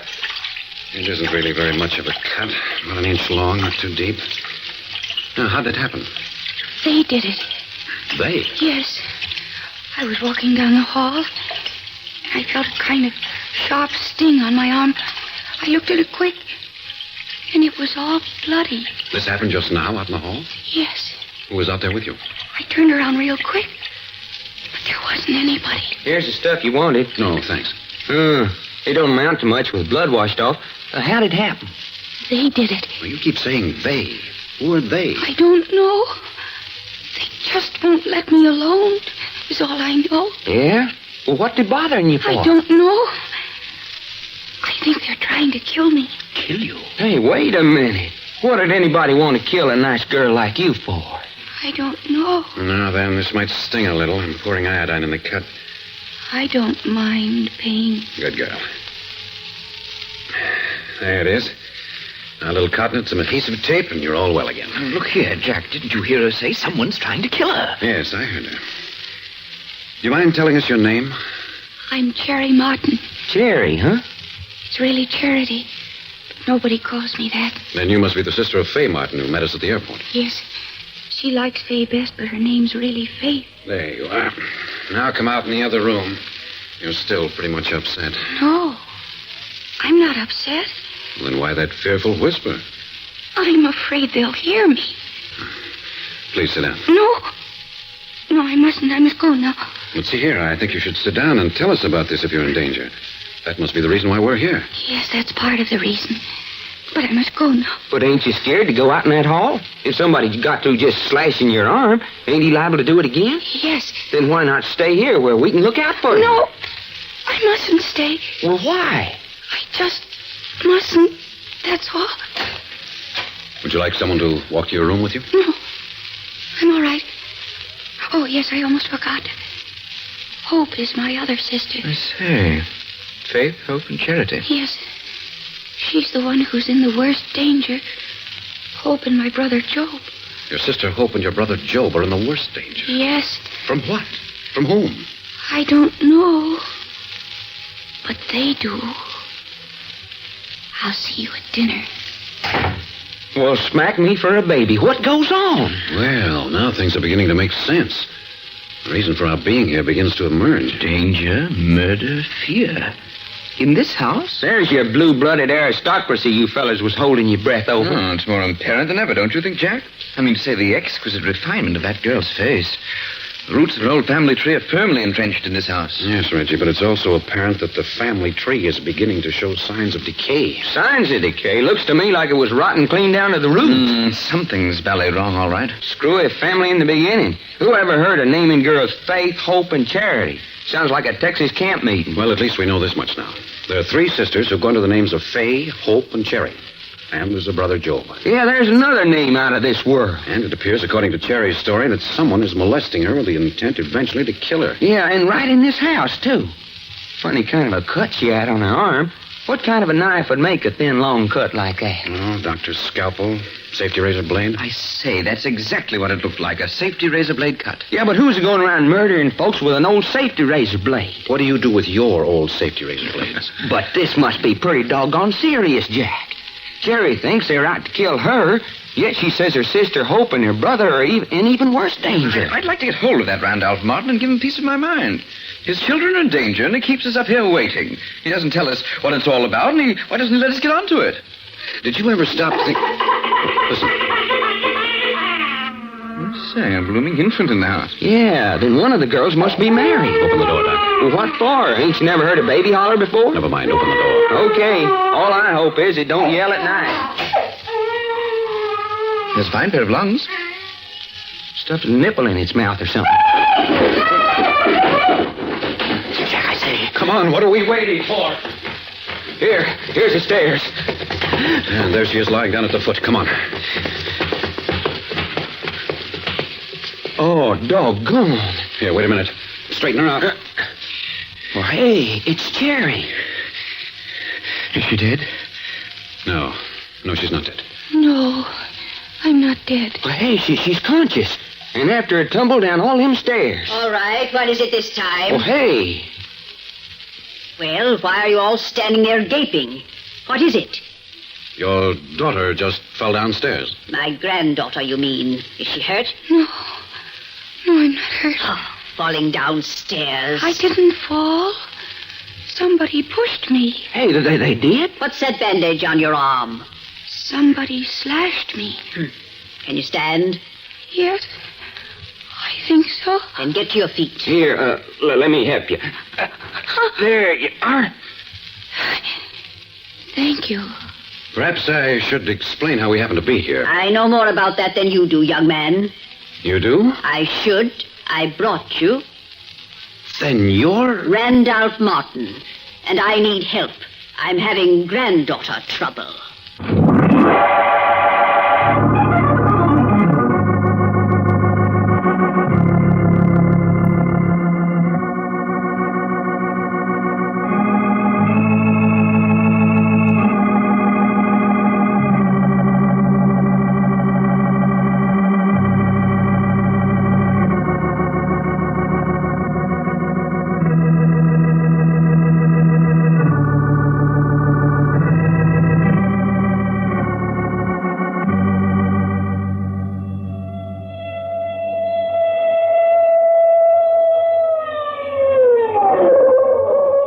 Further transcribed adventures of Jack, Doc, and Reggie will come to you tomorrow at this same hour.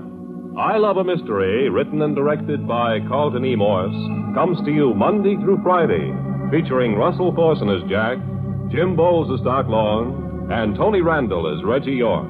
Frank McCarthy speaking.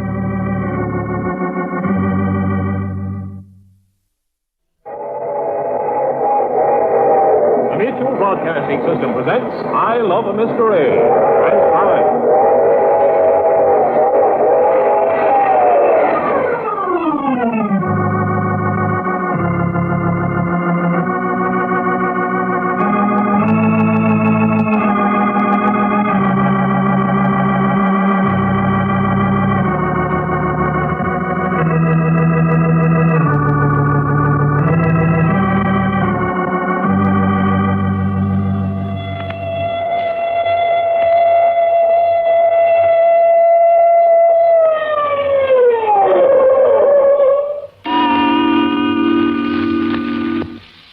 Mr. Packard, we'll go into the library. Mrs. Martin, will you tell me why you sent Doc and Reggie back up to our quarters? I'm taking you into the library to meet my granddaughters. And what's that got to do with Doc and Reggie? My dear man, you don't know my granddaughters. What's that? No. When there are too many eligible men about, it's difficult to get them to concentrate on anything else. Man crazy, huh? Keep a civil tongue in your head. You suggested it. I can say what I please about my granddaughters. You can't. I see. Be sure you do. The Martin girls can do no wrong. But you were telling me a few moments ago you were having granddaughter trouble. I am. Well, isn't it going to be a little difficult for us to discuss the trouble if I've got to assume the attitude they're above reproach? I'll do the criticizing. Your job is to correct the trouble in this house without comment. Aren't you being a little high-handed, Mrs. Martin? You're questioning me? I certainly am. First, you practically kidnapped me and my two partners. You didn't have to come if you didn't choose. How did you know we were arriving by plane at Burbank this evening? Read it in the paper. But did you stop to consider that we might have had plans of our own? They weren't important. You mean they weren't important to you? I'm afraid you're a woman who's used to having her own way. I'm afraid I am. Well, you go right ahead and have it. Well, I think Doc and Reggie and I'll be on our way. Fiddlesticks. What's that? You're staying right here. Against our will? Nonsense. You're staying here because you're needed. You're asking us to stay? I'm ordering you to stay. Now, then I'll say goodbye. Don't be a fool, Jack Packard. We don't take orders. You walk out of the house because I order you to stay instead of ask you to stay. That's right. You'll be well paid for obeying my orders. Keep your money. As a matter of fact, our one purpose in coming to Hollywood was to spend our reward money from the last job. It would melt faster down here than any place we could think of. You don't recognize authority, and you have no use for money. That's right. You're difficult young men to handle. Not at all. We enjoy doing favors. The House of Martin does not accept favors. Well, that's up to you. For generations, we've been able to pay for anything we want. In my opinion, then, the Martins have wanted few of the good things in this world. Well, here we are. We can't agree, so we'll go. No. Yes. No, wait a minute. Well? I don't like it. I'm not used to asking people to do things. But I will. I'm asking you to stay and help me, Mr. Packard. Please? What's that? You didn't say please. How dare you? Don't if you don't want to. Young whippersnapper. Mr. Packard, will you please stay and help me? Gladly. In fact, we'd already made up our minds to stay. I think you've got an interesting problem here. What do you know about the problem here? Nothing. But it's apparent there's something.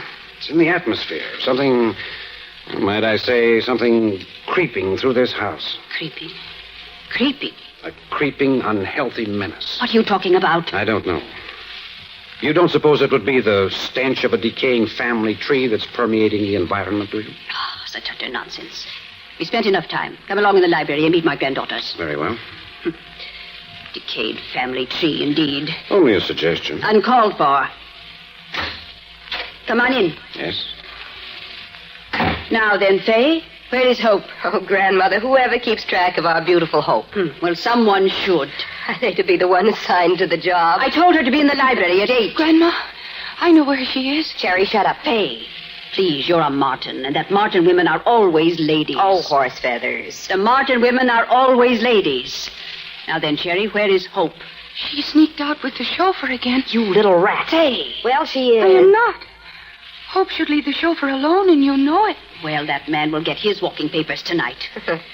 Let's see. That'll make the 4th chauffeur to get his bounce in 3 months. We'll not discuss the subject any further. Mr. Packard. Yes? This is my oldest granddaughter, Faith Martin. Sure. We met before. Yes, I think I've had the pleasure. What's that? Miss Martin was in the car that met us at the airport tonight. You were? Why? I just wanted to get first look at your private detective. I don't particularly like that term, private detectives. Well, isn't that what you are? 3 flatties in plain clothes to keep an eye on the Martin girl. That will be enough of that, Faith Martin. And, look, Packard. Grandma's the only one who can get away with Faith. Make it Fay or don't talk to me. I remember. All right, you've had the center of the floor long enough. You know Charity Martin already. Not Charity, Grandma, please. Cherry. Miss Cherry Martin. Any bad results from your fall downstairs? Don't tell me Cherry fell downstairs again. I didn't fall. I didn't.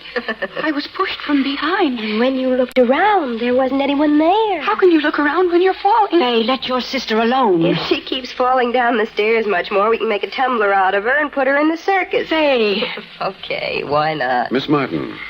You'd better call me Fay. There are too many Miss Martins around this joint. Very well, Fay, then. You don't seem to take your sister's convictions that someone is trying to kill her very seriously. Oh, Cherry's just got a persecution complex. I have not. Sure you have. You're always talking about them being after you. They want to kill you. They. What's that but a persecution setup? Perhaps. But how do you account for the marks of physical violence? That's not in the mind. You've got me, pal, but if there's anybody in this house chasing Cherry with malice aforethought, then I'm a flagpole sitter. Fay, I find the vulgarity of your language exceedingly distasteful.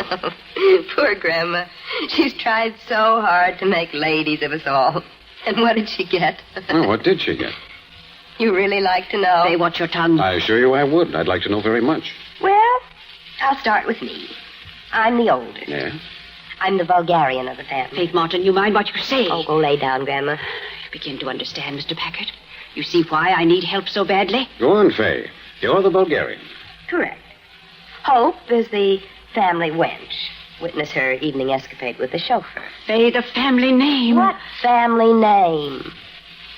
And Cherry, the little whispering mouse here, she's just a plain dope, afraid of her own shadow. I see.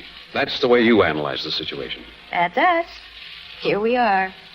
Look us over. What about Brother Job? We'll not discuss Job. He's a fine young man. The only one in the family who appreciates the name of Martin. That's Grandma's version. Want to hear mine? Please. Brother Job is a good-natured drunk. Hey. Who's been taken by every gyp game Hollywood can think of and is slowly breaking his grandmother's heart. If I may offer an opinion, I don't think you girls are doing your grandmother's heart any good either. Oh, well, she doesn't love us. As long as we don't get the name of Martin in the headlines, she doesn't mind us, but she loves Job something awful. We all do. We all love Job. And he's in such danger. He and Hope are in terrible danger. Yes, you said that before tonight when I was bandaging up your arm. Bandaging her arm? Hello. You have got a bandage on, haven't you? What happened? Somebody slashed me as I was walking down the hall. What? It's true. It's true. You mean somebody slashed you with a knife right here in this house? Honest, Fay. Honest, they did. Hey, Mr. Packard, do you suppose there really is somebody after her? There's evidence to indicate it. Look, Mouse, maybe I've been doing you an injustice. It's true enough. Now, wait a minute. Let's take that up later. We've got away from our subject. Oh, yes, which was Job, the family drunk. You say he's in danger, Cherry. What sort of danger? I don't believe there's any truth in it. Who'd want to harm Job? Besides, the child's been forewarning doom for members of the family for years. But he is in danger. He and Hope. What sort of danger? Danger out there, outside the house. But it's getting closer. It's getting closer all the time. Creeping. Creeping. Cherry, stop saying that. I think that's the expression I used before we came in here, wasn't it, Mrs. Martin? Yes, and I forbid its use again. Well, at least Cherry and I seem to have the same intuitive sense of impending danger. How nice for Cherry. What do you mean? That you and she have something in common. I wonder if you couldn't find something in common with me, too. Such as?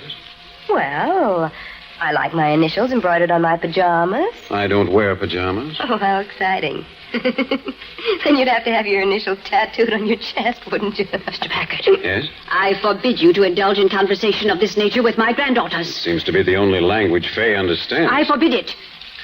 You know, Mrs. Martin, you seem to dominate everyone and everything except your grandchildren. Why is that? I can tell you why.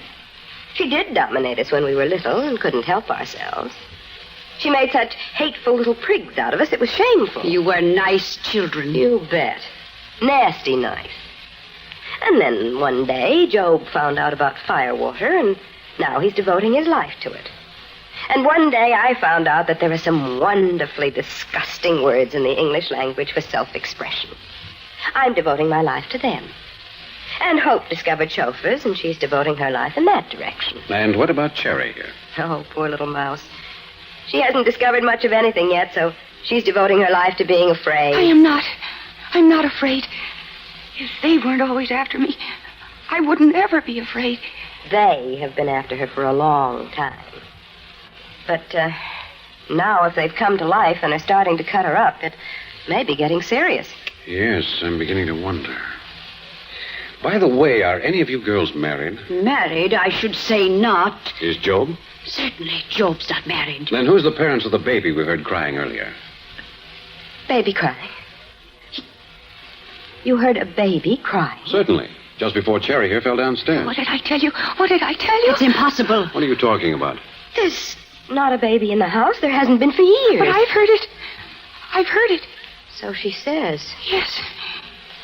And every time it cries, something horrible happens.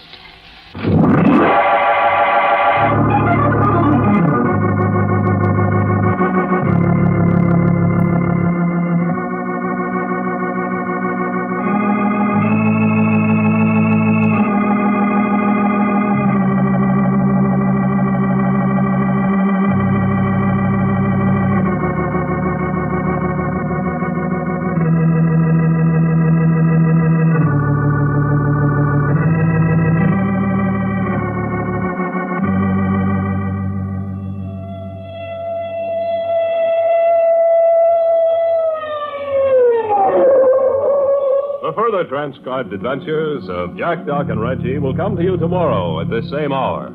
I Love a Mystery, written and directed by Carlton E. Morse, comes to you Monday through Friday, featuring Russell Thorson as Jack, Jim Bowles as Doc Long, and Tony Randall as Reggie York.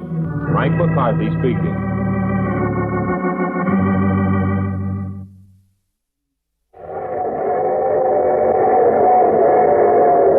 Broadcasting System presents I Love a Mystery. Transparent.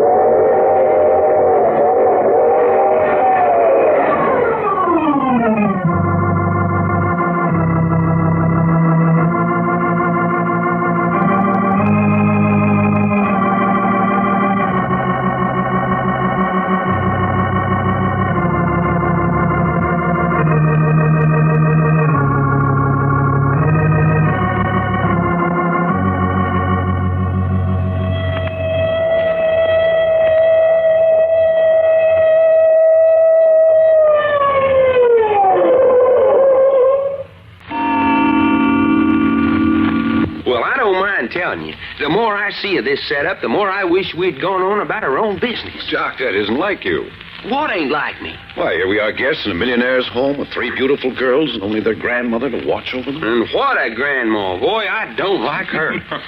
Doc's had it in for Grandma Martin since she sent us back up here to our quarters right after dinner. Yeah, what'd she do that for? She think you're the only one in our outfit good enough to associate with the Martin family? I can tell you why. Well, I wish you would. She said she wanted me to have a serious discussion with her granddaughters, and if there were too many eligible young men in the room, the girls wouldn't think of anything else. Did she really say that, Jack? She did. And when I said man crazy, she jumped all over me. Well, these just plain ain't the kind of girls that I want to associate with. Not from what I've seen of them. She ain't got nothing to worry from me. Well, they have money. Well, so have we. $25,000 reward money. And what I want to know is why we don't ditch this joint and get spending it. That'll have to wait. Yeah, on what? On the solution of the trouble that's breaking about this old grandmother's head. Well, that ain't our hard luck. I'm afraid it is. Now. Why? Because Mrs. Martin's begged us to stay and help her out. I say, that haughty, stiff-necked female aristocrat begged you to stay here? That's right. So you can see how desperate she must be. But what's the matter? What we supposed to do? None of it makes much sense yet. I've got some tangled information. You want to hear it? Naturally. No, throw me that other pillow, Reggie. Righto. Thanks. Well, come on, settle down and let's have it. All right. Now, let me give you a picture of the people in this house. Oh, you've seen them all now? No, I've only seen Grandmother Martin and 2 of the girls, Fay and Cherry. Fay described the others. First, Fay, or Faith, is the eldest. She describes herself as the vulgarian of the family. Oh, I say. The what? Vulgarian. She shocks her Puritan grandmother every time she opens her lips. On the other hand, I have a good idea that she has more gray matter than all the rest of the family put together. Good looking? Yes, apparently all the Martin girls are extraordinarily beautiful. Well, that's Fay, the vulgarian. The next girl is Hope. Hope wasn't in on the conference tonight, although she'd been told to be there by her grandmother. Yeah, where was she? Sneaked out with the chauffeur. Hey. I say, one of the Martin girls? Yes, according to Fay, this will be the 4th chauffeur to lose his job in 3 months on account of Hope. Fay's name for Hope is the family wench. Well, no wonder Grandmother Martin is upset. Fay, the vulgarian, Hope, the family wench. And now we come to Cherry. Quite. And, what is Cherry? Well, Fay calls her Cherry, the terrified mouse. Hey, that ain't so bad. She ain't spoke above a whisper since we come into the house. Are they still after her? Well, there's no doubt that she has an obsession that someone's after her. But it looks like with good reason. But you mean you think somebody in this house really is trying to kill her? Well, I don't know whether they're trying to kill her, but they certainly are keeping her in a continual sweat of terror. In what way, Jack? First, slashing her arm. Second, pushing her down that flight of stairs. Well, Grandma didn't take that very serious. And neither did Fay at first. When she heard it, she said, "Oh, so the terrified mouse fell downstairs again." Again? Yes, looks like it was a common occurrence. But then I put in my 2 cents worth and scared the living daylights out of both Fay and Grandma. Well, what'd you want to scare them for? I didn't mean to. It wasn't until after I'd said it and saw their reaction that I knew it meant anything. Well, come on. What did you say? I said I heard a baby crying just before Cherry fell downstairs. Who does it belong to? Well, what's so terrifying about that? Whose infant is it, Jack? And where's the nursery? There isn't any nursery. And there isn't any baby. Why, dag busted, Jack, there is too. We heard it. There isn't any baby in this house. You're being serious? I mean to say, we did hear it. Well, Cherry's been hearing it for some time now. She says every time the baby cries, something terrifying happens. You mean a baby's haunting this house? I don't mean anything of the kind. Then what do you mean? I don't know. I'm just stating what I've heard. Cherry's been complaining of hearing a baby crying in the house, and that every time she hears it, something vicious happens.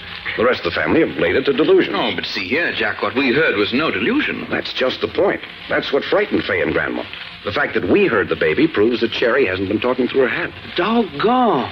Who ever heard of a house being haunted by a baby? Rubbish. Well, there it is, ain't it? A baby's voice and no baby. It's a plot. A plot, huh? Well, didn't Jack just get through saying that the kid cried just before something bad happened? That's what that girl Cherry says. And what she says is true on account. Looky, we heard the baby cry, and then right after that, she was pushed downstairs. Quite, I grant you that. Well, okay. You mean to tell me whoever's doing all this is running around this house with a baby in his arms, pinching it to make it cry just before he gets ready to do some of his dirty work? Well, that's pretty silly, Doc. Well, of course it's silly. That's just what I'm saying.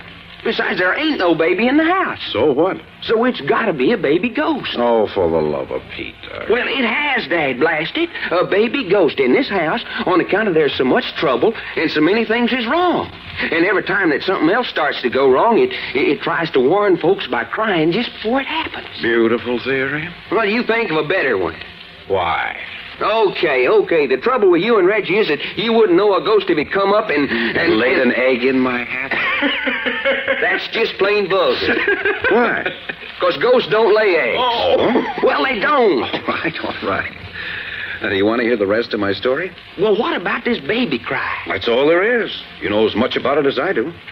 And that also brings us up to date on Cherry. Oh, Cherry, the terrified mouse. Hope, the family wench. And Fay, the Bulgarian. And the last on our list is Job. Oh, that's brother, huh? Yes, in age, he comes between Fay and Hope. According to Fay, he's the one who's breaking Grandmother Martin's heart. And has Fay a name for him, too? Yes, Job the good-natured drunk. Drunk, huh? What does Grandmother Martin say about that? She tried to keep his name out of the conversation. Said he was the only one worthy of the family name. Fay, on the other hand, says he's never sober and has been taken by every crook and confidence man in Hollywood. Just a never-ending easy mark, huh? Looks like it. And Grandma's always paying out and covering up for him. For the good of the name of Martin. Well, when are we going to meet him? I don't know. When he comes home, I suppose. Where is he now? I tried to find out. No one seemed to know. Fay suggested some night spot with a well-stocked bar. I say, nice boy. Ah, company. Sit still. Listen. What's the matter, Jack? Nothing. Just wait. I say, whimsy. I get it. Hello? Why, you little wench. Oh, you've been talking to Fay. Reggie, toss me a blanket. What's that? A blanket. Not a wet blanket, I hope. No, just toss it. There, I'll put this around you. You don't like me this way. No. They cost a lot of money at the best shops. Okay, so they cost a lot of money. Now, come on in. Why didn't you like them? Handmade and imported French lace? Now, keep that blanket around your shoulder. Here, sit down. What did I do? I almost sat on the floor. Drunk again. Don't tell Grandma. Never had a drink in my life. It's queer. No smell of liquor on her breath. She's as sober as we are. I say, Jack, who is this? Who am I? Yes. No, wait. I'll give you a clue. I'm not Faith and I'm not Charity. Now, who am I? You're Hope. That's right. Why'd you knock on our door if you don't know who we are? I saw a light. Thought I ought to investigate. In long black stockings and a wisp of lace? Imported French lace. Where have you been? No. Mustn't tell. Scandalous. Ruin the family name. Out with the chauffeur, weren't you? Don't let Grandma hear. Come on, now you're not drunk. Where's your dress? I said, where's your dress? What dress? Look here, Hope. You want me to shake your shoes off? Where did you leave your dress? You didn't want me to wear a dress with blood on it, did you? Hey. What did you say? Of course not. Nobody wants to wear a dress with blood on it. It's ugly. Doesn't match the color scheme. Hope, listen to me. What kind of a dress were you wearing? Slip-on, slip-off dress. I always wear slip-on, slip-off dress. I mean, what was the material? What color? Green. My favorite color. Green flowers. Now then, where'd you leave it? Slipped out of it in the dark downstairs. Tossed it to Bob. Bob's a good egg. He'll get rid of it. Nobody ever find it. Who's Bob? Best chauffeur Martin family ever had. Is he home? Did he bring you home? Yep. Bang, bang. Man shot dead right across our table. I got blood on my dress, so Bob says, quick, let's get the 10-letter word out of here. I always say 10-letter word for swearing. Doc, Reggie, why don't you go down and find the chauffeur? I don't. Bring him here? If you'll come, anyway, get Hope's dress back. Jack. Yeah? Look at her right leg. Hmm? There's something on her stocking. Looks like blood, all right. There is? Here, keep that blanket on. Unfasten your stocking. Let her slip down. Oh, naughty. Crazy little fool. There's been murder. Do you want the evidence splattered all over you? Yeah, that's better. Well, what are you two standing there for? Well, if Hope could tell us where the chauffeur's quarters are. Chauffeur's quarters? Over garage. Chauffeur's quarters always over garage. Righto, come on, Doc. Yeah, okay. Hey, what's that? Listen. It's a baby. The baby. The baby. Jack, there's just gotta be a baby in this house. Jack, I said, which way did that scream come from? Down the stairs. Well, come on. The baby, and then something happens. Down the stairs, this way. The baby, and then something happens. The baby, and then something that, Doc. Something happens. Oh, there she is. There in the chair. I say, who is she? This is Fay. Fay, what's the matter? Up there by the hall entrance. He's dead. Dead? Who's dead? The chauffeur. And he's got Hope's dress. All over with blood.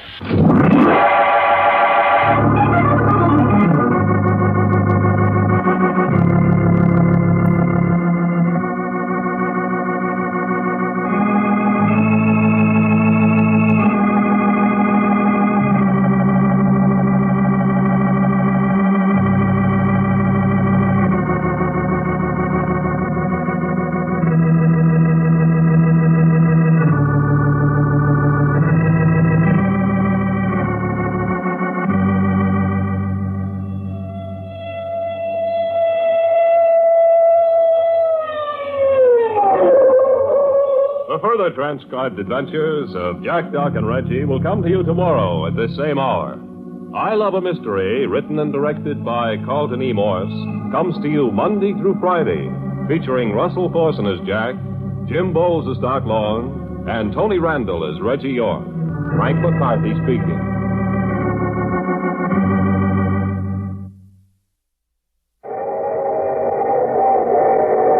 The Mutual Broadcasting System presents I Love a Mystery. Transcribed.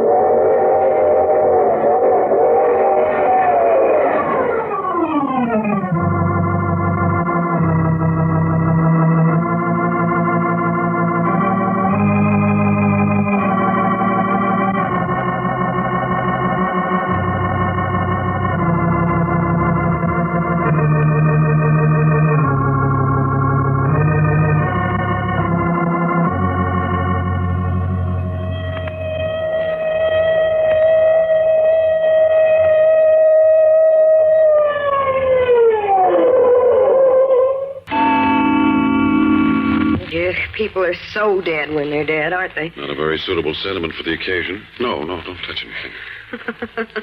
Theo is the Bulgarian Martin they call. What are you doing? I'm trying to discover if there are any clues in the vicinity of this corpse that might implicate any member of the Martin family. You want to implicate one of us? No, but I want to know what we're up against before the police arrive. Why not the Marines and the Navy? Police have to be called, you know that. Why? Can't ask sensible questions, don't ask any. Whoever shot this man must have used a silencer.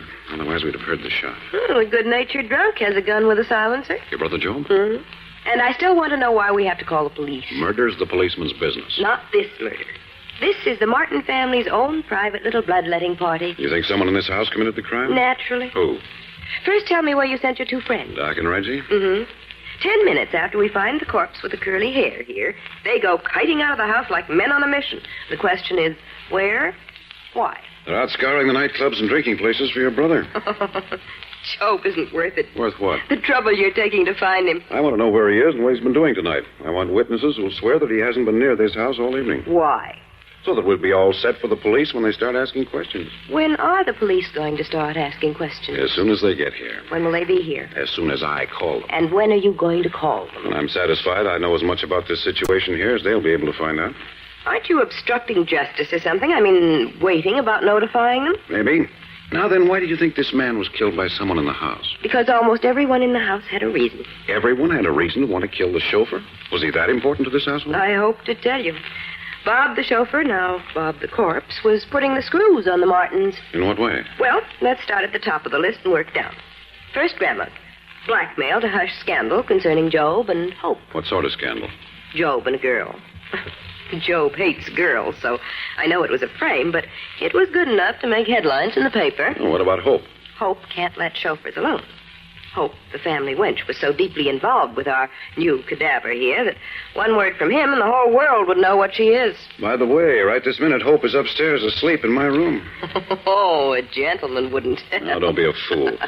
We left her in our room and we heard you scream and rushed downstairs. Went up a few minutes ago. She'd crawled into my bed and was fast asleep. Maybe you'd like to explain to her elder sister what she was doing in your room in the first place. She knocked on the door. I opened it, and there she stood in a wisp of lace and a pair of black silk stockings. You mean the dress this thing was holding in its hands when I found it down here was the dress Hope had been wearing this evening? That's right. Well, that's pretty raw. No, not as bad as it sounds. They were out together. Wherever they were, a man was killed and blood got on Hope's dress. When she got home, she gave the dress to the chauffeur to ditch. Oh? Well, then he must have been killed as he was going out the front door with the dress. Exactly. From the outside. Yes, he was shot from outside the house. Then that eliminates Hope. Why? As flagrant as Hope is, she wouldn't be running about the streets with no dress on. And you said our hero had the dress in his hands when he was killed. That's a pretty thin alibi.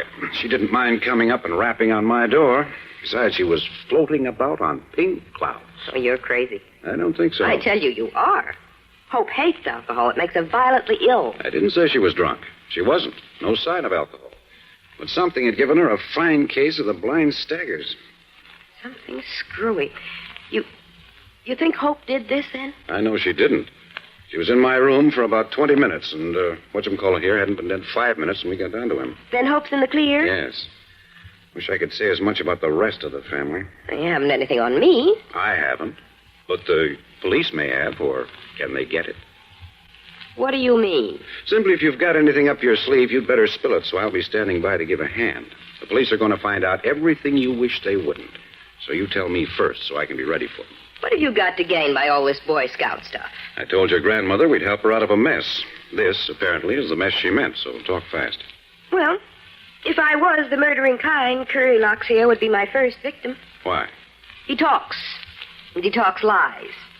It came to my ears that he had passed the word around among the servants of the neighborhood that the Martin women were pushovers. Is that excuse for murder? Servants don't talk about me like that.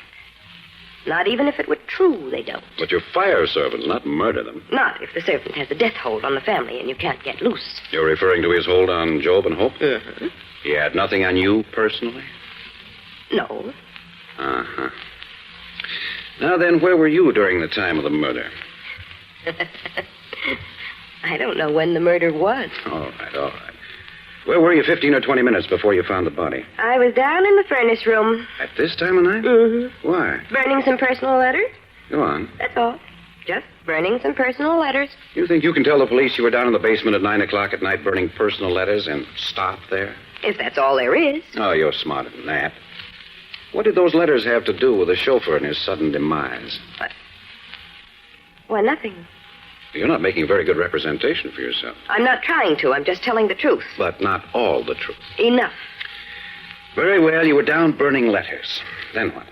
I was just coming back up to the main floor when I heard a baby laughing and cooing. Oh, you heard the baby? Yes, what does it mean? Your sister Cherry says every time the baby is heard in this house, tragedy occurs. She certainly hit it on the nose this time. Yes, didn't she? By the way, doesn't it seem a little strange to you that with your screaming when you found the body and all the running about the house that's been done since then, your grandmother and Cherry haven't been aroused?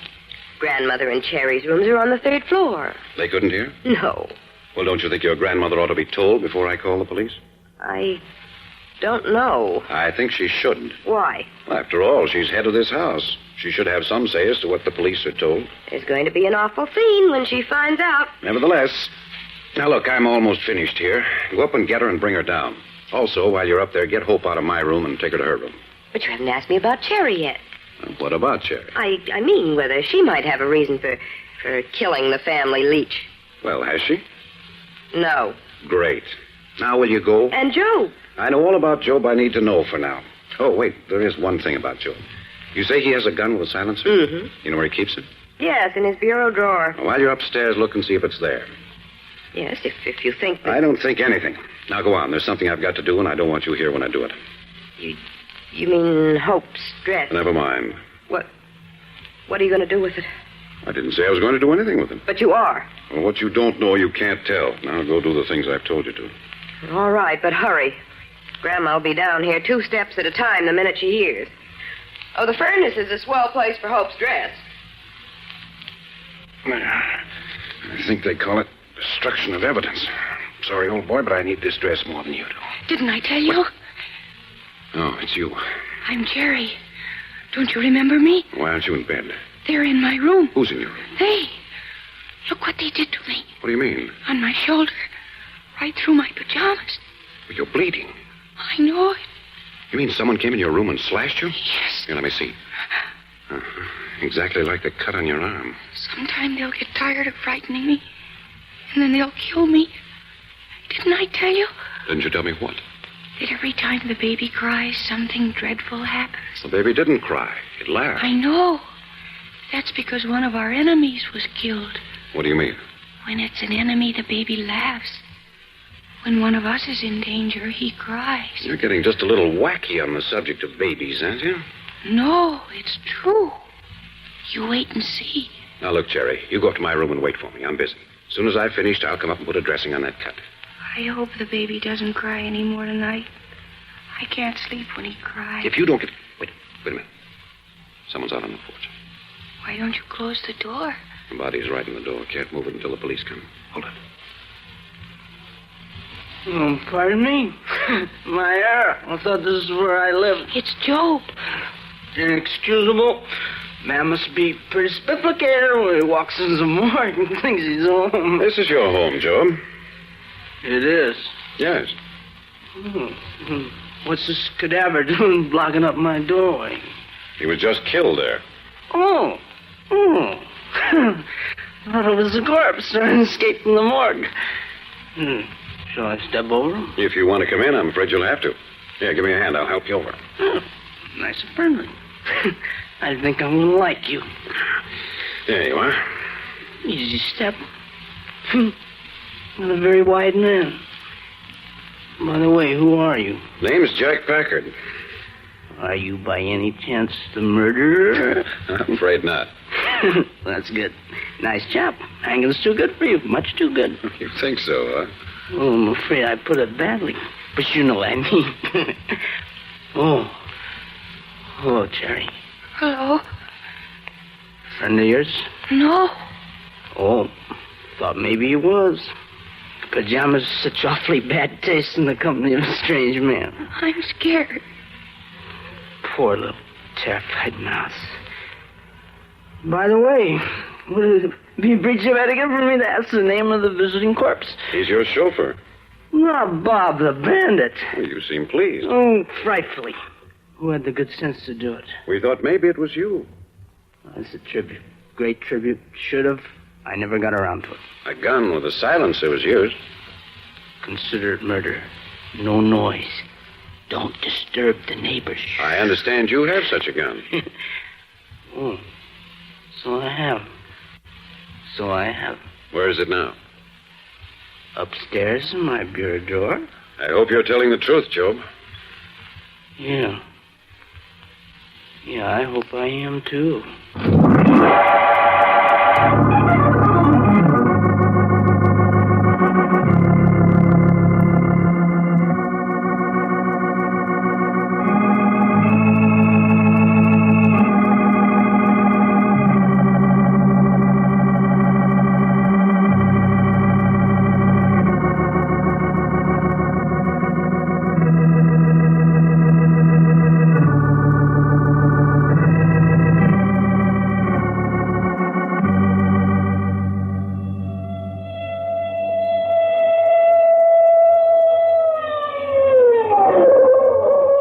Further transcribed adventures of Jack, Doc, and Reggie will come to you tomorrow at this same hour.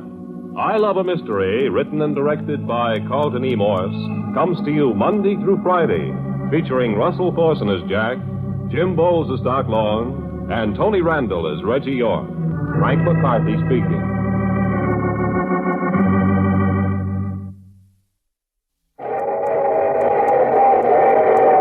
Mutual Broadcasting System presents I Love a Mystery. Transcribed.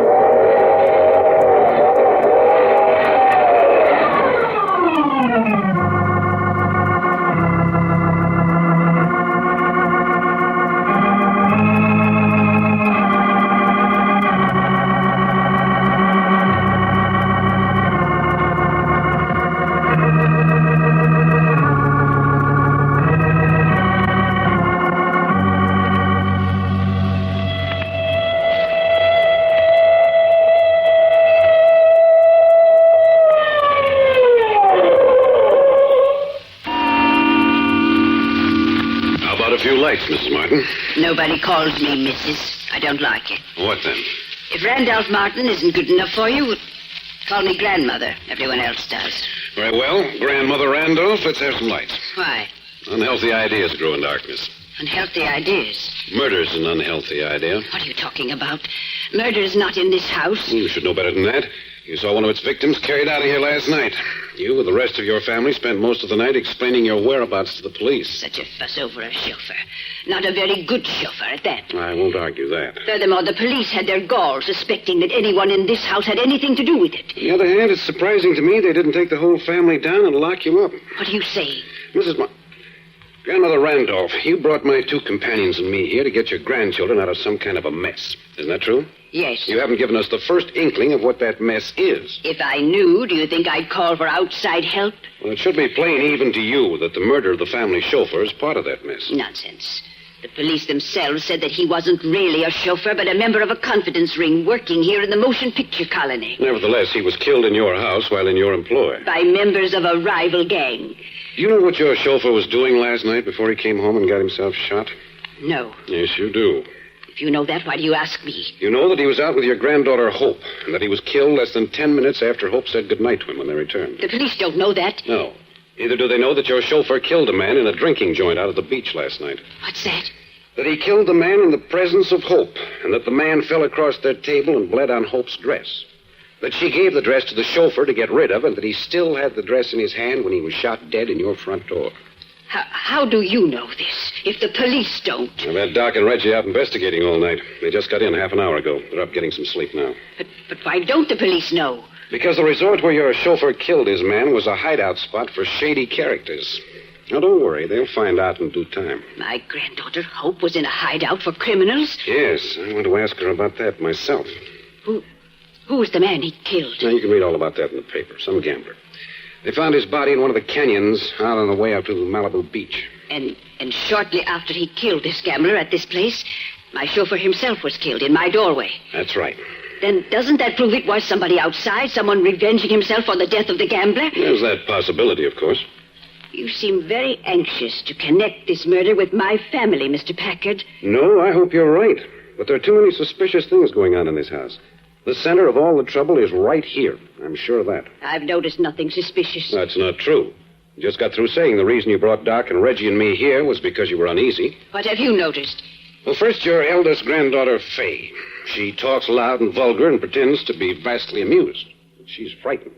Fay, frightened? Last night, she took some private papers down to the basement and burned them. Why? I don't know.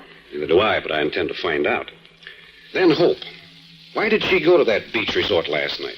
Why did she pretend to be drunk when she came home, when she was perfectly sober? I don't know. And Cherry. She's been slashed twice and pushed downstairs by someone she's never seen. Why does she talk in that frightened whisper? Who does she mean when she says they are after her? And what does she mean that Hope and her brother Job are in the worst danger? You can leave Cherry out of this. It's a lot of romantic nonsense. Twice slashed and thrown downstairs. You call that romantic nonsense?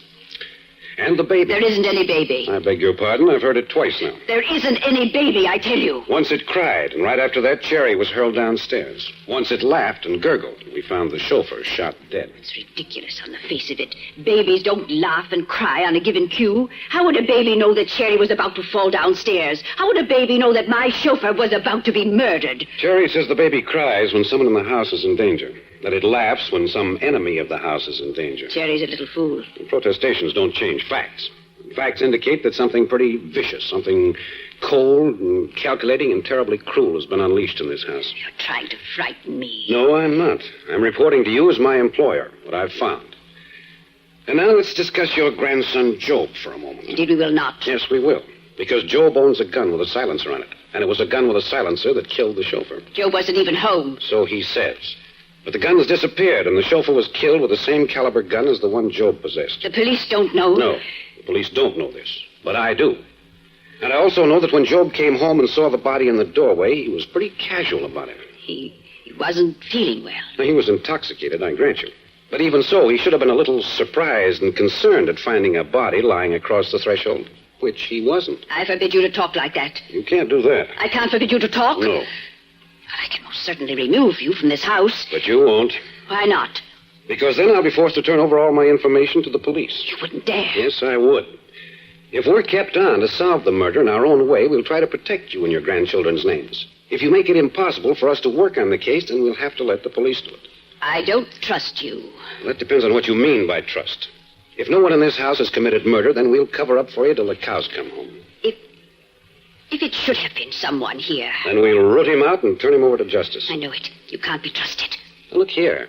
Are you trying to tell me that you think someone in this house committed murder and you brought us here to help you cover up for them? No, of course not. It sounds very much like it. No, all I'm asking you is to be sure. No circumstantial evidence such as the police would use. I'm sure none of my grandchildren has done anything wrong, no matter how much it looks it. Oh, that's it. You want them protected from court action and publicity until we've cleared them or proved them guilty. Yes, if they are innocent, and I know they are, to face a charge of murder would ruin us. You have my word. No one will touch them until we know for sure. Thank you. Now then, I've got to talk to Hope and Job. Are they in their rooms? Yes, it was 5 o'clock this morning before the police left. They're all sleeping. Well, they should be awake by this time. I'm going up. Listen. It's a baby crying. Now maybe you'll believe. But there isn't any baby. Wait a minute. That's the warning. Someone's in danger. Quick, upstairs to the bedroom.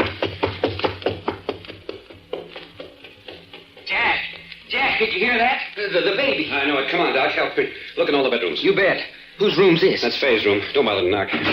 Hey, what's the idea? Can't a girl go to bed in this house? Nope, she's all right. The idea of raiding a girl's bedroom. The baby. Someone's in danger. The baby. Don't leave me. Don't leave me. Hey, wait for me. This is Joe's room. Doc, run up to the third floor and look in Cherry's room. You bet you on the run.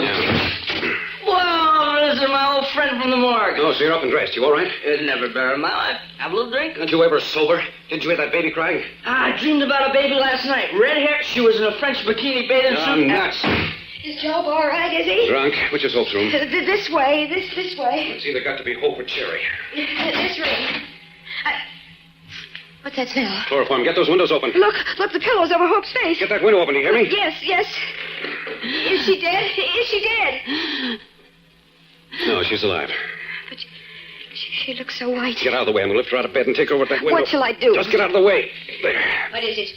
What's the matter with Hope? Somebody tried to kill her with chloroform. Faith, haven't you an ounce of modesty? Go get something over that nightgown. But, Grandma, they tried to kill Hope. Get something on over that nightgown. Oh, horse feathers. Here, put this blanket around before I smack you. Apparently my modesty is more important than Hope's life. Now then, Mr. Packard. Forget it. She's going to be all right. What's this nonsense about chloroform? Use your nose. Another 15 minutes, you'd have been minus one granddaughter. Here, put this blanket around Hope. What's the matter with you? Your granddaughter near death, and all you can think about is my seeing her in pajamas. I'll keep my granddaughters modest if this house falls down around my ears. Greetings and salutations, Grandma, old girl. Joe, go back to your room. What? Miss the fun? Joe, you're in no condition to be here. Go back to your room. What's this? Love in our midst. The man from the morgue holding the family wench in his arms, huh? Joe, you're impossible. Hope is almost chloroformed. She's unconscious. Oh, no, not Hope. She's only playing dead. She likes it. Get that drunken fool out of here. Please, Job, come with me. Poor, pathetic old Grandma. Have a lot of trouble with your family of rats, don't you? Job, be a good boy. All right. Bye-bye, man from the morgue. Great old house we live in, isn't it, Grandma? The Martin family at home. Doesn't your brother like Hope? He adores her. She's his favorite sister. Funny way of showing it. Nothing gets under his skin when he's in that condition. It seems to be all the time. Look, how is she? Better than I hoped for. It'll take her a couple, 3 hours to sleep off the effects of the chloroform. Now we can put her back in bed now. One of her feet is there, so look the other way. Your grandmother's a little touched on the subject of modesty, isn't she? I think she must bathe in long underwear. There. I'll just cover her like that. Jack, look what I got. Poor little feller. Cherry, what's the matter with her? She's unconscious. This is just like I found her. Now lay her down. Let me see her. Looky at her. Clothes doggone near tore off her. Oh, looky at that bruise on her leg. Here, she's bleeding on the back. Turn her over. Yeah, I know it. There. Oh, what happened? What happened? Hey, Jack, look. She's been slashed again. Yes, 3 times, right above the hip. Not deep. Like it'd been done with a safety razor blade. You Martin girls are certainly unpopular with somebody. Ain't it the truth? Murder sure is on the loose in this man's house.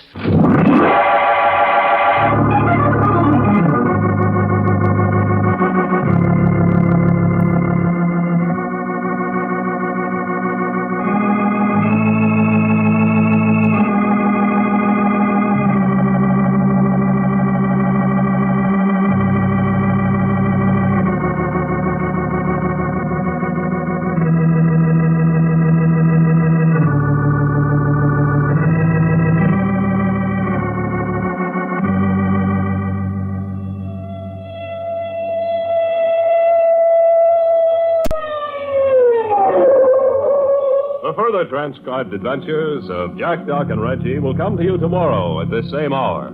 I Love a Mystery, written and directed by Carlton E. Morse, comes to you Monday through Friday, featuring Russell Thorson as Jack, Jim Bowles as Doc Long, and Tony Randall as Reggie York. Frank McCarthy speaking.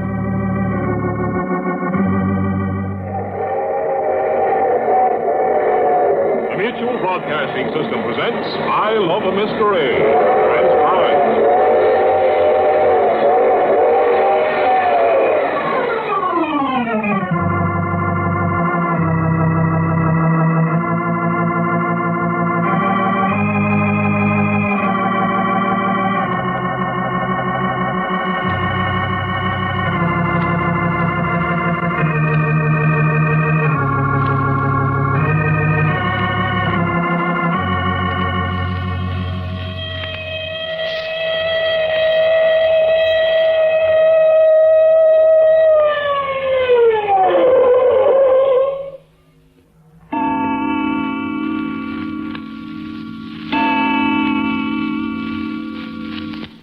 Reggie, I swear to my grandma, I ain't never seen a screwier setup than this one. Kind. Deucedly interesting, though, isn't it? You mean all these female women are running around in flimsy wisps of lace wanting to be rescued? No, I don't mean female women running around in wisps of lace. The thing that bothers me is there ain't no sense to nothing. Well, I imagine things will make plenty of sense once we get on the right track. For instance, what's Jack got us up here patrolling this hall for? But naturally, Doc, after the attempt to kill Hope and Cherry. Yeah, I know, but why is he making everybody stay in his own bedroom? Job over in that room pie-eyed, Hope across the hall still sleeping off of chloroform, Fay and Cherry in the next room. How come he let Cherry go in with Fay anyway? Because her room's up on the 3rd floor, for one thing. Well, so's Grandma Martin's. Yet Jack's wants, he went and let her go up there alone. Trying. Well, I don't know about that. Yeah, we're guarding everybody but Grandma. I wonder why that is. Well, I suppose Jack thinks she's not in any danger. Just the 3 girls and Job, huh? Another reason for putting Cherry with Fay. Yeah? She's just recovering from this new attack on her. Ballet brutal, if you ask me, and I don't think she's going to be able to take much more of it. You talking about Cherry? Yes, that beastly, strained expression on her face. Desperation. She shouldn't be left alone for a moment until this business is settled, in my opinion. Yeah, well, what do you suppose Jackson doing? I think he's going over the house, room by room. But we already done that, Reggie. Not with any great care. Just made sure there was no one in the house besides those who belong here. Well, what's he expect to find? Well, if someone was in the house long enough to give Hope chloroform and tear Cherry's clothes and slash her, he must have left some clue of his presence. And anybody leave anything around, Jack's the hombre to find it. Quiet. You know, that's the funny thing about Cherry. Of course, it was dark in her room, but even if it was, it's kind of queer that she didn't get some idea of the slasher while she was fighting him off.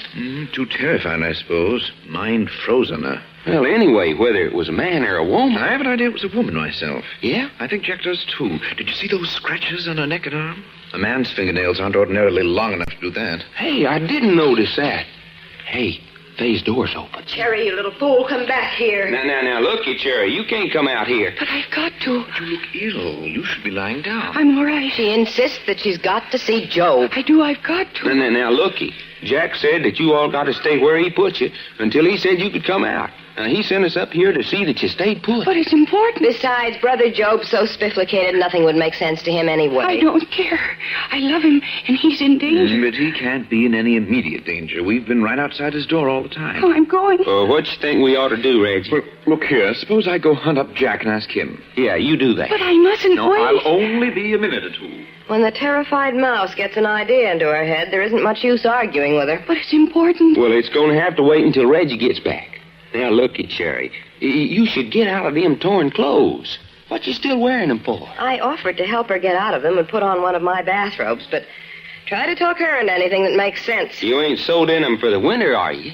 I'm afraid to go up to my room to get anything else. I told you could have something of mine. No. Well, what you scared of your room for? It ain't nobody up there now. Maybe there is. Hey, no, there ain't. We give your room a going over. They like my room.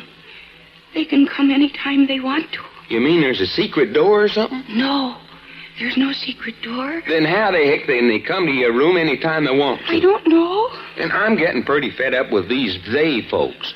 Who are they anyhow? I don't know. You know, Faye, she just plain don't make sense. Don't look at me. I'm a stranger here myself. Yeah. Hey, looky, Cherry.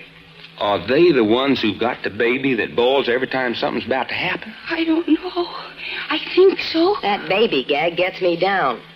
A house full of widows, spinsters, and neurotics. What's a baby doing here? Or maybe the stork brought it. Oh, don't be silly. There hasn't been a stork seen in this neighborhood since the year of the big freeze. You know, that's darn funny about this house. Here you are, 3 of the prettiest girls I ever laid eyes on. And ain't even one of you got a boyfriend. Hope had one, but he's in the corpse department just at present. You mean that chauffeur? Who else? But, well, that ain't no honest-to-goodness boyfriend like you girls should ought to have. Well, you got everything, Faye. What's the matter with you? I'm immune. That ain't normal. So what? So it ain't normal. Maybe I was born in a refrigerator and never thawed out. What about you, Cherry? I've got to talk to Job. Well, you'll just have to wait till Reggie gets back. Ain't you interested in men? Yes. You are? Well, why ain't you got a feller then? They won't let me. Hey, now, look, that ain't no answer. I don't care who they are. Nobody can keep a girl from having a boyfriend if she wants one. I tell you, they won't let me. Well, why not? They don't want any of us to know a man. They're afraid we'll marry and have children. Terry, what are you talking about? True. They want the Martin family to end right here. Darned if I don't think you're talking through your hat. Oh, here comes Reggie. Can I go to Job now? Now, hold your horses. What about it, Reggie? It's all right for her to go in, but first Jack wants her clothes. Hey! Please, Mr. York. Oh, but I say... I mean, he positively wants them. Wants me to bring them down to him immediately. Well, it's hardly ever done. I mean, just asking a girl for her clothes. Well, if Jack wants them, he's going to get them. Now, go on back in Faye's room, Cherry, and take them off. If I do, then can I see Job? Yep, so hurry up. Guess you'll have to put on something of mine. No, I won't. Then how about me going up and getting something for her out of her room? No, you can't do that. But Reggie can. Oh, look here now. Go on, Reggie. Pajamas and a bathrobe. Anything you can find. Now I'm a ballet lady's maid, and I resent it. Okay, get inside and shove things through a crack in the door, fast as they come off. All right, here, I'll help you, Cherry. What's the idea, anyway? Probably wants to examine them for clues. Here you are. Okay, a dress. What's he expect to find? Slip. I don't know. Slip. Here are shoes. Shoes. Stockings. Yeah, stockings. All right, here you are. A top doodad. A bottom doodad. That all? Isn't that enough? What do you want, her skin? Oh, did you get something, Reggie? There's a whole armful of stuff. She should find something in this. Yeah, she ought to, all right. Here you are, Faye. What? All this? Well, she don't have to put it all on. That's good of you. All right, get into some of this junk, Mouse, then you can go and see the good-natured drunk. I'd better take these clothes down to Jack. Stick around until she goes across to Job's room. Where is Jack? Down in the library. He's got quite a collection of stuff down there. Such as what? I didn't get much chance to examine it. Things he's picked up around the house. Well, anyway, you don't look quite so bedraggled now. All right, boys, let's go. Hurry. I've waited too long now. Okay. Come on. You better come along, too, Faye. So you can keep an eye on me? Yeah, something like that. Okay, now, Cherry. We'll give you 5 minutes with him. That's all I want. All right, Job, here's a visitor. Hey. Doc, what is it? Well, where the heck is he? He's gone. I knew he was. I knew it. Well, why the heck didn't you say so then? How'd he get out? Here's how he got out, opened the window, and slid down the drain pipe. Well, that's great. Jack's going to be mighty proud of us. But look here. Why would he want to do a thing like that for? Silly question number 1. What you mean? You didn't think Brother Job would stay put without plenty of liquid refreshment, did you? You mean he sneaked out for a few snorts? But he shouldn't have. He must come back right away. He must. Why must he? They'll get him. They'll get him this time. I know they will. Is that what you wanted to tell him? Yes. I wanted to tell him to stay here where you could watch him. They're just waiting. Reggie, get downstairs and tell Jack what's happened. Right. Don't leave the girls alone for a minute, Doc. Come on, you two. Get back into Faye's room. Come on, Mouse. Why did he go? Because he likes the taste of the stuff. He's breaking Grandma's heart. Well, Grandma broke his spirit. Turnabout's fair play. No, you mustn't say that, Faye. Hey, wait a minute. I want to look in and see if Hope's all right. You two wait right here by the door so as I can see you all the time. Don't neither of you move. Yeah, she's all right. Poor little feller. Keep right on a sleeping, honey. She's all right? Yeah, sleeping like a baby.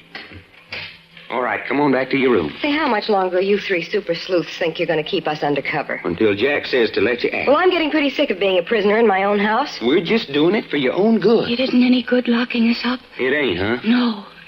When they want to strike, they'll strike whether you're here or not. And what you think we'll be doing all that time? Won't make any difference what you're doing. If you understood, you'd know that. Well, then, why don't you come out and make us understand? You can't. Nobody understands but me. She's psychic. I don't know.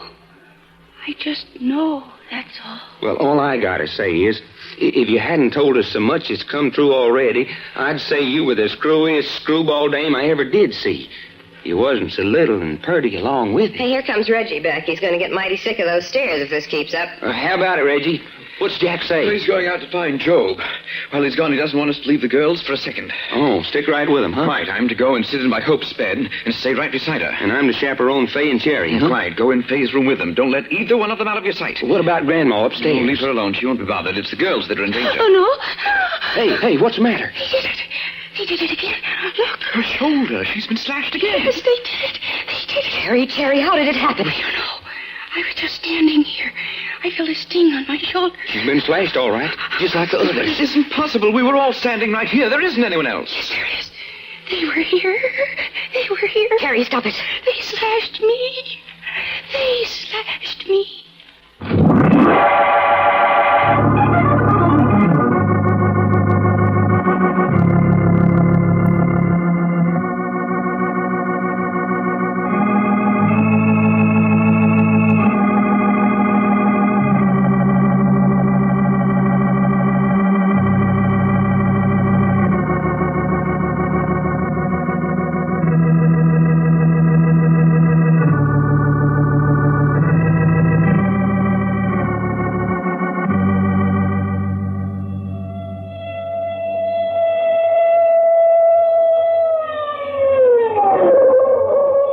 Further transcribed adventures of Jack, Doc, and Reggie will come to you tomorrow at this same hour. I Love a Mystery, written and directed by Carlton E. Morse, comes to you Monday through Friday, featuring Russell Thorson as Jack, Jim Bowles as Doc Long, and Tony Randall as Reggie York. Frank McCarthy speaking.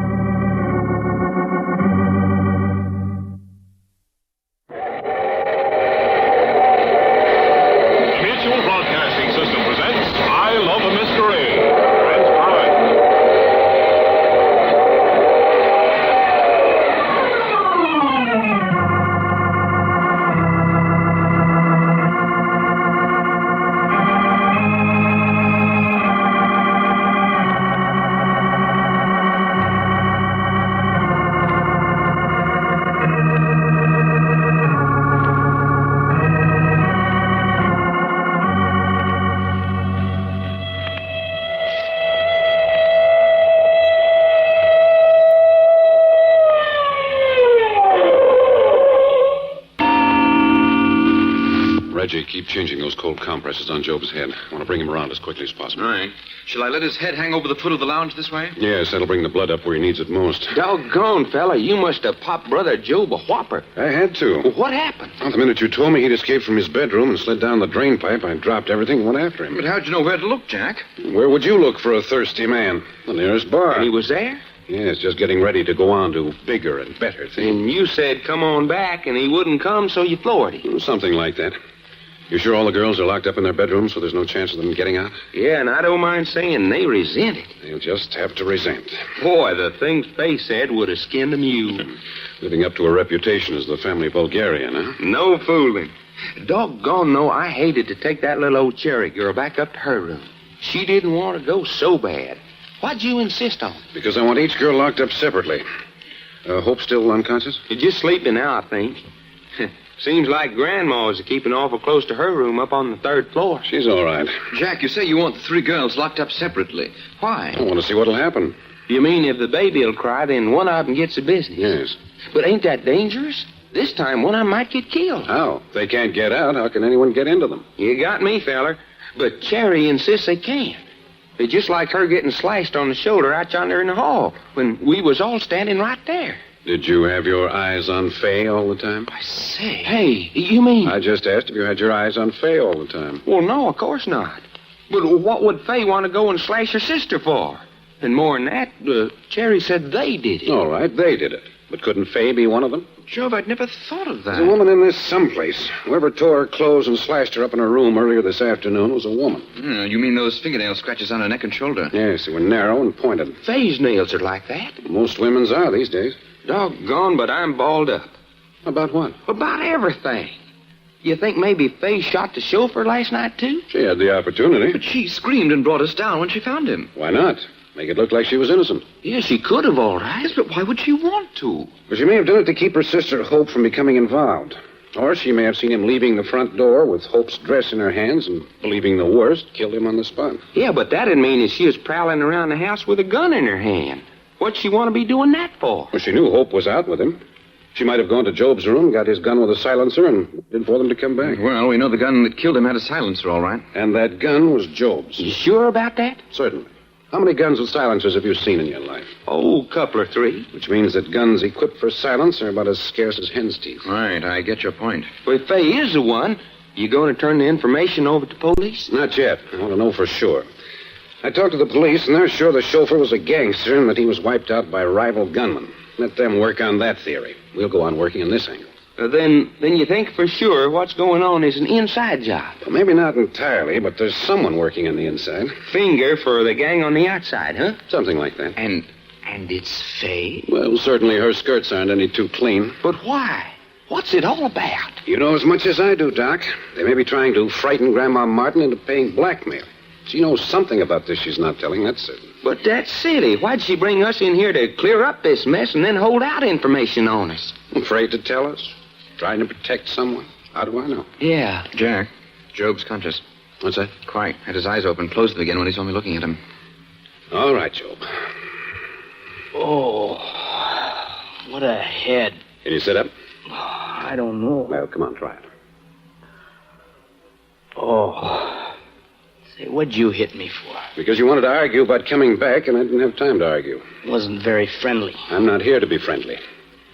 You sober? Yeah, I feel terrible. I'm not surprised. I always feel terrible when I'm sober. Like a fish out of water, huh? Look, be a good guy. There's a bottle of brandy in the buffet. Go get it, Reggie. Righto. Job. Well? There isn't a doubt in the world your gun killed the chauffeur. Now, where is it? It's gone. I know it's gone. Where to? I don't know. I looked in my bureau drawer for it. It wasn't there. Why do you keep a gun with a silencer? It was a birthday present from Faye. Hey, a birthday present from Faye? Yes. But why would she give you a present like that? I always thought it would be fun to have one, so she got it. Here you are, Jack. No, I'll just take the bottle. On the other hand, you get one drink. That's all. One drink. Maybe after you've talked a while, you can have another. Here. That better? Yeah, a little. Job, did you approve of Hope running around with a family chauffeur? Hope is old enough to vote. Isn't it a fact that your grandmother fired the last 4 chauffeurs because they were too friendly with Hope? Sure. As the man of the family, what did you think of this? Grandma wears the pants in this family. You had no desire for revenge on them for dragging your sister down to their level? Look, we got a motto in this house. You mind your business and I'll mind mine. So you were willing to look the other way, no matter what happened to your sisters? Oh, let me alone, will you? Another thing. Cherry says you and Hope are in grave danger. Oh, she's always talking. But why did she link you and Hope together? Did it have anything to do with her escapade with the chauffeur? I don't know, I tell you. I don't know what Cherry's talking about 9/10 of the time. You don't think you're in danger? Sure, I'm in danger. Everybody's in danger. You might get hit by a car or anything might happen. No, I mean specific danger. Oh, nuts. You say that, yet you know that someone tried to chloroform Hope this afternoon. Maybe she tried to commit suicide. How do I know? Well, it's possible. Except that there have been attacks on Cherry, too. Yeah. Somebody scratched her with a pin. Cut, not a scratch. And it was done with something very sharp. You use a safety razor? Yeah, but if you think I'm going around cutting up Cherry with a safety razor blade, you're crazy. I didn't say that. More than that, Cherry was thrown downstairs. And at the same time Hope was chloroformed, she was unconscious and slashed up in her room. Well, nobody's dead, is he? Except the chauffeur, and he doesn't count. Why not? I asked why the chauffeur doesn't count. He's not in the family. He was attached to the family. Okay, he was attached to the family, so what? You know, Job, I'm getting the impression that you're getting a great deal of satisfaction out of that murder. How about another nip? No. You don't like Faye, do you? As a brother likes any sister. That's not answering my question. You don't like her, do you? If she was dead, I'd send flowers to the funeral. Oh, look here now. That's an ugly thing to say. Well, you asked me, didn't you? This is the first time we've seen you sober since we arrived. I've got a hunch I'd like to see you and Cherry together when you're in this condition. What's that for? Well, you object? Look, don't I feel bad enough now without you bringing that terrified mouse down to whisper about the horrible death that's in store for me? Uh-huh. Yes, I think I'd like to see you and Cherry together. Doc. You want me to go get it? No, I want you and Reggie to stay here with Job and keep that bottle away from him till I get back. You hear that, Job, old kid? I won't be gone but a minute. Say, old chap, you know, you'd be a handsome man if you didn't have such an unhealthy pallor. Oh, no. How long have you been hitting it up like this? Year, 2 years, I forget. You like the stuff? In such large quantities, I mean? Oh, now lay off, will you? Fine. Sorry. You don't understand folks like him, Reggie. No? Mm-mm. Folks like him is tickled to death with themselves. That's why they pour it in, because they like themselves so much they can't stand it. Pretty smart, aren't you? They call him the good-natured drunk. But where does his nice disposition go to when he's sober? Look, you two, just leave me alone, will you? Oh, sure. We don't really like to torture dumb animals. Thanks for nothing. What's Packard want to bring Cherry down here for? He has his own reasons. Maybe he wants your little sister to see you when you ain't plastered. Because Cherry told us she loved you a lot. Yeah, I'll bet she did. Yes, she did. We both heard her. First time I knew Cherry had a sense of humor. She didn't say it like she thought it was funny. All right, stop it, will you? He's going to bring her down here. Why doesn't he do it? Go away. Go away. It's just me, Cherry. Oh.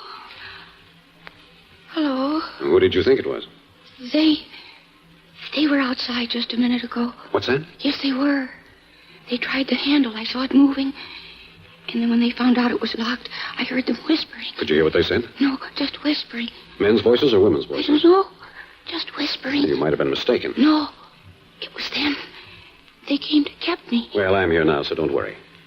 I want you to come downstairs to the library with me. Come in my room first. Yes, if you wish. Why did you close the door? Look at me. I am. I'm pretty, aren't I? Very pretty, Cherry. Your face would be beautiful if it wasn't so sad. I'm young. I'm nice. I am, aren't I? I'm sure you are. Then why don't you take me in your arms? Cherry, what is this? Why don't you? Why doesn't anybody? I'm a woman. Yes, I am. If you don't think I am, just give me the chance. Cherry, stop that. Oh. Here. You're just all upset. No. Nobody wants me except them. Nobody. They want me. They want me so bad they'll tear down this house to get me. And they will do. If somebody doesn't take me first.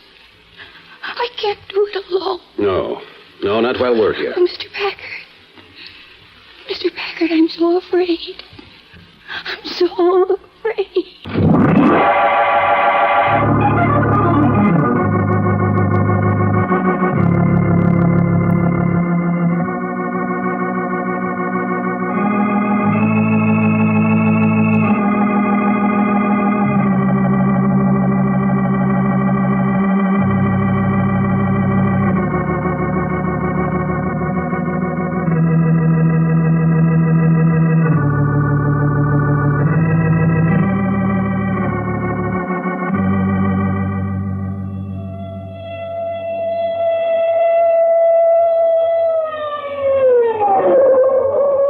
Further transcribed adventures of Jack, Doc, and Reggie will come to you tomorrow at this same hour. I Love a Mystery, written and directed by Carlton E. Morse, comes to you Monday through Friday, featuring Russell Thorson as Jack, Jim Bowles as Doc Long, and Tony Randall as Reggie York. Frank McCarthy speaking.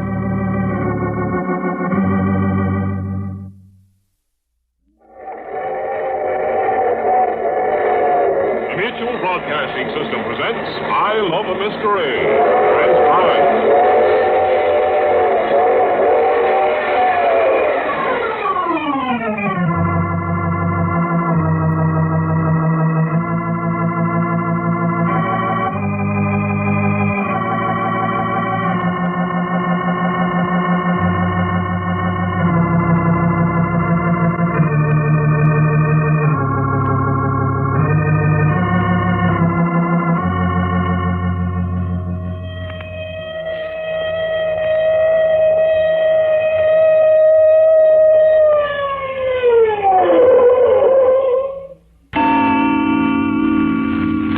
Sit down here, Cherry.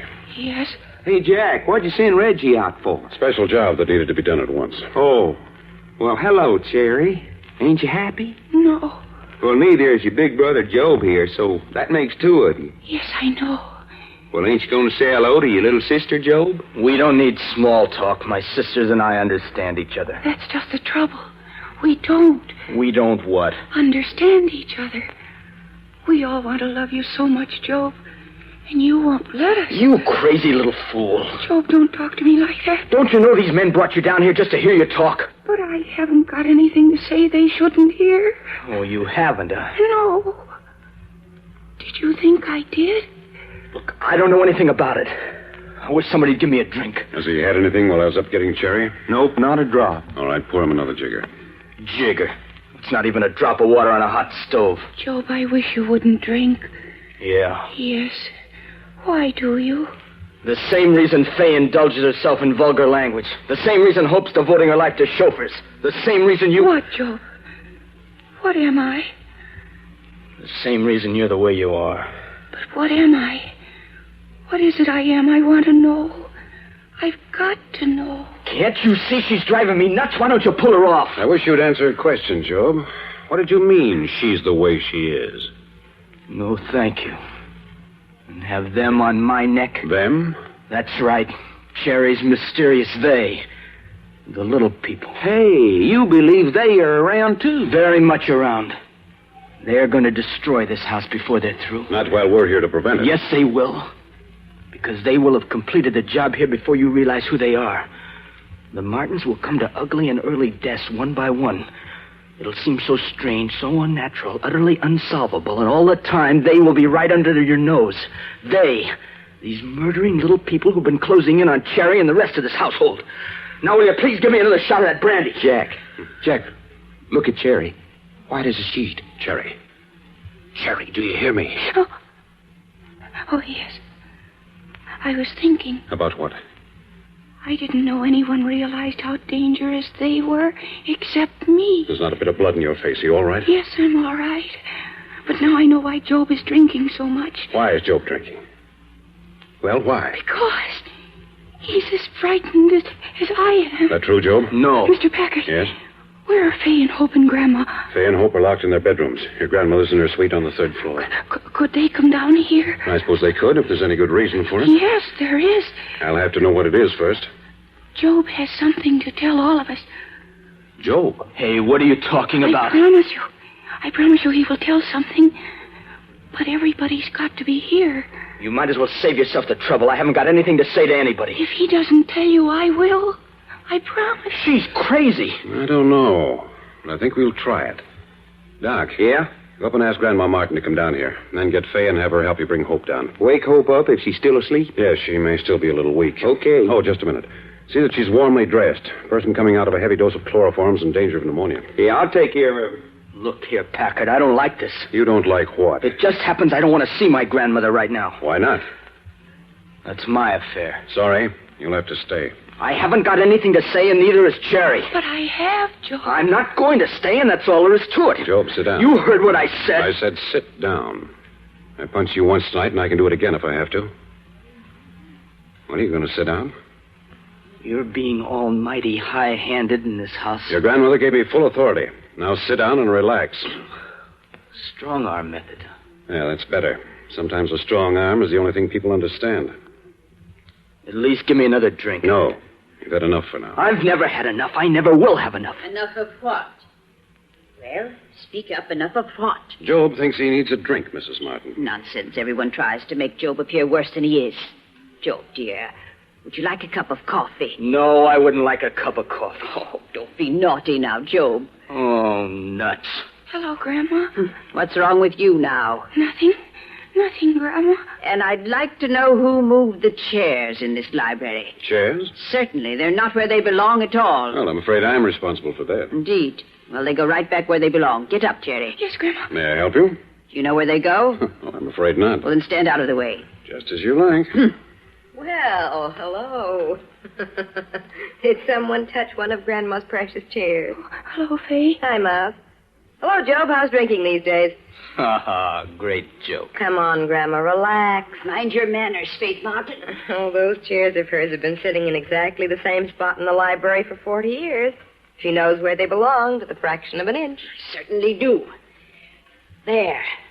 Now, the room looks like something. Where's Doc and Hope? They're coming. Hope's feeling pretty good, so I came on down. What's happening now? Cherry and Job have an interesting surprise for us. Oh, Job's not going to confess he's responsible for the baby, is he? Don't be vulgar, Fay. Take your own chair, Cherry. Yes, Grandma. Job, come here to your chair beside me. Look, Grandma, will you lay off me tonight? Job. All right, Grandma, anything you want. Say, what is this? What do you mean, Job's own chair? Some more of Grandma's discipline. When we were kids, we each had our own chair, and every evening we had to sit in that particular chair and listen to Grandma read to us. Kept you from running the streets. You mean all these years you've always sat in the same chair in its same position? It was the law. You must have ruled with an iron hand, Mrs. Martin. I did, and I'm proud of it. Yes, but you're not quite so proud of what you made out of this, are you? I'll thank you not to blame inherent wickedness onto me. Any bad in you children came from your mother's side of the family. You leave our mother out of this, Grandma. You can take it our mother wasn't a Martin. And that she probably died to get out from under the thumb of Grandma. Job, you've never said an unkinder word in your life. That pays you back for your jab at our mother. You're an ungrateful boy, Job. Okay, I'm ungrateful. Yeah, everybody's in the library. Oh, here they come.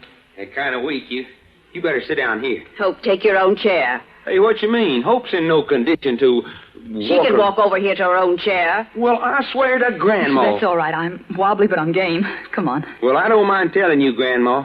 The more I see you, the more I don't like you. Keep a civil tongue in your head. There you are. Okay? Yes, I'm perfectly all right.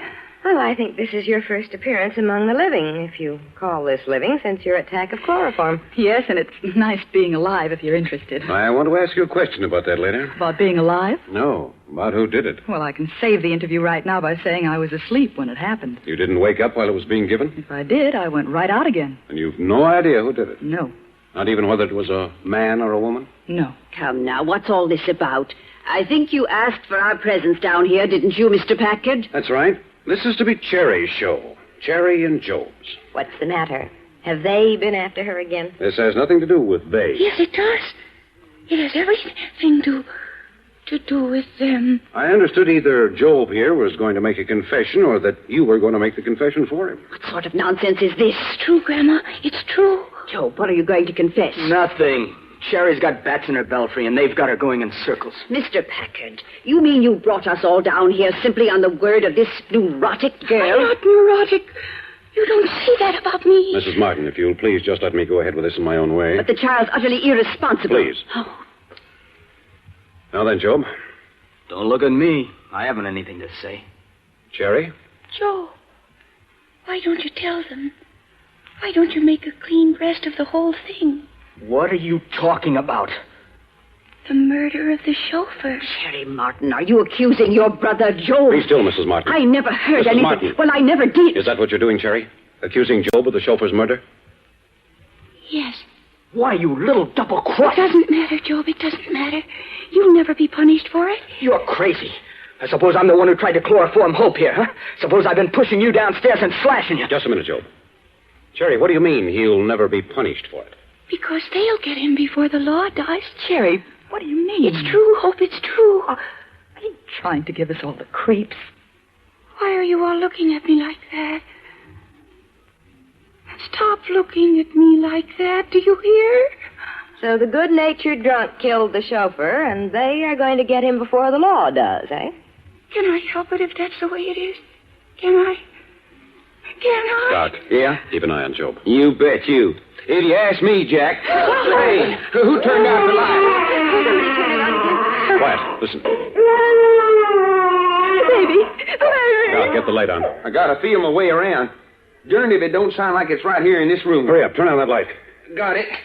All right. Everyone stay right where he is. You all right? All of you? I don't want to be vulgar, but I feel like something laid a hard-boiled egg in the pit of my stomach. The baby cried. It's a warning. It's a warning to Joe. Nonsense. I won't have it. What I want to know is how those lights were turned off. No one was within 6 feet of that switch. But the baby, the warning. Doc, you stand there right beside that switch from now on. Okay, feller. I'd like to... Job! Job! He's been shot through the head. The gun with the silencer. Yes. Oh, Joe, darling. Oh, Joe. Joe. Didn't I tell you? Didn't I tell you? They want all of us dead.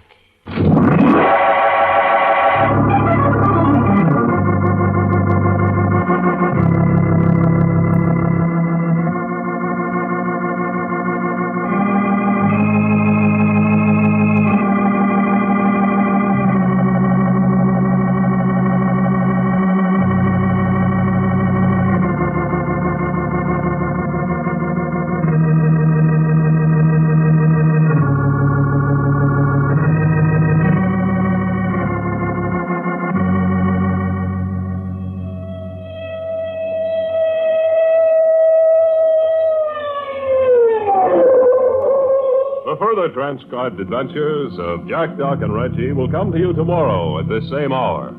I Love a Mystery, written and directed by Carlton E. Morse, comes to you Monday through Friday, featuring Russell Thorson as Jack, Jim Bowles as Doc Long, and Tony Randall as Reggie York. Frank McCarthy speaking.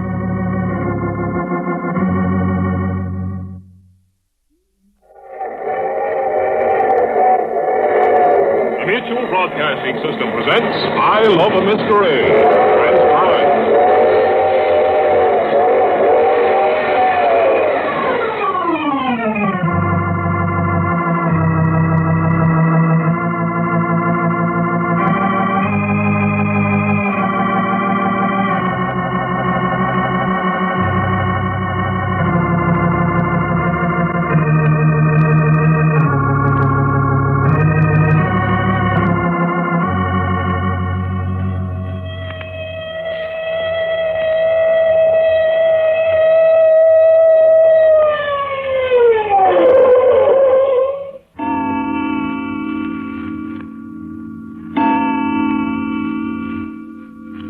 But the police had just got to be right, Jack. The shot that killed Job come from out on the porch. I know that. And Fay, Hope, and Cherry, and Grandma Martin was sitting right in this room with us. That's right. So they couldn't have done it if they'd wanted to. Looks that way, doesn't it? It not only looks that way, it is that way. What you keep nosing around this library for? What you expect to find? The answer. Answer? Answer to what? Someone in this room killed Job. You're crazy. That's so? I'll be a bow-legged hipponoceros if you ain't. Why, ain't we just admitted Job was shot from out on the porch? Doc, you're sure Reggie's up patrolling the second floor hallway? Of course he is. That's what you just told him to do, ain't it? Yes. Well, then that's where he is. Looky, it's 3 a.m. How about us calling the whole thing off and going to bed? Can't. Well, if the police are satisfied he is shot from outside, why shouldn't we be? Because I know more than the police do. Okay, you know more than... Huh? You know more about what? What's going on in this house? For instance? We know that a baby cries in this house and that there's no baby. Yeah? We know that Cherry predicted Job's death not 10 minutes before he was killed. You mean her saying they would get him before the law did? Yes. How did she know? Well, how about her being in cahoots with the killer on the outside? Maybe. We also know that just before Job was killed, the lights went out in the library. And the baby cried. Yes, but what made the lights go out? Well, somebody snapped the switch. But who? No one in the room was nearer than 6 feet to the switch. It's right beside the door. Somebody must have sneaked the door open, reached in, and snapped them off. Who? Well, the guy that shot Job from the porch. Maybe. I don't think so. Well, why don't you? Here, bring your flashlight over here and run it along the floor. Well, what for? Would you mind, Doc? Oh, no, of course not. Thanks. Okay. You know, fella, don't mind me saying so, but I think you're trying to make something out of nothing. You can go to bed if you want to. Oh, you know doggone well I won't go to bed till you do. Suit yourself. Why do you think somebody in this house done the murder? At least you can tell me that much. It was too well set up. It was all planned. What was? The murder. Cherry insisted on bringing the whole family down here. Cherry accused Job of killing the chauffeur and predicting his death. Cherry was frightened from the moment we brought her into this room with Job. Cherry's always scared. But just the same, she was breathless, expectant, waiting for something to happen. Then you really think she done it? On the other hand, Grandmother Martin acted very peculiar. She insisted on arranging the chairs in a certain position in the room. She insisted on each one of the family taking a certain chair. She selected the chair right in front of the window for Job. But didn't Fay explain that she'd been doing that since they were little kids? Yet when I interviewed the family on the first night we got here, she didn't insist. Everyone sat where he wanted to. That's funny. Yes, I think so, too. The only thing about Grandma doing it, though, everybody said Job was her favorite. You don't just up and murder your favorite grandchild. You don't even help somebody else do it. Still, she did make him sit in the chair in front of the window. Yeah, she done that all right. But looky, Jack, just before the murder, you were so sure that Fay was the one. I'm still not overlooking her. She's the most intelligent, the most capable of planning a foolproof murder. And she was the one nearest. Hey, wait a minute. I just thought of something. Did you hear any gun go off? What's that? When Job was shot, did you hear any gun go off? No. Well, neither did I. Just the smashing of the window. Which means the gun with the silencer was used. Yeah. I guess that'd have to be it, wouldn't it? Well, what's that for? Huh? Well, what you doing that for? Marking on the floor where each chair is placed. Just in case they're moved. There. Yeah, now then, we're ready to go upstairs. To bed? No, not to bed. Oh, all right. I was just asking. Will you tell me one thing, though? What?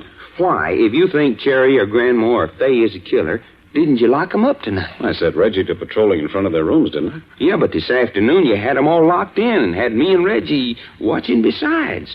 Now you have their doors unlocked and you only have Reggie on the job. I've been waiting for something to happen. Huh? You been doing what? Waiting for something to happen.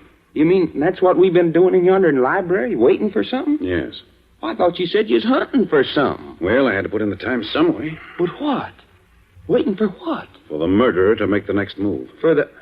You mean you're turning the murderer loose to prowl in the house? That's about it. Well, just to see what he'd do next? Yes. Then why'd you bother to put Reggie up on the second floor? So we could get to all the rooms fast in case the baby cried. No baby ain't cried. No. So you're giving up expecting something to happen? Maybe. I'll take it easy on the stairs. Yeah. Hey, that kind of makes my hair stand up, fella. Right this minute, a killer may be a sneaking and a crouching around in dark places. Hey, hold it. What's the matter? There's somebody standing there at the head of the stairs. What? Oh, what's the matter with you, Doc? That's Reggie. Well, what's he in the shadow for? Is that you, Jack? Yes, Reggie. Everything quiet up here? Too very quiet, if you ask me. Haven't heard anything, huh? There's been movement in Faye's room. I don't think that young woman's getting much sleep tonight. A bad conscience, maybe, huh? That's all you've heard? Funny thing, once I thought I heard a rustling of a dress. When was that? 15, 20 minutes ago. What did it sound like? Just movement. Like a drape blowing at an open window. Must have been hearing things known in the hall. If any of the doors had been open and closed, I'd have heard them. You couldn't have seen around the corner of the hall? No, but it's been so quiet, I would have heard the turn of a doorknob. Maybe. Maybe not. Let's have a look. But I tell you, Jack, there's no time for guesswork. We'll make sure. This is Faye's room. Yeah, give me a flashlight. Uh-huh. Wait here. I thought you said Faye was awake. She was. Half an hour ago. She all right, Jack?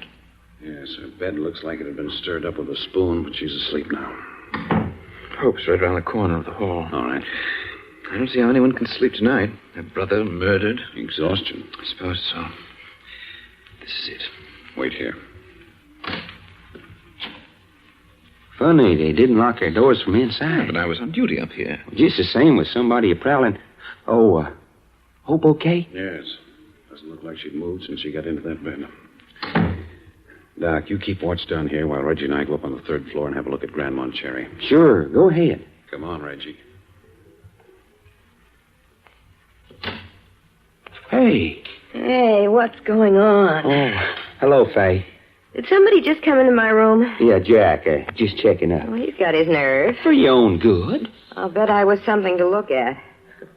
Didn't he ever hear the old saw, let sleeping girls lie? I guess not. Where is he now? Oh, up on the third floor, checking on Grandma and Cherry. Grandma's gonna love that. Business is business. Grandma keeps a poker beside her bed. For his own good, he'd better not wake her up. Grandma's asleep? Yes. She snores. Now then, across the hall is Cherry. Listen. The baby. Quick, look in Cherry's room. Righto. Turn on the light. I'm trying to. Here it is. Say, she's not here. Cherry's not here. Downstairs, quick. Get down, wait. What's that? Here by the door, look.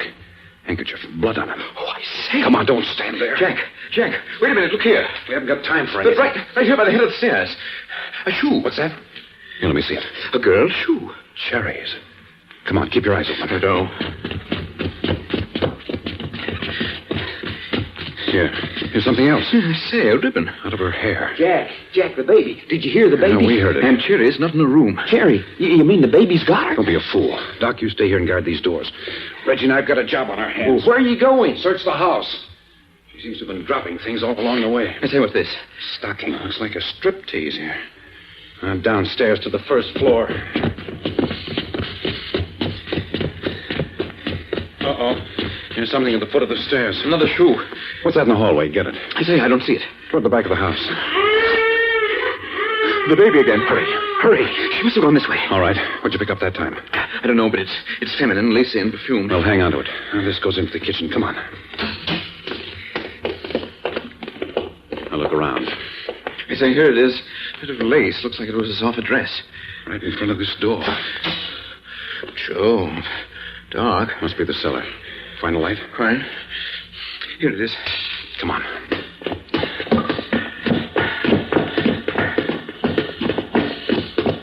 Here, this way. Like I say, the furnace. It's going full blast. I can see it. But the furnace, full blast, at 3 in the morning? Look. Look there, Reggie. It's Cherry.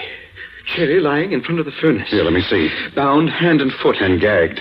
She's unconscious. But, Jack, the furnace. Do you think they were going to do it? Do you?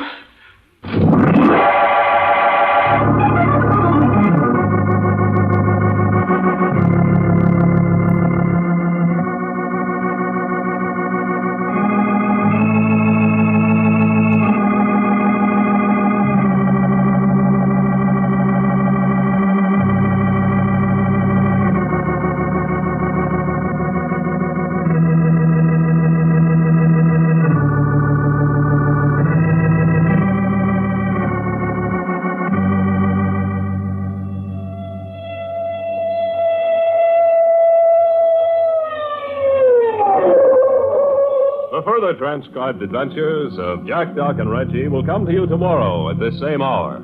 I Love a Mystery, written and directed by Carlton E. Morse, comes to you Monday through Friday, featuring Russell Thorson as Jack, Jim Bowles as Doc Long, and Tony Randall as Reggie York. Frank McCarthy speaking.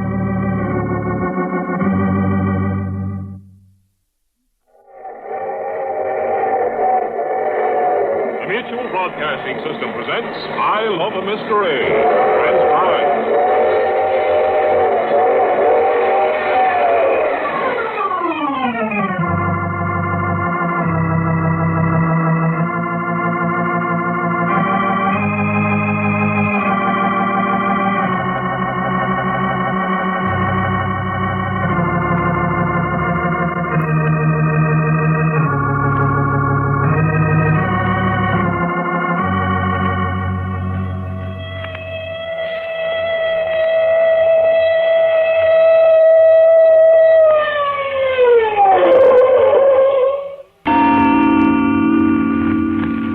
So at last you've seen one of them, these people you call they. Yes, but not his face. No. Don't try to sit up. I'm thirsty. Get her a glass of water, Doc. Water coming right up. Just lie still and keep covered up. Where am I? Don't you recognize your own bedroom? Oh, yes. You're sure you do? Yes. It's my bedroom. I always hated it. Why? Because when I was little, Grandma punished me by locking me in here. I was afraid. Why? There were pictures on the wall. Pictures of Humpty Dumpty and Simple Simon and Peter Piper and a lot more. You mean the wall was papered with Mother Goose characters? Yeah. And they wouldn't stop looking at me. Even when I shut my eyes, they were still there, looking at me, laughing. That was when you were a very little girl? Yes. Here you are, Jack. Couldn't find a glass. All right. No, let me raise you up. All right. There. Go ahead. Thank you. Better? Yes. Now then, you say you didn't see him. That is, his face. No. They're very clever. Was his face covered? No. It just wasn't there. Wasn't there? He had a kind of hood over his head. It was all kind of blank and dark inside the hood. Doggone. Describe what you did see. Oh, do I have to? Please. Well, the hood, and then kind of a short smock, big and full. I think it was made of satin. What color was it? Red. Red, like when you stick your finger and the blood comes out. Hey, Cherry, are you telling the truth? Yes, I am. And what about his trousers? Oh, I don't remember. I don't remember whether he had legs or not. You don't remember whether he had legs or not? No. And yet he picked you up and carried you down to the furnace room, so he must have had legs. Yeah, I guess he must. How did he get here in your bedroom in the first place? He just opened the door and walked in. Well, why didn't you scream? I was too scared. And then he put a gag in my mouth. Didn't you fight him? Oh, I couldn't move. You just laid there and let him gag you and hog-tie you? Yes, I couldn't move. And all the time, Reggie was out there patrolling the hall. Well, how come he didn't see you when old No-Face picked you up and carried you out? I don't know. He kept my face pressed against his chest hard, so I couldn't see a thing. I thought I was going to smother. And then he carried you down to the furnace room? Yes. And then he turned on the furnace full blast? Yes. Why? What do you think he intended to do? Oh, I know what he was going to do. Well, then why didn't he do it? Because just then the baby began to cry. Yes, the baby. Yes, the baby cried, and that's the last I saw of him. You didn't see which way he went? No, he was there, and then he was gone. And the next you knew, we were beside you. Yes.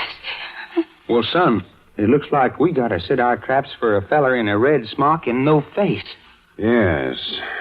Yes, it does, doesn't it? Where's Grandma and the girls? Down the library. Reggie's staying with them. Why? Reasons of my own. You haven't done a very good job here, have you? What do you mean? Since you came, the chauffeur was killed. And now Job is dead. That's right. And then this happened to me. You'd rather have someone else? No. You couldn't help it. Nobody could. You think this reign of terror is going to continue? It's got to. It can't stop now. It's got to go on and on and on until there isn't any of us left. Nobody but Grandma. You mean you think you and Hope and Faye's gonna be killed? Yes, I know it. You say you know. Do you actually, or is it just your belief? It's the same thing. I haven't been wrong about anything I said was going to happen. That's right, Jack. She kept saying over and over that Job was in a bad spot. And Hope. She's in the worst danger right now. Oh, what about Faye? I don't care about Faye. She doesn't like me. And I don't like her. But she's going to die, too. Yes, but I don't care about that. Job was the one who bothered me most. And next to Job, you like Hope the most. Yes. Cherry, do you know a girl named Pauline West? Pauline West? Yes. Do you? Why do you ask that? Just answer. Do you or don't you? I guess I've heard the name somewhere. Sounds familiar. She's a radio actress. Now, do you recognize her? No, I don't think so. What the heck's a radio actress named Pauline West got to do with this, Jack? I don't know, but I found several casting sheets down in the furnace room made out in her name. You found what? Casting sheets. What's a casting sheet? It's a form sent out to actors and artists who've been cast on a show. It tells the time of rehearsal, the date and hour of the show, and the amount of money the performance pays. Okay, so you found a casting sheet for Pauline West, and I still want to know what that's got to do with all the rough stuff that's going on here. Probably nothing. Simply a new name in the picture. If there's a Pauline West connected with this house, I want to know it. Well, wouldn't Cherry know it if there was? Seems likely. But I'd still like to know what that casting sheet was doing in the furnace room. Must not be a very good actress. I never heard of her before. Oh, you listen to radio shows? Of course I do. Well, anyway, all of them that's got girls on them. What you think I just bought a battery set to carry around with me for? In love with all the women on the air. Huh? And boy, is there a couple of them that I'd like to write dialogue for. Would, huh? You're darn right. The words I'd put in those babies' mouths would make the radio censors turn over in their graves. What do you know about radio censors? Nothing. Then what are you talking about? Okay.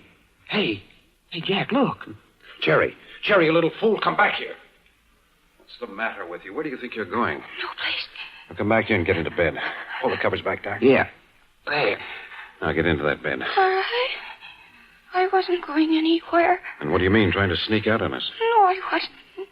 I just don't like this room. Oh, would you like us to move you downstairs? Jack, where are you? Hey, that's Reggie. Up in Cherry's room, Reggie. Something's happened. I knew it. Jack, Hope's got away. Hope's got away? Right. She snapped off the light in the library downstairs and was out the door and gone before I could get it back on. Probably on her way down to an employment agency to get herself a new chauffeur. Now, never mind that, Doc. Where are Faye and her grandmother? I locked them in the powder room just off the hall while I came up to tell you. Are they all right there? Well, they can't get out. Good. Doc. Yeah? You stay here with Cherry. I'm going with Reggie. Okay. Don't let her out of your sight for a minute. You hear that, Cherry, honey? Come on, Reggie. Do you think Hope left the house? No, I think she went towards the furnace. Furnace room? Did he say furnace room? That's what he said. That Hope was heading for the furnace room. But she mustn't. She mustn't. Why not? Because That's where things happen to people. Things happen to folks in the furnace room? Yes, go tell them. Go tell them quick. Hey, you mean that? Yes. Don't you understand? Go tell them to keep Hope away from there. Well, I don't know. Jack said to stay here with you. Hurry. You promise to stay right there in bed? Yes. Okay, I'll be right back. I'll leave the door open. No. No, hurry. Poor little Hope. Poor little sister Hope. Hurry. Okay, Cherry, get back into bed. No. Now, come on. Get back into bed where you belong. But you didn't go. No, but just waited outside the door to see why you were so anxious for me to leave. But I was just going to help find Hope. Well, Jack and Reggie's pretty good at that sort of thing. Yes, but I think I know where she is. Well, if she's in this house, they'll find her. But she's in such danger. They've got to hurry. Now, looky, Cherry. How could you know that? But I do. Hey, shut up. What's the matter? There's somebody out in the hall. Oh, no. Listen. It's them. They've come back. Maybe. But it is. I know it. I hope so. I ain't never seen a fella with no face and a red smock. Could I get under the bed, please? You stay right where you are. Listen. They're right beside the door. I can feel them. Somebody out there, okay? You got a gun? No. Please, let me get under the bed. No. Where are you going? I'm going to sneak over the door. Maybe I can jump. Oh, no. That's what they're waiting for. Lay still and keep quiet. That's funny. What's the matter? Wasn't nobody out there at all. Yes, there was. I know there was. Not when I got there. I know what's the matter. You're giving me the jumps. You got me seeing things that ain't there, too. I tell you, there was. Hello, Sheriff. Oh, that's right. Hello, Texas. Well, hey, Hope, everybody in this house is looking for you. Now, that's silly. What'd you dodge out of the library for? I had to see Cherry. My little sister Cherry. Oh, I'm so glad you came. I was so scared for you. Sisterly devotion, huh? Yes. I love you so. She loves me so. Now, isn't that sweet? Oh, Hope, don't say that. You and Job, you two are all in the world I've got to love. And now you haven't got Job. But I've still got you. No, you haven't.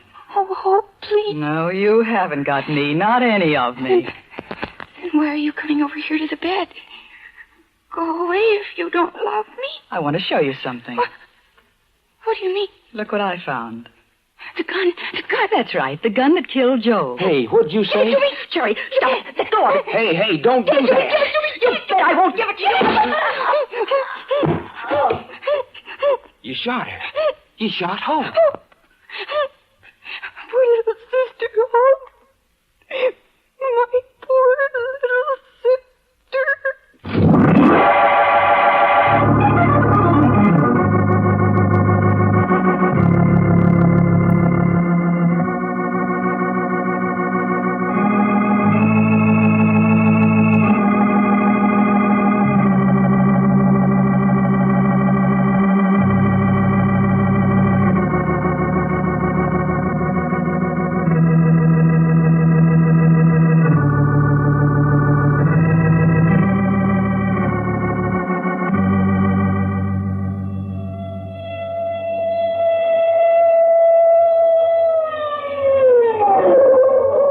The further transcribed adventures of Jack, Doc, and Reggie will come to you tomorrow at this same hour.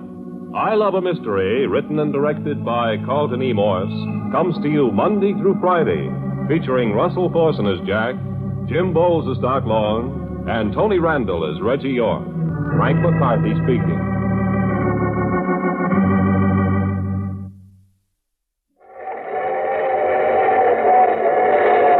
The Mutual Broadcasting System presents I Love a Mystery. Transcribed.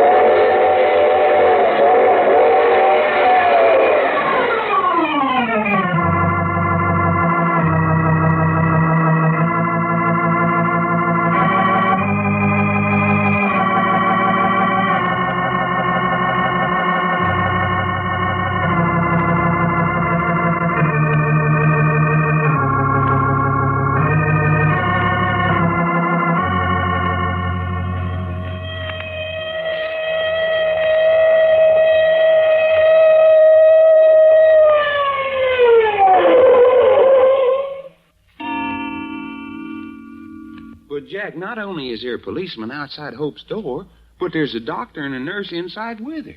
Well, what's the need of Reggie, a gardener, too? Hope's got a fighting chance to stay alive. The doctor says with an even break, she'll pull through. I'm going to see she gets that break. I don't get you, Mr. Packard. Yes, please explain yourself. You mean you're protecting her from something? You bet I'm protecting her from something, Mrs. Randolph Martin. But that's absurd. Hope was accidentally shot when she and Cherry were wrestling for the gun. Maybe. No maybe about it. You have the word of your own companion, Mr. Long here, who saw it. Yeah, there ain't no getting away from that, Jack. I saw it all right. I wish I'd seen it. Why? Look, Doc, I want you to tell your story again, in front of Grandma Martin and Fay here. Go over it again, every detail. Well, when Reggie come running upstairs and said Hope had escaped from the library and was loose in the house, you told me to stay right with Cherry, not leave her for a minute. Yes? Then you and Reggie run downstairs. Well, the minute you was out of sight, Cherry started in saying, "Don't let Hope go to the furnace room. Don't let Hope go to the furnace room." Kept saying it over and over. And then she says, "Hurry, hurry, go tell him. You must warn him." What did you do? Well, she sounded so scared, I thought maybe that I ought to tell you, and I started out the door. And just as I got out in the hall, I remembered you saying, "Don't leave Cherry under any circumstances." So I whirled around and tiptoed back to the door, and there was Cherry out of bed and putting on some slippers and her bathrobe. Well, I grabbed her and stuck her back in bed. Where was the terrified mouse going? Well, she said she was going to find Hope, that she thought that she knew where she was. Then what happened? Well, then the bedroom door was open, and I thought I heard somebody out in the hall. Cherry said it was them, that they had come back. Well, I sneaked over to the door and looked out, and nobody was there. Some more of Cherry's romantic nonsense. Yeah, well, I hardly got back in the room when Hope comes in. Now, this is the part I'm especially interested in. Be very sure about every detail. Where were you standing? At the foot of Cherry's bed. What was Cherry doing? Well, the minute she saw Hope come in the door, she sat up in bed. And Hope, where was she? Well, she come in the door and walked about halfway between the door and the bed at first. All right. Now go on. Well, Hope just walked in and said, "Hello, Cherry." Well, I was looking at Hope, but Cherry made kind of a funny little gurgling noise in her throat, and I looked at her, and she was kind of green around the gills and trembling. Cherry afraid of Hope? What are you talking about? Well, that's the way it was, Fay. I'm just telling you what I saw. Horse feathers. Well, I'm only telling you what I saw. Go on. What then? Well, I said, "Hey, Hope, everybody's looking for you. Why'd you dodge out of the library?" She said, "On account I got to see Cherry. My little sister, Cherry." Just how did she say it? I can tell you how she said it. She was making fun of Cherry. Was that it, Doc? Well, yeah, kind of all right.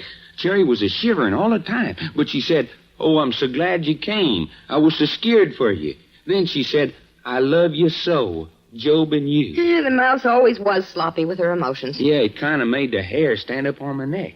Her saying sweet things in a kind of pleading voice and all the time trembling so she could hardly talk. What was Hope's reaction? Well, she said, and now you ain't got Job. And Cherry said, "But I still got you." And Hope said, "No, you haven't. Not any of me."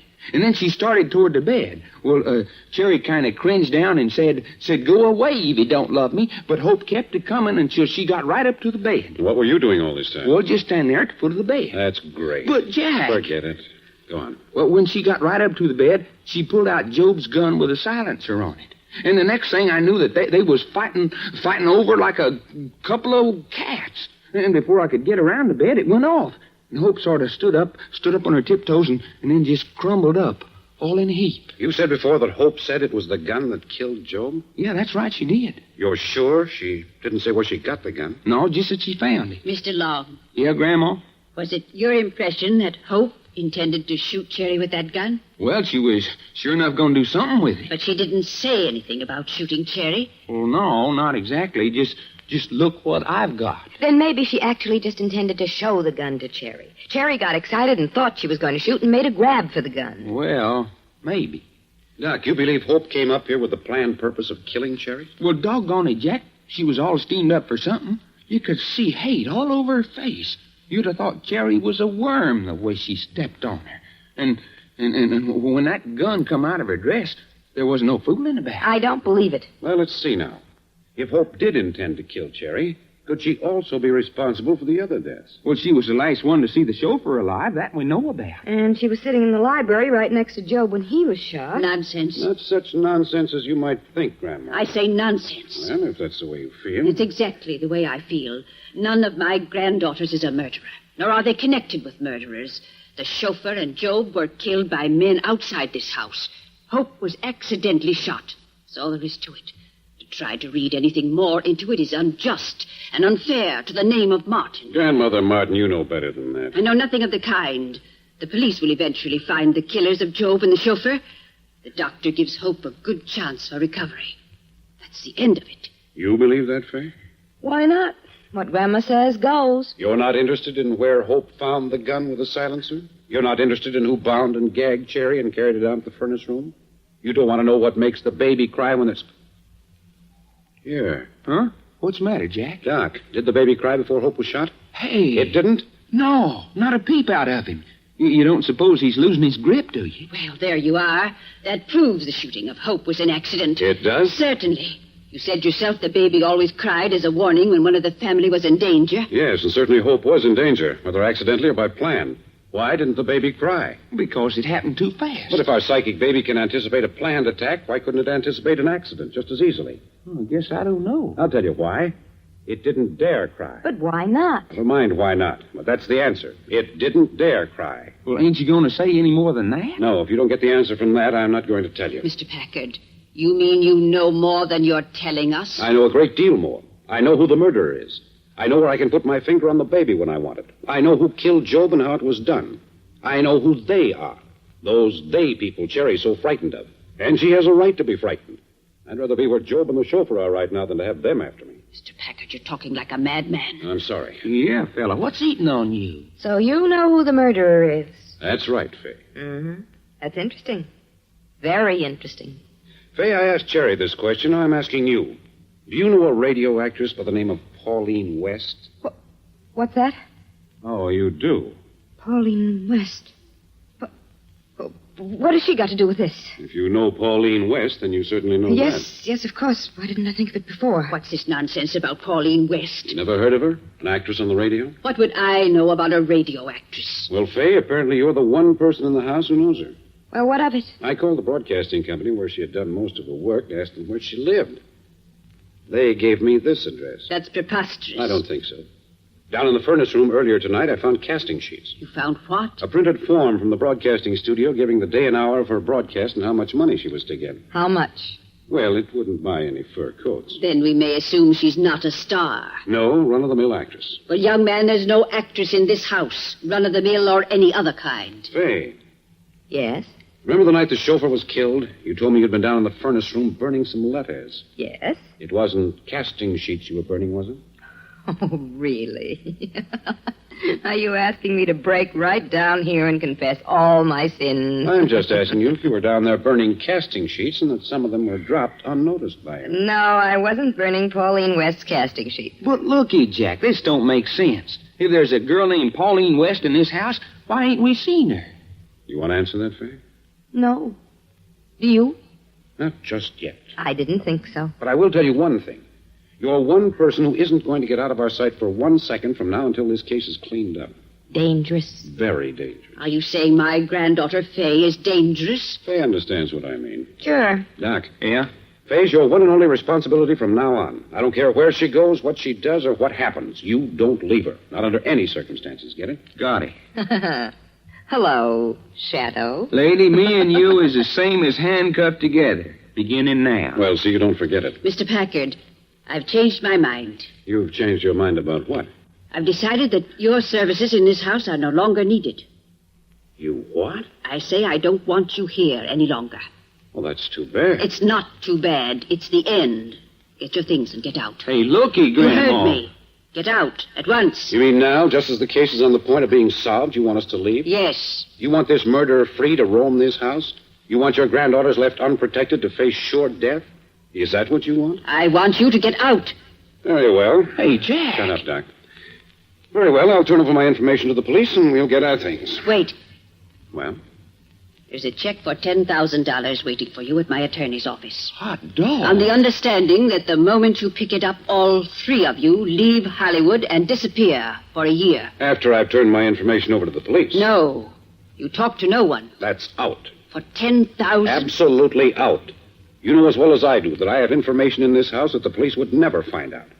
You know that every granddaughter in your house could be killed, and except for what I know, it would remain a baffling mystery to the end of time. Yes, I know that. Well, that information is not to be bought.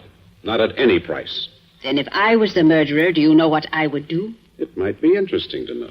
If I was the murderer, Mr. Packard, I would see that you, of all people, never left this house alive. Hey, Grandma. Yes, I'm quite certain that is exactly what I would do.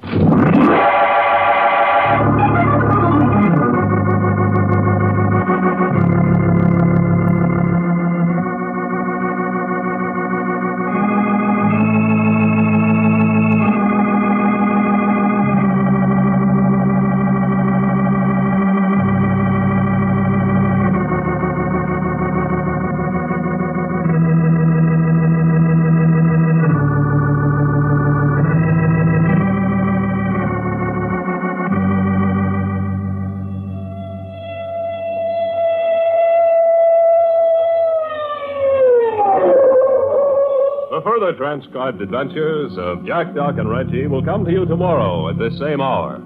I Love a Mystery, written and directed by Carlton E. Morse, comes to you Monday through Friday, featuring Russell Thorson as Jack, Jim Bowles as Doc Long, and Tony Randall as Reggie York. Frank McCarthy speaking.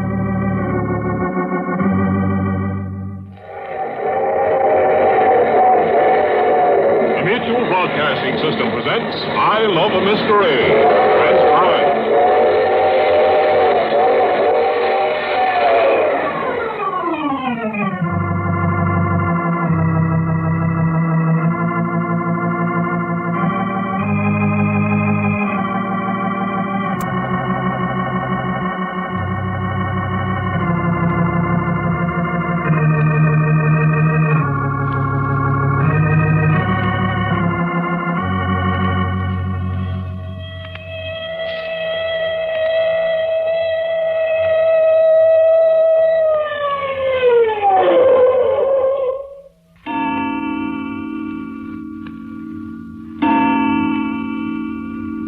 There's one thing, Jack. We're sure are we not the innocent members of the family. All that's left in the house is Grandma, Cherry, and Fay here. Don't forget them. Cherry's precious they people. Yes, and Pauline West. Yes, we mustn't forget Pauline West. Well, if they are in the house, and this Pauline West is here, they've certainly kept in the background. Way in the background. On the other hand, they're right up in the foreground. Well, I ain't seen them. That's because you don't know where to look. Then perhaps you'll show Doc and me. Not yet. Yeah, and what about the baby? Yes, the baby's very much with us, too. You've seen him, too, I Yes. suppose. I see you have. But, Jack, if you know... Not yet, Reggie. But, Jack... Reggie, don't you know Jack well enough by this time to know he ain't going to tell us nothing until he gets darn good and ready? Right. But would you mind telling us why you suddenly decided to have Hope removed to a hospital? And why you've given Grandma Martin and Cherry free run of the house while you're keeping Fay here practically a prisoner? Yeah, how about that, Jack? Hope went to the hospital to get her out of the way. Out of the way of what? She couldn't possibly stay alive in this house. She knew too much. How can you know that? She's unconscious. She was conscious just long enough for me to ask her one question. What was that? Where she found the gun with the silencer that killed Job. She told you? Yes. That's the thing that made somebody want to kill her? Yes. Well, then doesn't that put you in the same danger she was in? Exactly. Jack, you're in danger of being killed. Well, with proper precautions. But looky, tell us where you found the gun, too. Then there'll be so many of us that know. I don't want that. You don't want what? Look, I know who the murderer is. I know how Job's murder was done, but I haven't got a scrap of proof. I could tell my story from now on. Nobody'd believe me. The baby would be proof. Yes, I could bring the baby to light, but a crying baby doesn't prove murder. Well, so what? So I've got to catch the murderer in the act. But how did you being in danger? We know he wants to kill me. We know he's going to try to kill me. When he tries, it's up to me to be the smartest. You haven't been the smartest so far. That's true. Jack, you're setting a trap for the killer and using yourself as bait? Yes. I don't like that. I don't like it a bloody bit. And, Doc. Yeah? The outcome's going to depend a great deal on you. Hey, you mean you're laughing? I mean, if you let Fay here give you the slip for 1 minute, I can't predict what will happen. Fay, huh? Fay. Oh, my goodness, but you look ferocious, Doc. Looky, Fay, I ain't never hit a woman in my life. But you try one move, and, lady, I'm going to lay you so flat that you could be shoved under the carpet. No rough stuff, Doc. Well, I ain't fooling, sister. What a pal. Now then, Doc and Reggie, I want you to listen closely to what I'm going to say. In case I'm not as smart as the killer when the time comes. Hey, cut it out, will you, guy? Will you listen? In case anything happens to me, I want you to give this information to the police. First, Find Pauline West, the radio actress. She's in this house. Second, remember that it was Grandma Martin who arranged the chairs in the library so that Job sat in front of the window the night he was killed. But be sure to tell them that she had been arranging the chairs in just that same order ever since the grandchildren were small. You got that? That's great. I'm making notes. Third, tell them the night Cherry was bound and gagged and taken down to the furnace room that her clothes were strewn from the third floor to the basement, making a trail that would assure us finding her quickly. I say, I never thought of that. Did you ask Cherry? Did she drop stuff as she was being carried down? How could she? She was tied hand and foot before she was taken out of her bedroom, according to her own story. Then the fella who carried her down must have dropped the stuff. Right.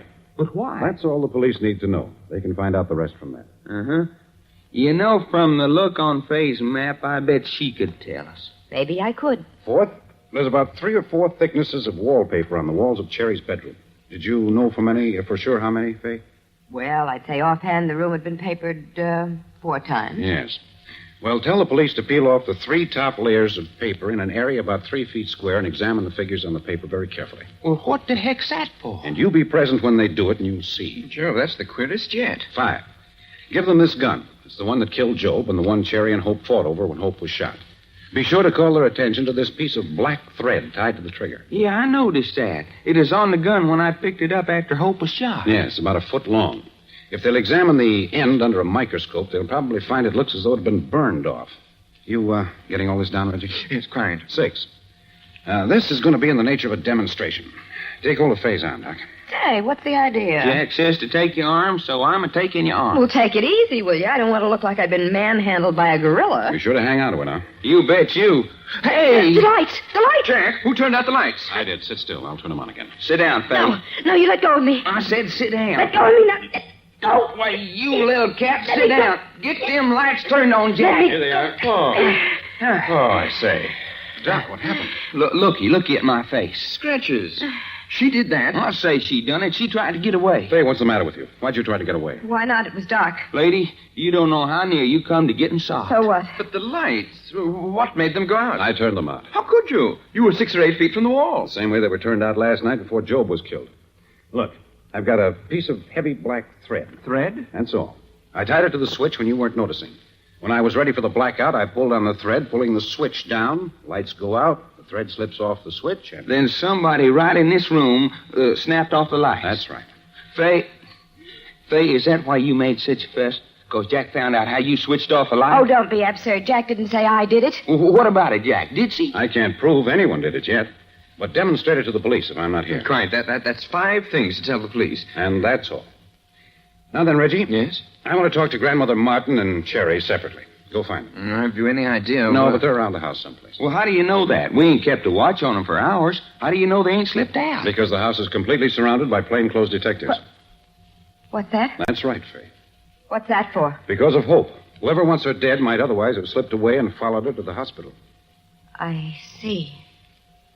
Think of everything, don't you? We do our best. There's murder loose in this house. We're doing what we can to keep it here, under quarantine. Well, go on, Reggie. Find Grandma and Cherry. Righto, I'll have a look. Oh, Reggie. Yes? One at a time. Bring Cherry first. Cherry it is.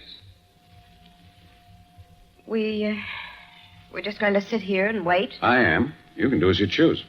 I choose to go up to my room. Go ahead. Hey, Jack. You go, too, naturally. But leaving you down here alone, fella. You stick to Faye. Don't worry about me. Well, come on, Shadow. Yeah, only I still don't like it. You've certainly got a lot of faith in your partner. What you mean? 2 girls and 1 old woman, and you're worrying about leaving him alone here in the library. Well, so I'm afraid that... And all the time he'll be within calling distance of you and Reggie. And the house surrounded by cops. That's what I call real bravery. Don't make us all look ridiculous, Doc. Go along with it. Well, I got a feeling... Oh, come on if you're going to. Yeah. Okay, let's go. You better lock the door if we go out, Jack.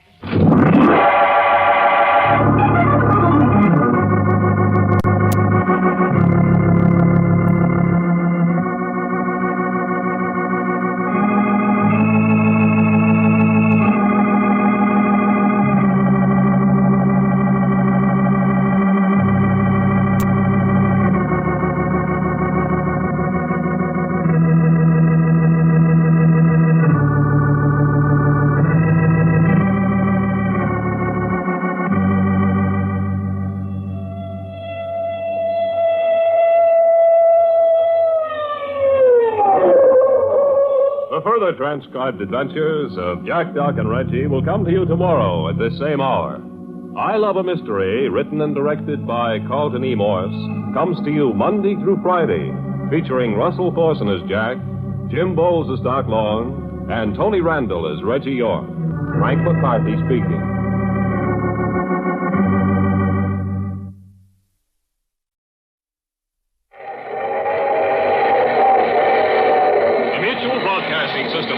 I Love a Mystery. Transcribed.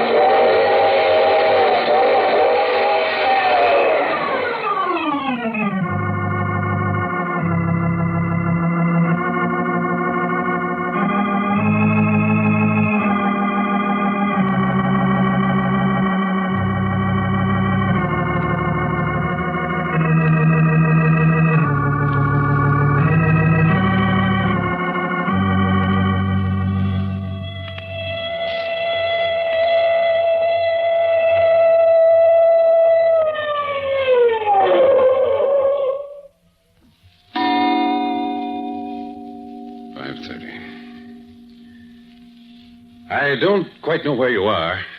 You may be right here in the room with me. You may be watching from some panel I don't know about, or at one of the windows or doors. I don't know. All I know is that you've been listening to everything that's been said in this room. I knew you were there. That's why I sent Reggie out to find Grandma and Cherry. That's why I let Faye go up to her room with Doc, so we'd be alone. You may be the murderer. I don't know. But whether you are or not, you're a very unhealthy person. You're afraid. You feed on darkness. Your thoughts are lustful and violent. You're the power of evil in this house. You're not only cowardly and violent and evil, but you're much worse because you're a woman. When a woman's bad, she can be so much more wicked than a man. Strange, isn't it, that anything which can be the greatest instrument for good in the world can also be the greatest instrument for wickedness? I feel sorry for you. It wasn't your fault in the beginning. I think of all the people in this house who have the greatest potentialities for greatness. You could have been just as great in the realm of goodness as you are superior in the realm of evil. You've worked with such perfect deliberation, coolly, masterfully, with superior knowledge of human nature. You've even used your own weakness to the best advantage. It's been fascinating working against you. And in a way, it seems a pity that you're at the end of your rope. I don't know when that end will come. That'll depend on you. An hour, day, not much more than that. And I want to tell you that Jack, look at me. Doc, where's Faye? I don't know. What's the matter with you? I was hit over the head. Hit over the head. Doc. Hit over the head. The baby. Reggie, it's the baby. Find Faye. We've got to find Faye. What is it, Jack? Where are you? What's the matter? Jack, where are you? What? Doc, what's the matter? Hit on the head. Find Faye. Hit on the head? Who did it? Doc, answer me. Who did it? I don't know.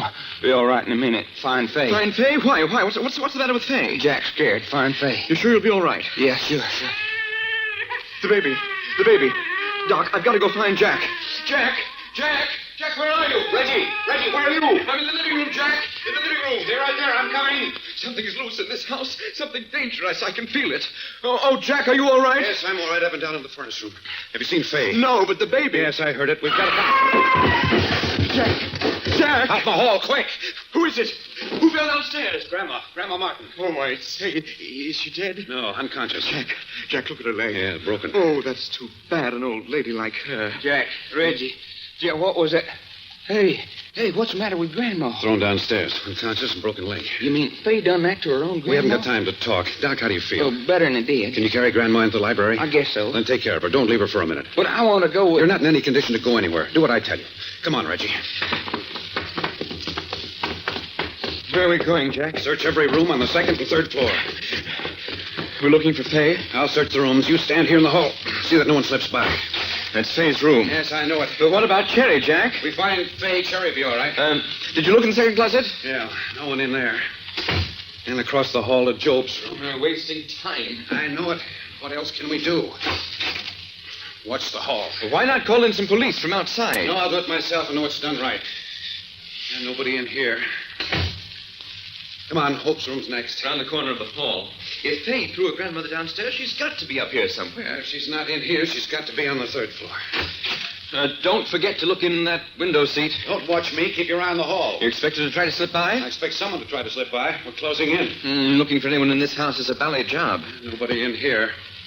Come on up to the third floor. Righto. They've got to be... Wait, hold it a minute. What's the matter? Here's the linen closet. Don't let's pass up anything. No. No, go away. It's Cherry. Oh, Jerry, what are you doing in this linen closet? Crouched on the floor like a ballet animal. Jerry, answer me. What are you doing here? she's after me. She's after me. What are you talking about? Who's after you? Faye, she mustn't. Faye's after you? What for? She wants to kill me. Where is she now? I don't know. Here, get up on your feet. Look here. Go easy. Now then, answer me. Where's Faye? I don't know. Answer me, do you hear? Tell me where Faye is or I'll shake it out of you. Oh, I don't want to see her. I don't, do you hear? I don't. Jack, this is beastly. Don't you think I know it? Well, she's so terrified now she doesn't know what she's saying. You can't get anything out of her like that. No, I guess you're right. Oh, Jack, look at her hands. Fingers straight out, stiff like claws. I can't bend them. Something's happened to them. Here, let me see. Oh, like ugly claws. Cold as ice. I can't bend them. Look. I can't bend my own fingers. I can't. Jack, I can't bear this. Hysteria. It'll wear off when the tension's over. Jerry, do you feel safe here in this closet? Yes. Yes, it's dark. They can't find me in the dark. All right. Go back in. I'll lock you in. Jack. We can't take her with us. We've got to find Faye. But she shouldn't be left alone. I tell you, we've got to find Faye. I'll be all right. We'll come back for you in a little while. I don't like it, Jack. I don't like any of it. I hate women who get themselves into messes like this. Now, come on. They certainly aren't the best. Come on up the third floor. Cherry with her fingers spread out, stiff like clawing talons. Grandma sprawled grotesquely at the foot of the stairs. I wonder how we'll find Faye. Yeah, that's pleasant. I say we're not rushing about as we were. Isn't it as important to find Faye as it was? Just as important, but not as urgent now that we know where Grandma and Cherry are. I see. And she's got to be up here ahead of us somewhere, huh? Yes. All right, now for Cherry's room. I'm to wait out here? Yeah. You don't suppose... Jack, come here. What's the matter? Look, round the corner of the hall there, shadow, creeping this way.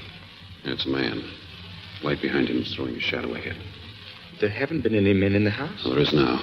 You want to take him or shall I? Let me. He's almost to the corner, so get set. Righto. Move fast. He may have a gun. Quite. Hold it. Get him, Reggie. Look out for his gun. There. Good work, Reggie. Here, let's have a look at him. Here's his gun. Do you suppose this is the chap who carried Cherry down to the furnace room? Hello. Reggie, we made a mistake. What's that? Here, look at this badge on his vest. Badge? Yes, police department. Oh, but I say. Plainclothes man from the detective bureau. You've had the doubtful honor of knocking out a policeman. Yes, but what's he doing here? Naturally, I wouldn't have tackled him Well, if that's what I want to know. What's he doing here? I wonder if they planted any more in this house. But I thought you said they weren't going to. They weren't. They said they'd keep all their men out. What's that? You don't hear anything? I do, from Grandmother Martin's suite of rooms. Come on. Here, this is it. Here, this way. Jack, what's that smell? Chloroform. Here, she's locked in this closet. Faye, do you hear me? Get me out of here. Hurry. Get me out of here. Listen, get hold of yourself. Save your breath. We'll get you out. But how? The door's locked and there's no key. We'll break it in. Righto, but can we do it? Wait. Faye, can you hear me? Yes. Lie down on the floor. We're going to break in the door. Do you hear? All right. Well, come on, Reggie. Together now. Solid. Once more now. He's coming. Do it again. Now. That did it. Here, help me with it. Get me out. Get me out. Easy. All right, you're all right. There you are. Now throw open the window. Quiet. Now get all those saturated towels and throw them out. Out the window? Yes. Don't try to talk for a minute. Just breathe deep. Why would she do it? Don't talk. Just breathe. Half a dozen towels soaked with chloroform enough to kill an elephant. Out they go. I could talk. Let me sit up, please. Take it easy. The fresh air is all I needed. Who locked you in that closet? Grandma. Grandmother Martin tried to kill you? Well, how did she get you in the closet in the first place? Yeah. You remember Doc was bringing me upstairs? Yes? Somebody hit him on the head. I didn't see who it was. I just ran. I was so scared. You didn't do it? No. I ran up here to Grandma's room. She wasn't here, but she came in just a minute. Well, where'd she been? I didn't get a chance to ask her. She was out of breath. She said, quick, Faye, get my slippers out of the closet. I didn't think. I just went in the closet, and she slammed the door on me and locked me in. And the chloroform towels were already in there? No. She said, you'll be safe in there, my girl. Then I heard the door to her room open and close, and I pounded on the door to be let out, and in a couple of minutes she came back in. What did she say then? Nothing. I think she didn't say a thing, but pretty soon she began pushing towels soaked in chloroform under the door. Joe, Grandma Martin. I was all wrong. I thought I knew who the murderer was. I thought I knew from the way you talked, Jack, but I was wrong. It was Grandma all the time. Grandma Martin, I thought it was you.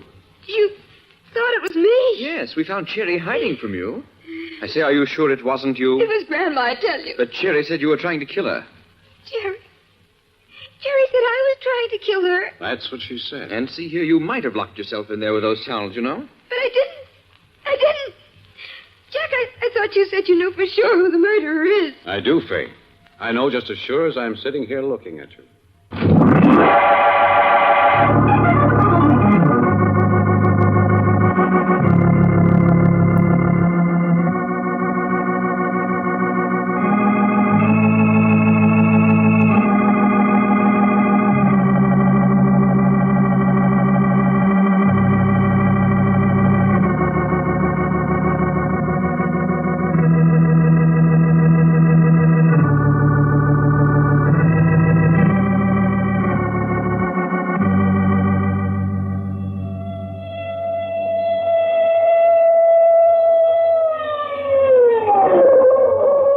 Further transcribed adventures of Jack, Doc, and Reggie will come to you tomorrow at this same hour. I Love a Mystery, written and directed by Carlton E. Morse, comes to you Monday through Friday, featuring Russell Thorson as Jack, Jim Bowles as Doc Long, and Tony Randall as Reggie York. Frank McCarthy speaking.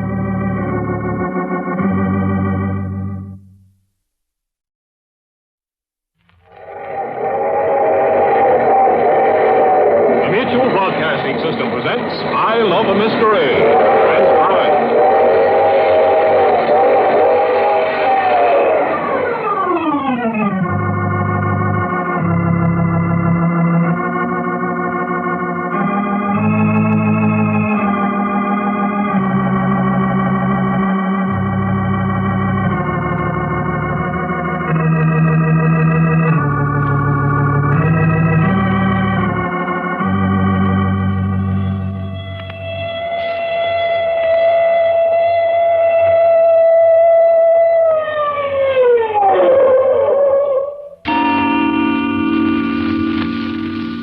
Just as true as I'm standing here. Grandma tried to kill me. Would you go on the witness stand and swear to that, Faye? Certainly not. This is a family affair. Nevertheless, it's true. You're mistaken, Faye. I'm not. Yes, you are. Because at the time you say Grandma was shoving towels saturated with chloroform under the door of the closet you were locked in, she was lying unconscious at the foot of the stairs on the first floor. No, I tell you. That's right, Faye. I was there when she fell. I'll grant you, your grandmother may have locked you in the closet, but she wasn't the one who tried to chloroform you. Then who did? She was the only one who knew I was in there. No, the murderer knew. But how? How could he possibly have known? Have you forgotten you pounded on the door and yelled to get out? It drew the killer's attention to you. What a perfect setup. Your grandmother locks you in, so naturally, if you die there, everyone would suspect your grandmother. Then that's why he wouldn't answer. He wanted me to think it was Grandma. Certainly. The killer was roaming around the house. Grandma Martin locked you in the closet to protect you and started downstairs to find me. She was thrown or pushed down the stairs by the killer, who then came on up to the third floor. Here you were, yelling and pounding. So the perfect opportunity to finish you, and nearly succeeded. Jack, what about Cherry down on the second floor? When we found her crouching in the linen closet, she was in a fit of terror. She said Faye was after her, trying to kill her. She was mistaken. You mean she mistook the killer for Faye? But in that case, who is the killer? You don't know now. No, I don't. Oh, look here.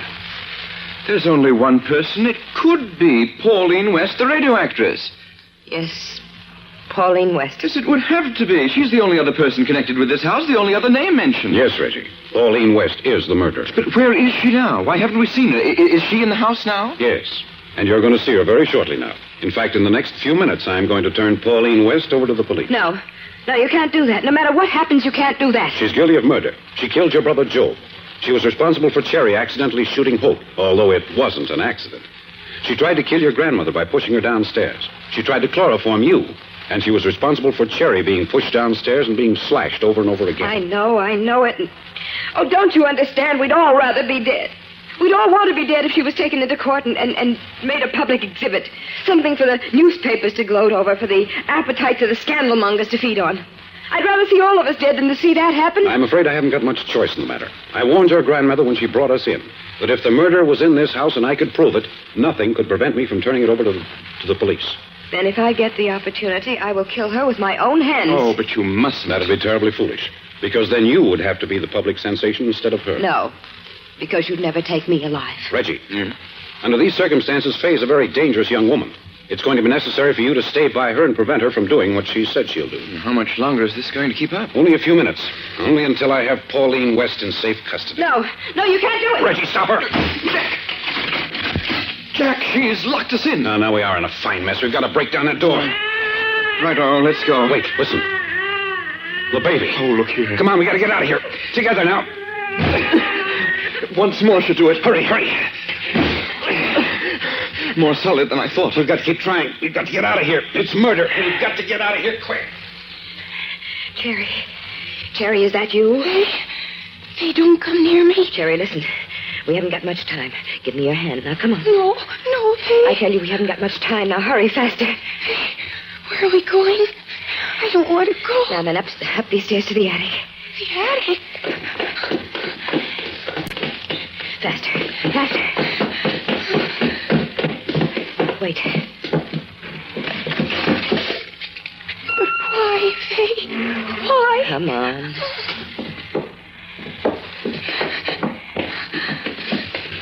Now then, up this ladder to the roof. I'm afraid. Come on, hurry. I'm right behind you. Oh, please, Faye, please. Now push that trap door up. No. Push that trap door up. All right. Up on the roof. It's so high up here. It's so high. It's all right, Cherry. It's all right. I'm going with you.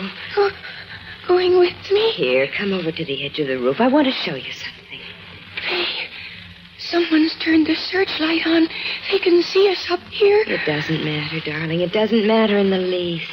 Faye, I'm so scared. Don't worry. I'll be with you. I'll be with you all the time. Now, look over the edge.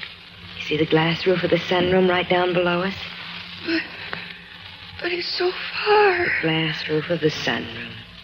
You loved the sunroom when you were a little girl. It was your favorite room. Faye, why did you bring me up here? Darling, you couldn't help it. It wasn't ever your fault, so you mustn't suffer any more for it. Just close your eyes. Do you remember how you used to close your eyes when I told you fairy stories? Fairy stories about the good little fairies who always came to the rescue of little girls and... I think we're getting it. Once more, we'll do it. That did it. Downstairs, Reggie, downstairs. I know, I'm coming. Which way, Jack? Which way? Come on. Downstairs, the first floor. But how do you know which way she went? I don't know which way she went. We've got to find her. Wait, I'm going into the library. You take the dining room, conservatory, and the sunroom. Righto. Yell if you see anything. All right. You do the same. Fine mess.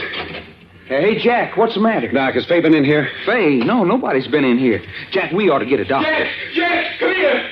That's Reggie. Come on, Doc. He's found her. Jack. Coming, Reggie. In the sunroom. Hurry. Did you find her? Reggie, where is she? What's the matter?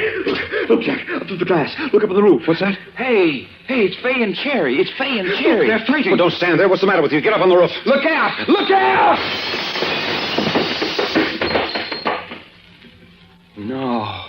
No, it shouldn't have happened that way.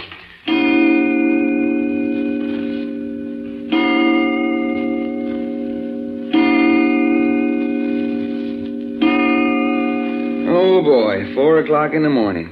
Reggie, when this mess is cleaned up, I'm going to bed and sleep straight through a week. About a little sleep I'd get if I did go to bed tonight. Wonder why they don't put some sleeping chairs in a hospital waiting room. Where'd Jack say he is going? The doctor called him out. Something about Faye. Yeah. The chauffeur dead, Job dead, Cherry dead. Poor little old Cherry. It isn't all. Huh? Hope in the hospital with a bullet wound, Grandma here with a broken leg, and Faye here with a fractured skull. Man, when Cherry and Faye high-dived off that roof and down through that skylight... Would you mind not talking about it? Yeah. Sure would like to know who was pushing who up there, though. Cherry was pushing Fay. Yeah, it sure looked like it, all right. Oh, you back, Jack? Yes. Anything? No, everything's just the same. Looky, Jack, I still don't know who was doing what to who over yonder at the Martin. Well, it was time I told you. Yes, I think it is. You said Pauline West was the killer. She was. But what I didn't say was that Pauline West Well, who? Cherry Martin. Hey, you mean Cherry done all that dirty work? Yes. The slashing, thrown downstairs. She did that herself. She did? And them, the they people she was always talking about. Figments of her own imagination. She really believed in them some of the time, though. Hey, things don't fit together. Yes, they do. Let's start at the beginning. Way back when Cherry was a little girl. She was a nervous, excitable child. Her grandmother had little patience with her. She used to lock her in her bedroom. On the walls of the bedroom were all the old Mother Goose figures. The Man in the Moon, the Old Witch. And one of the characters was a figure with a black hood, the face shadowed from view. And he wore a blood-red smock. The man who tied her up and carried her to the furnace room. Hey! Yes. The characters from her childhood wallpaper transferred from the walls to her mind. Those were the they people who were after her. Locked in the room with these figures she feared and hated, her child mind absorbed them to the point where she could never get rid of them. Oh, how horrible. But no Mother Goose character carried her downstairs. No, of course not. She did that herself. But somehow in her mind she blamed him for it. But she was bound and gagged. She did that herself. Was this why Grandmother Martin called us in on the case on account of Cherry? No. Hope and Job were involved with the chauffeur. He was trying to make Job ask his grandmother for money to pay blackmail. When Job refused, he found Hope an easy target, so he threatened to bring the family name to shame through Hope unless Job got the money. Grandma knew this? No. Only that Job and Hope were in trouble. Which we were supposed to get him out of. Yes, but the night we arrived, Job took things into his own hands and killed the chauffeur. Job really did do that then? Yes, Cherry actually saw him. And that's what set Cherry off. She was shocked and afraid, but she saw how easily people could be killed. She was right on the verge mentally anyway. That finished. She killed Job? Yes. She was impelled to kill Job because she knew he was going to be found out. But how? Well, she watched where Job hid the gun and got it. She took it out on the porch to that big urn that sits right in front of the library window. She fastened it in place, pointing right to the chair Job would sit in. I say, she knew he'd sit in it because Grandma Martin always made each one sit in his own chair? Yes. Then she fastened a heavy black thread to the trigger, ran it over the muzzle of the gun, in through a crack in the window to her chair. So that's how it is done? Yes. When the gun went off, the bullet cut the thread that was holding it in place, and it fell into the urn out of sight. I say. Only a mind in that condition would have conceived such a thing. But it worked, and it made Cherry look innocent. And then Hope found the gun. Yes, before Cherry could get it and hide it. Hope suspected Cherry because she had said they would get Job before the police did. So she came up to Cherry's room while you were with her, Doc. Yeah, that's right. The minute Cherry saw the gun, she knew that she had to do something desperate, that Hope knew too much. So she pretended to struggle with her, but deliberately turned the gun on Hope and shot her.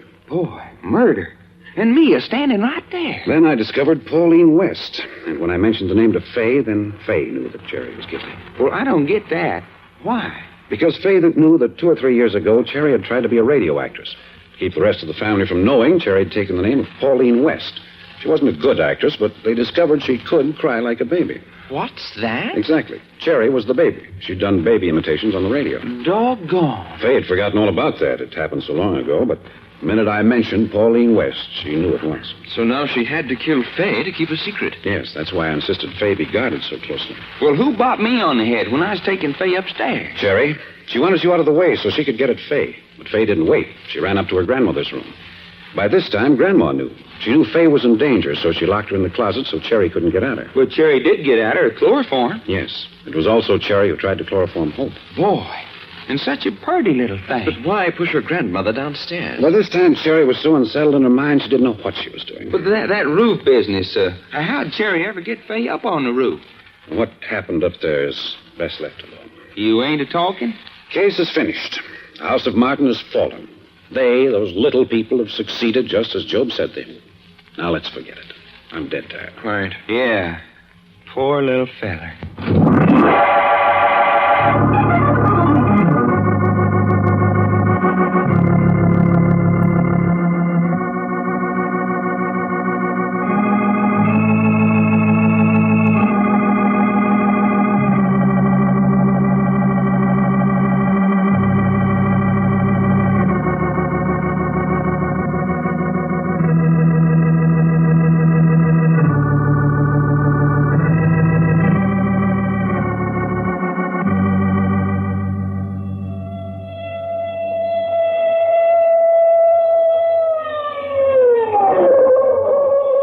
other transcribed adventures of Jack, Doc, and Reggie will come to you tomorrow at this same hour. I Love a Mystery, written and directed by Carlton E. Morse, comes to you Monday through Friday, featuring Russell Thorson as Jack, Jim Bowles as Doc Long, and Tony Randall as Reggie York. Frank McCarthy speaking.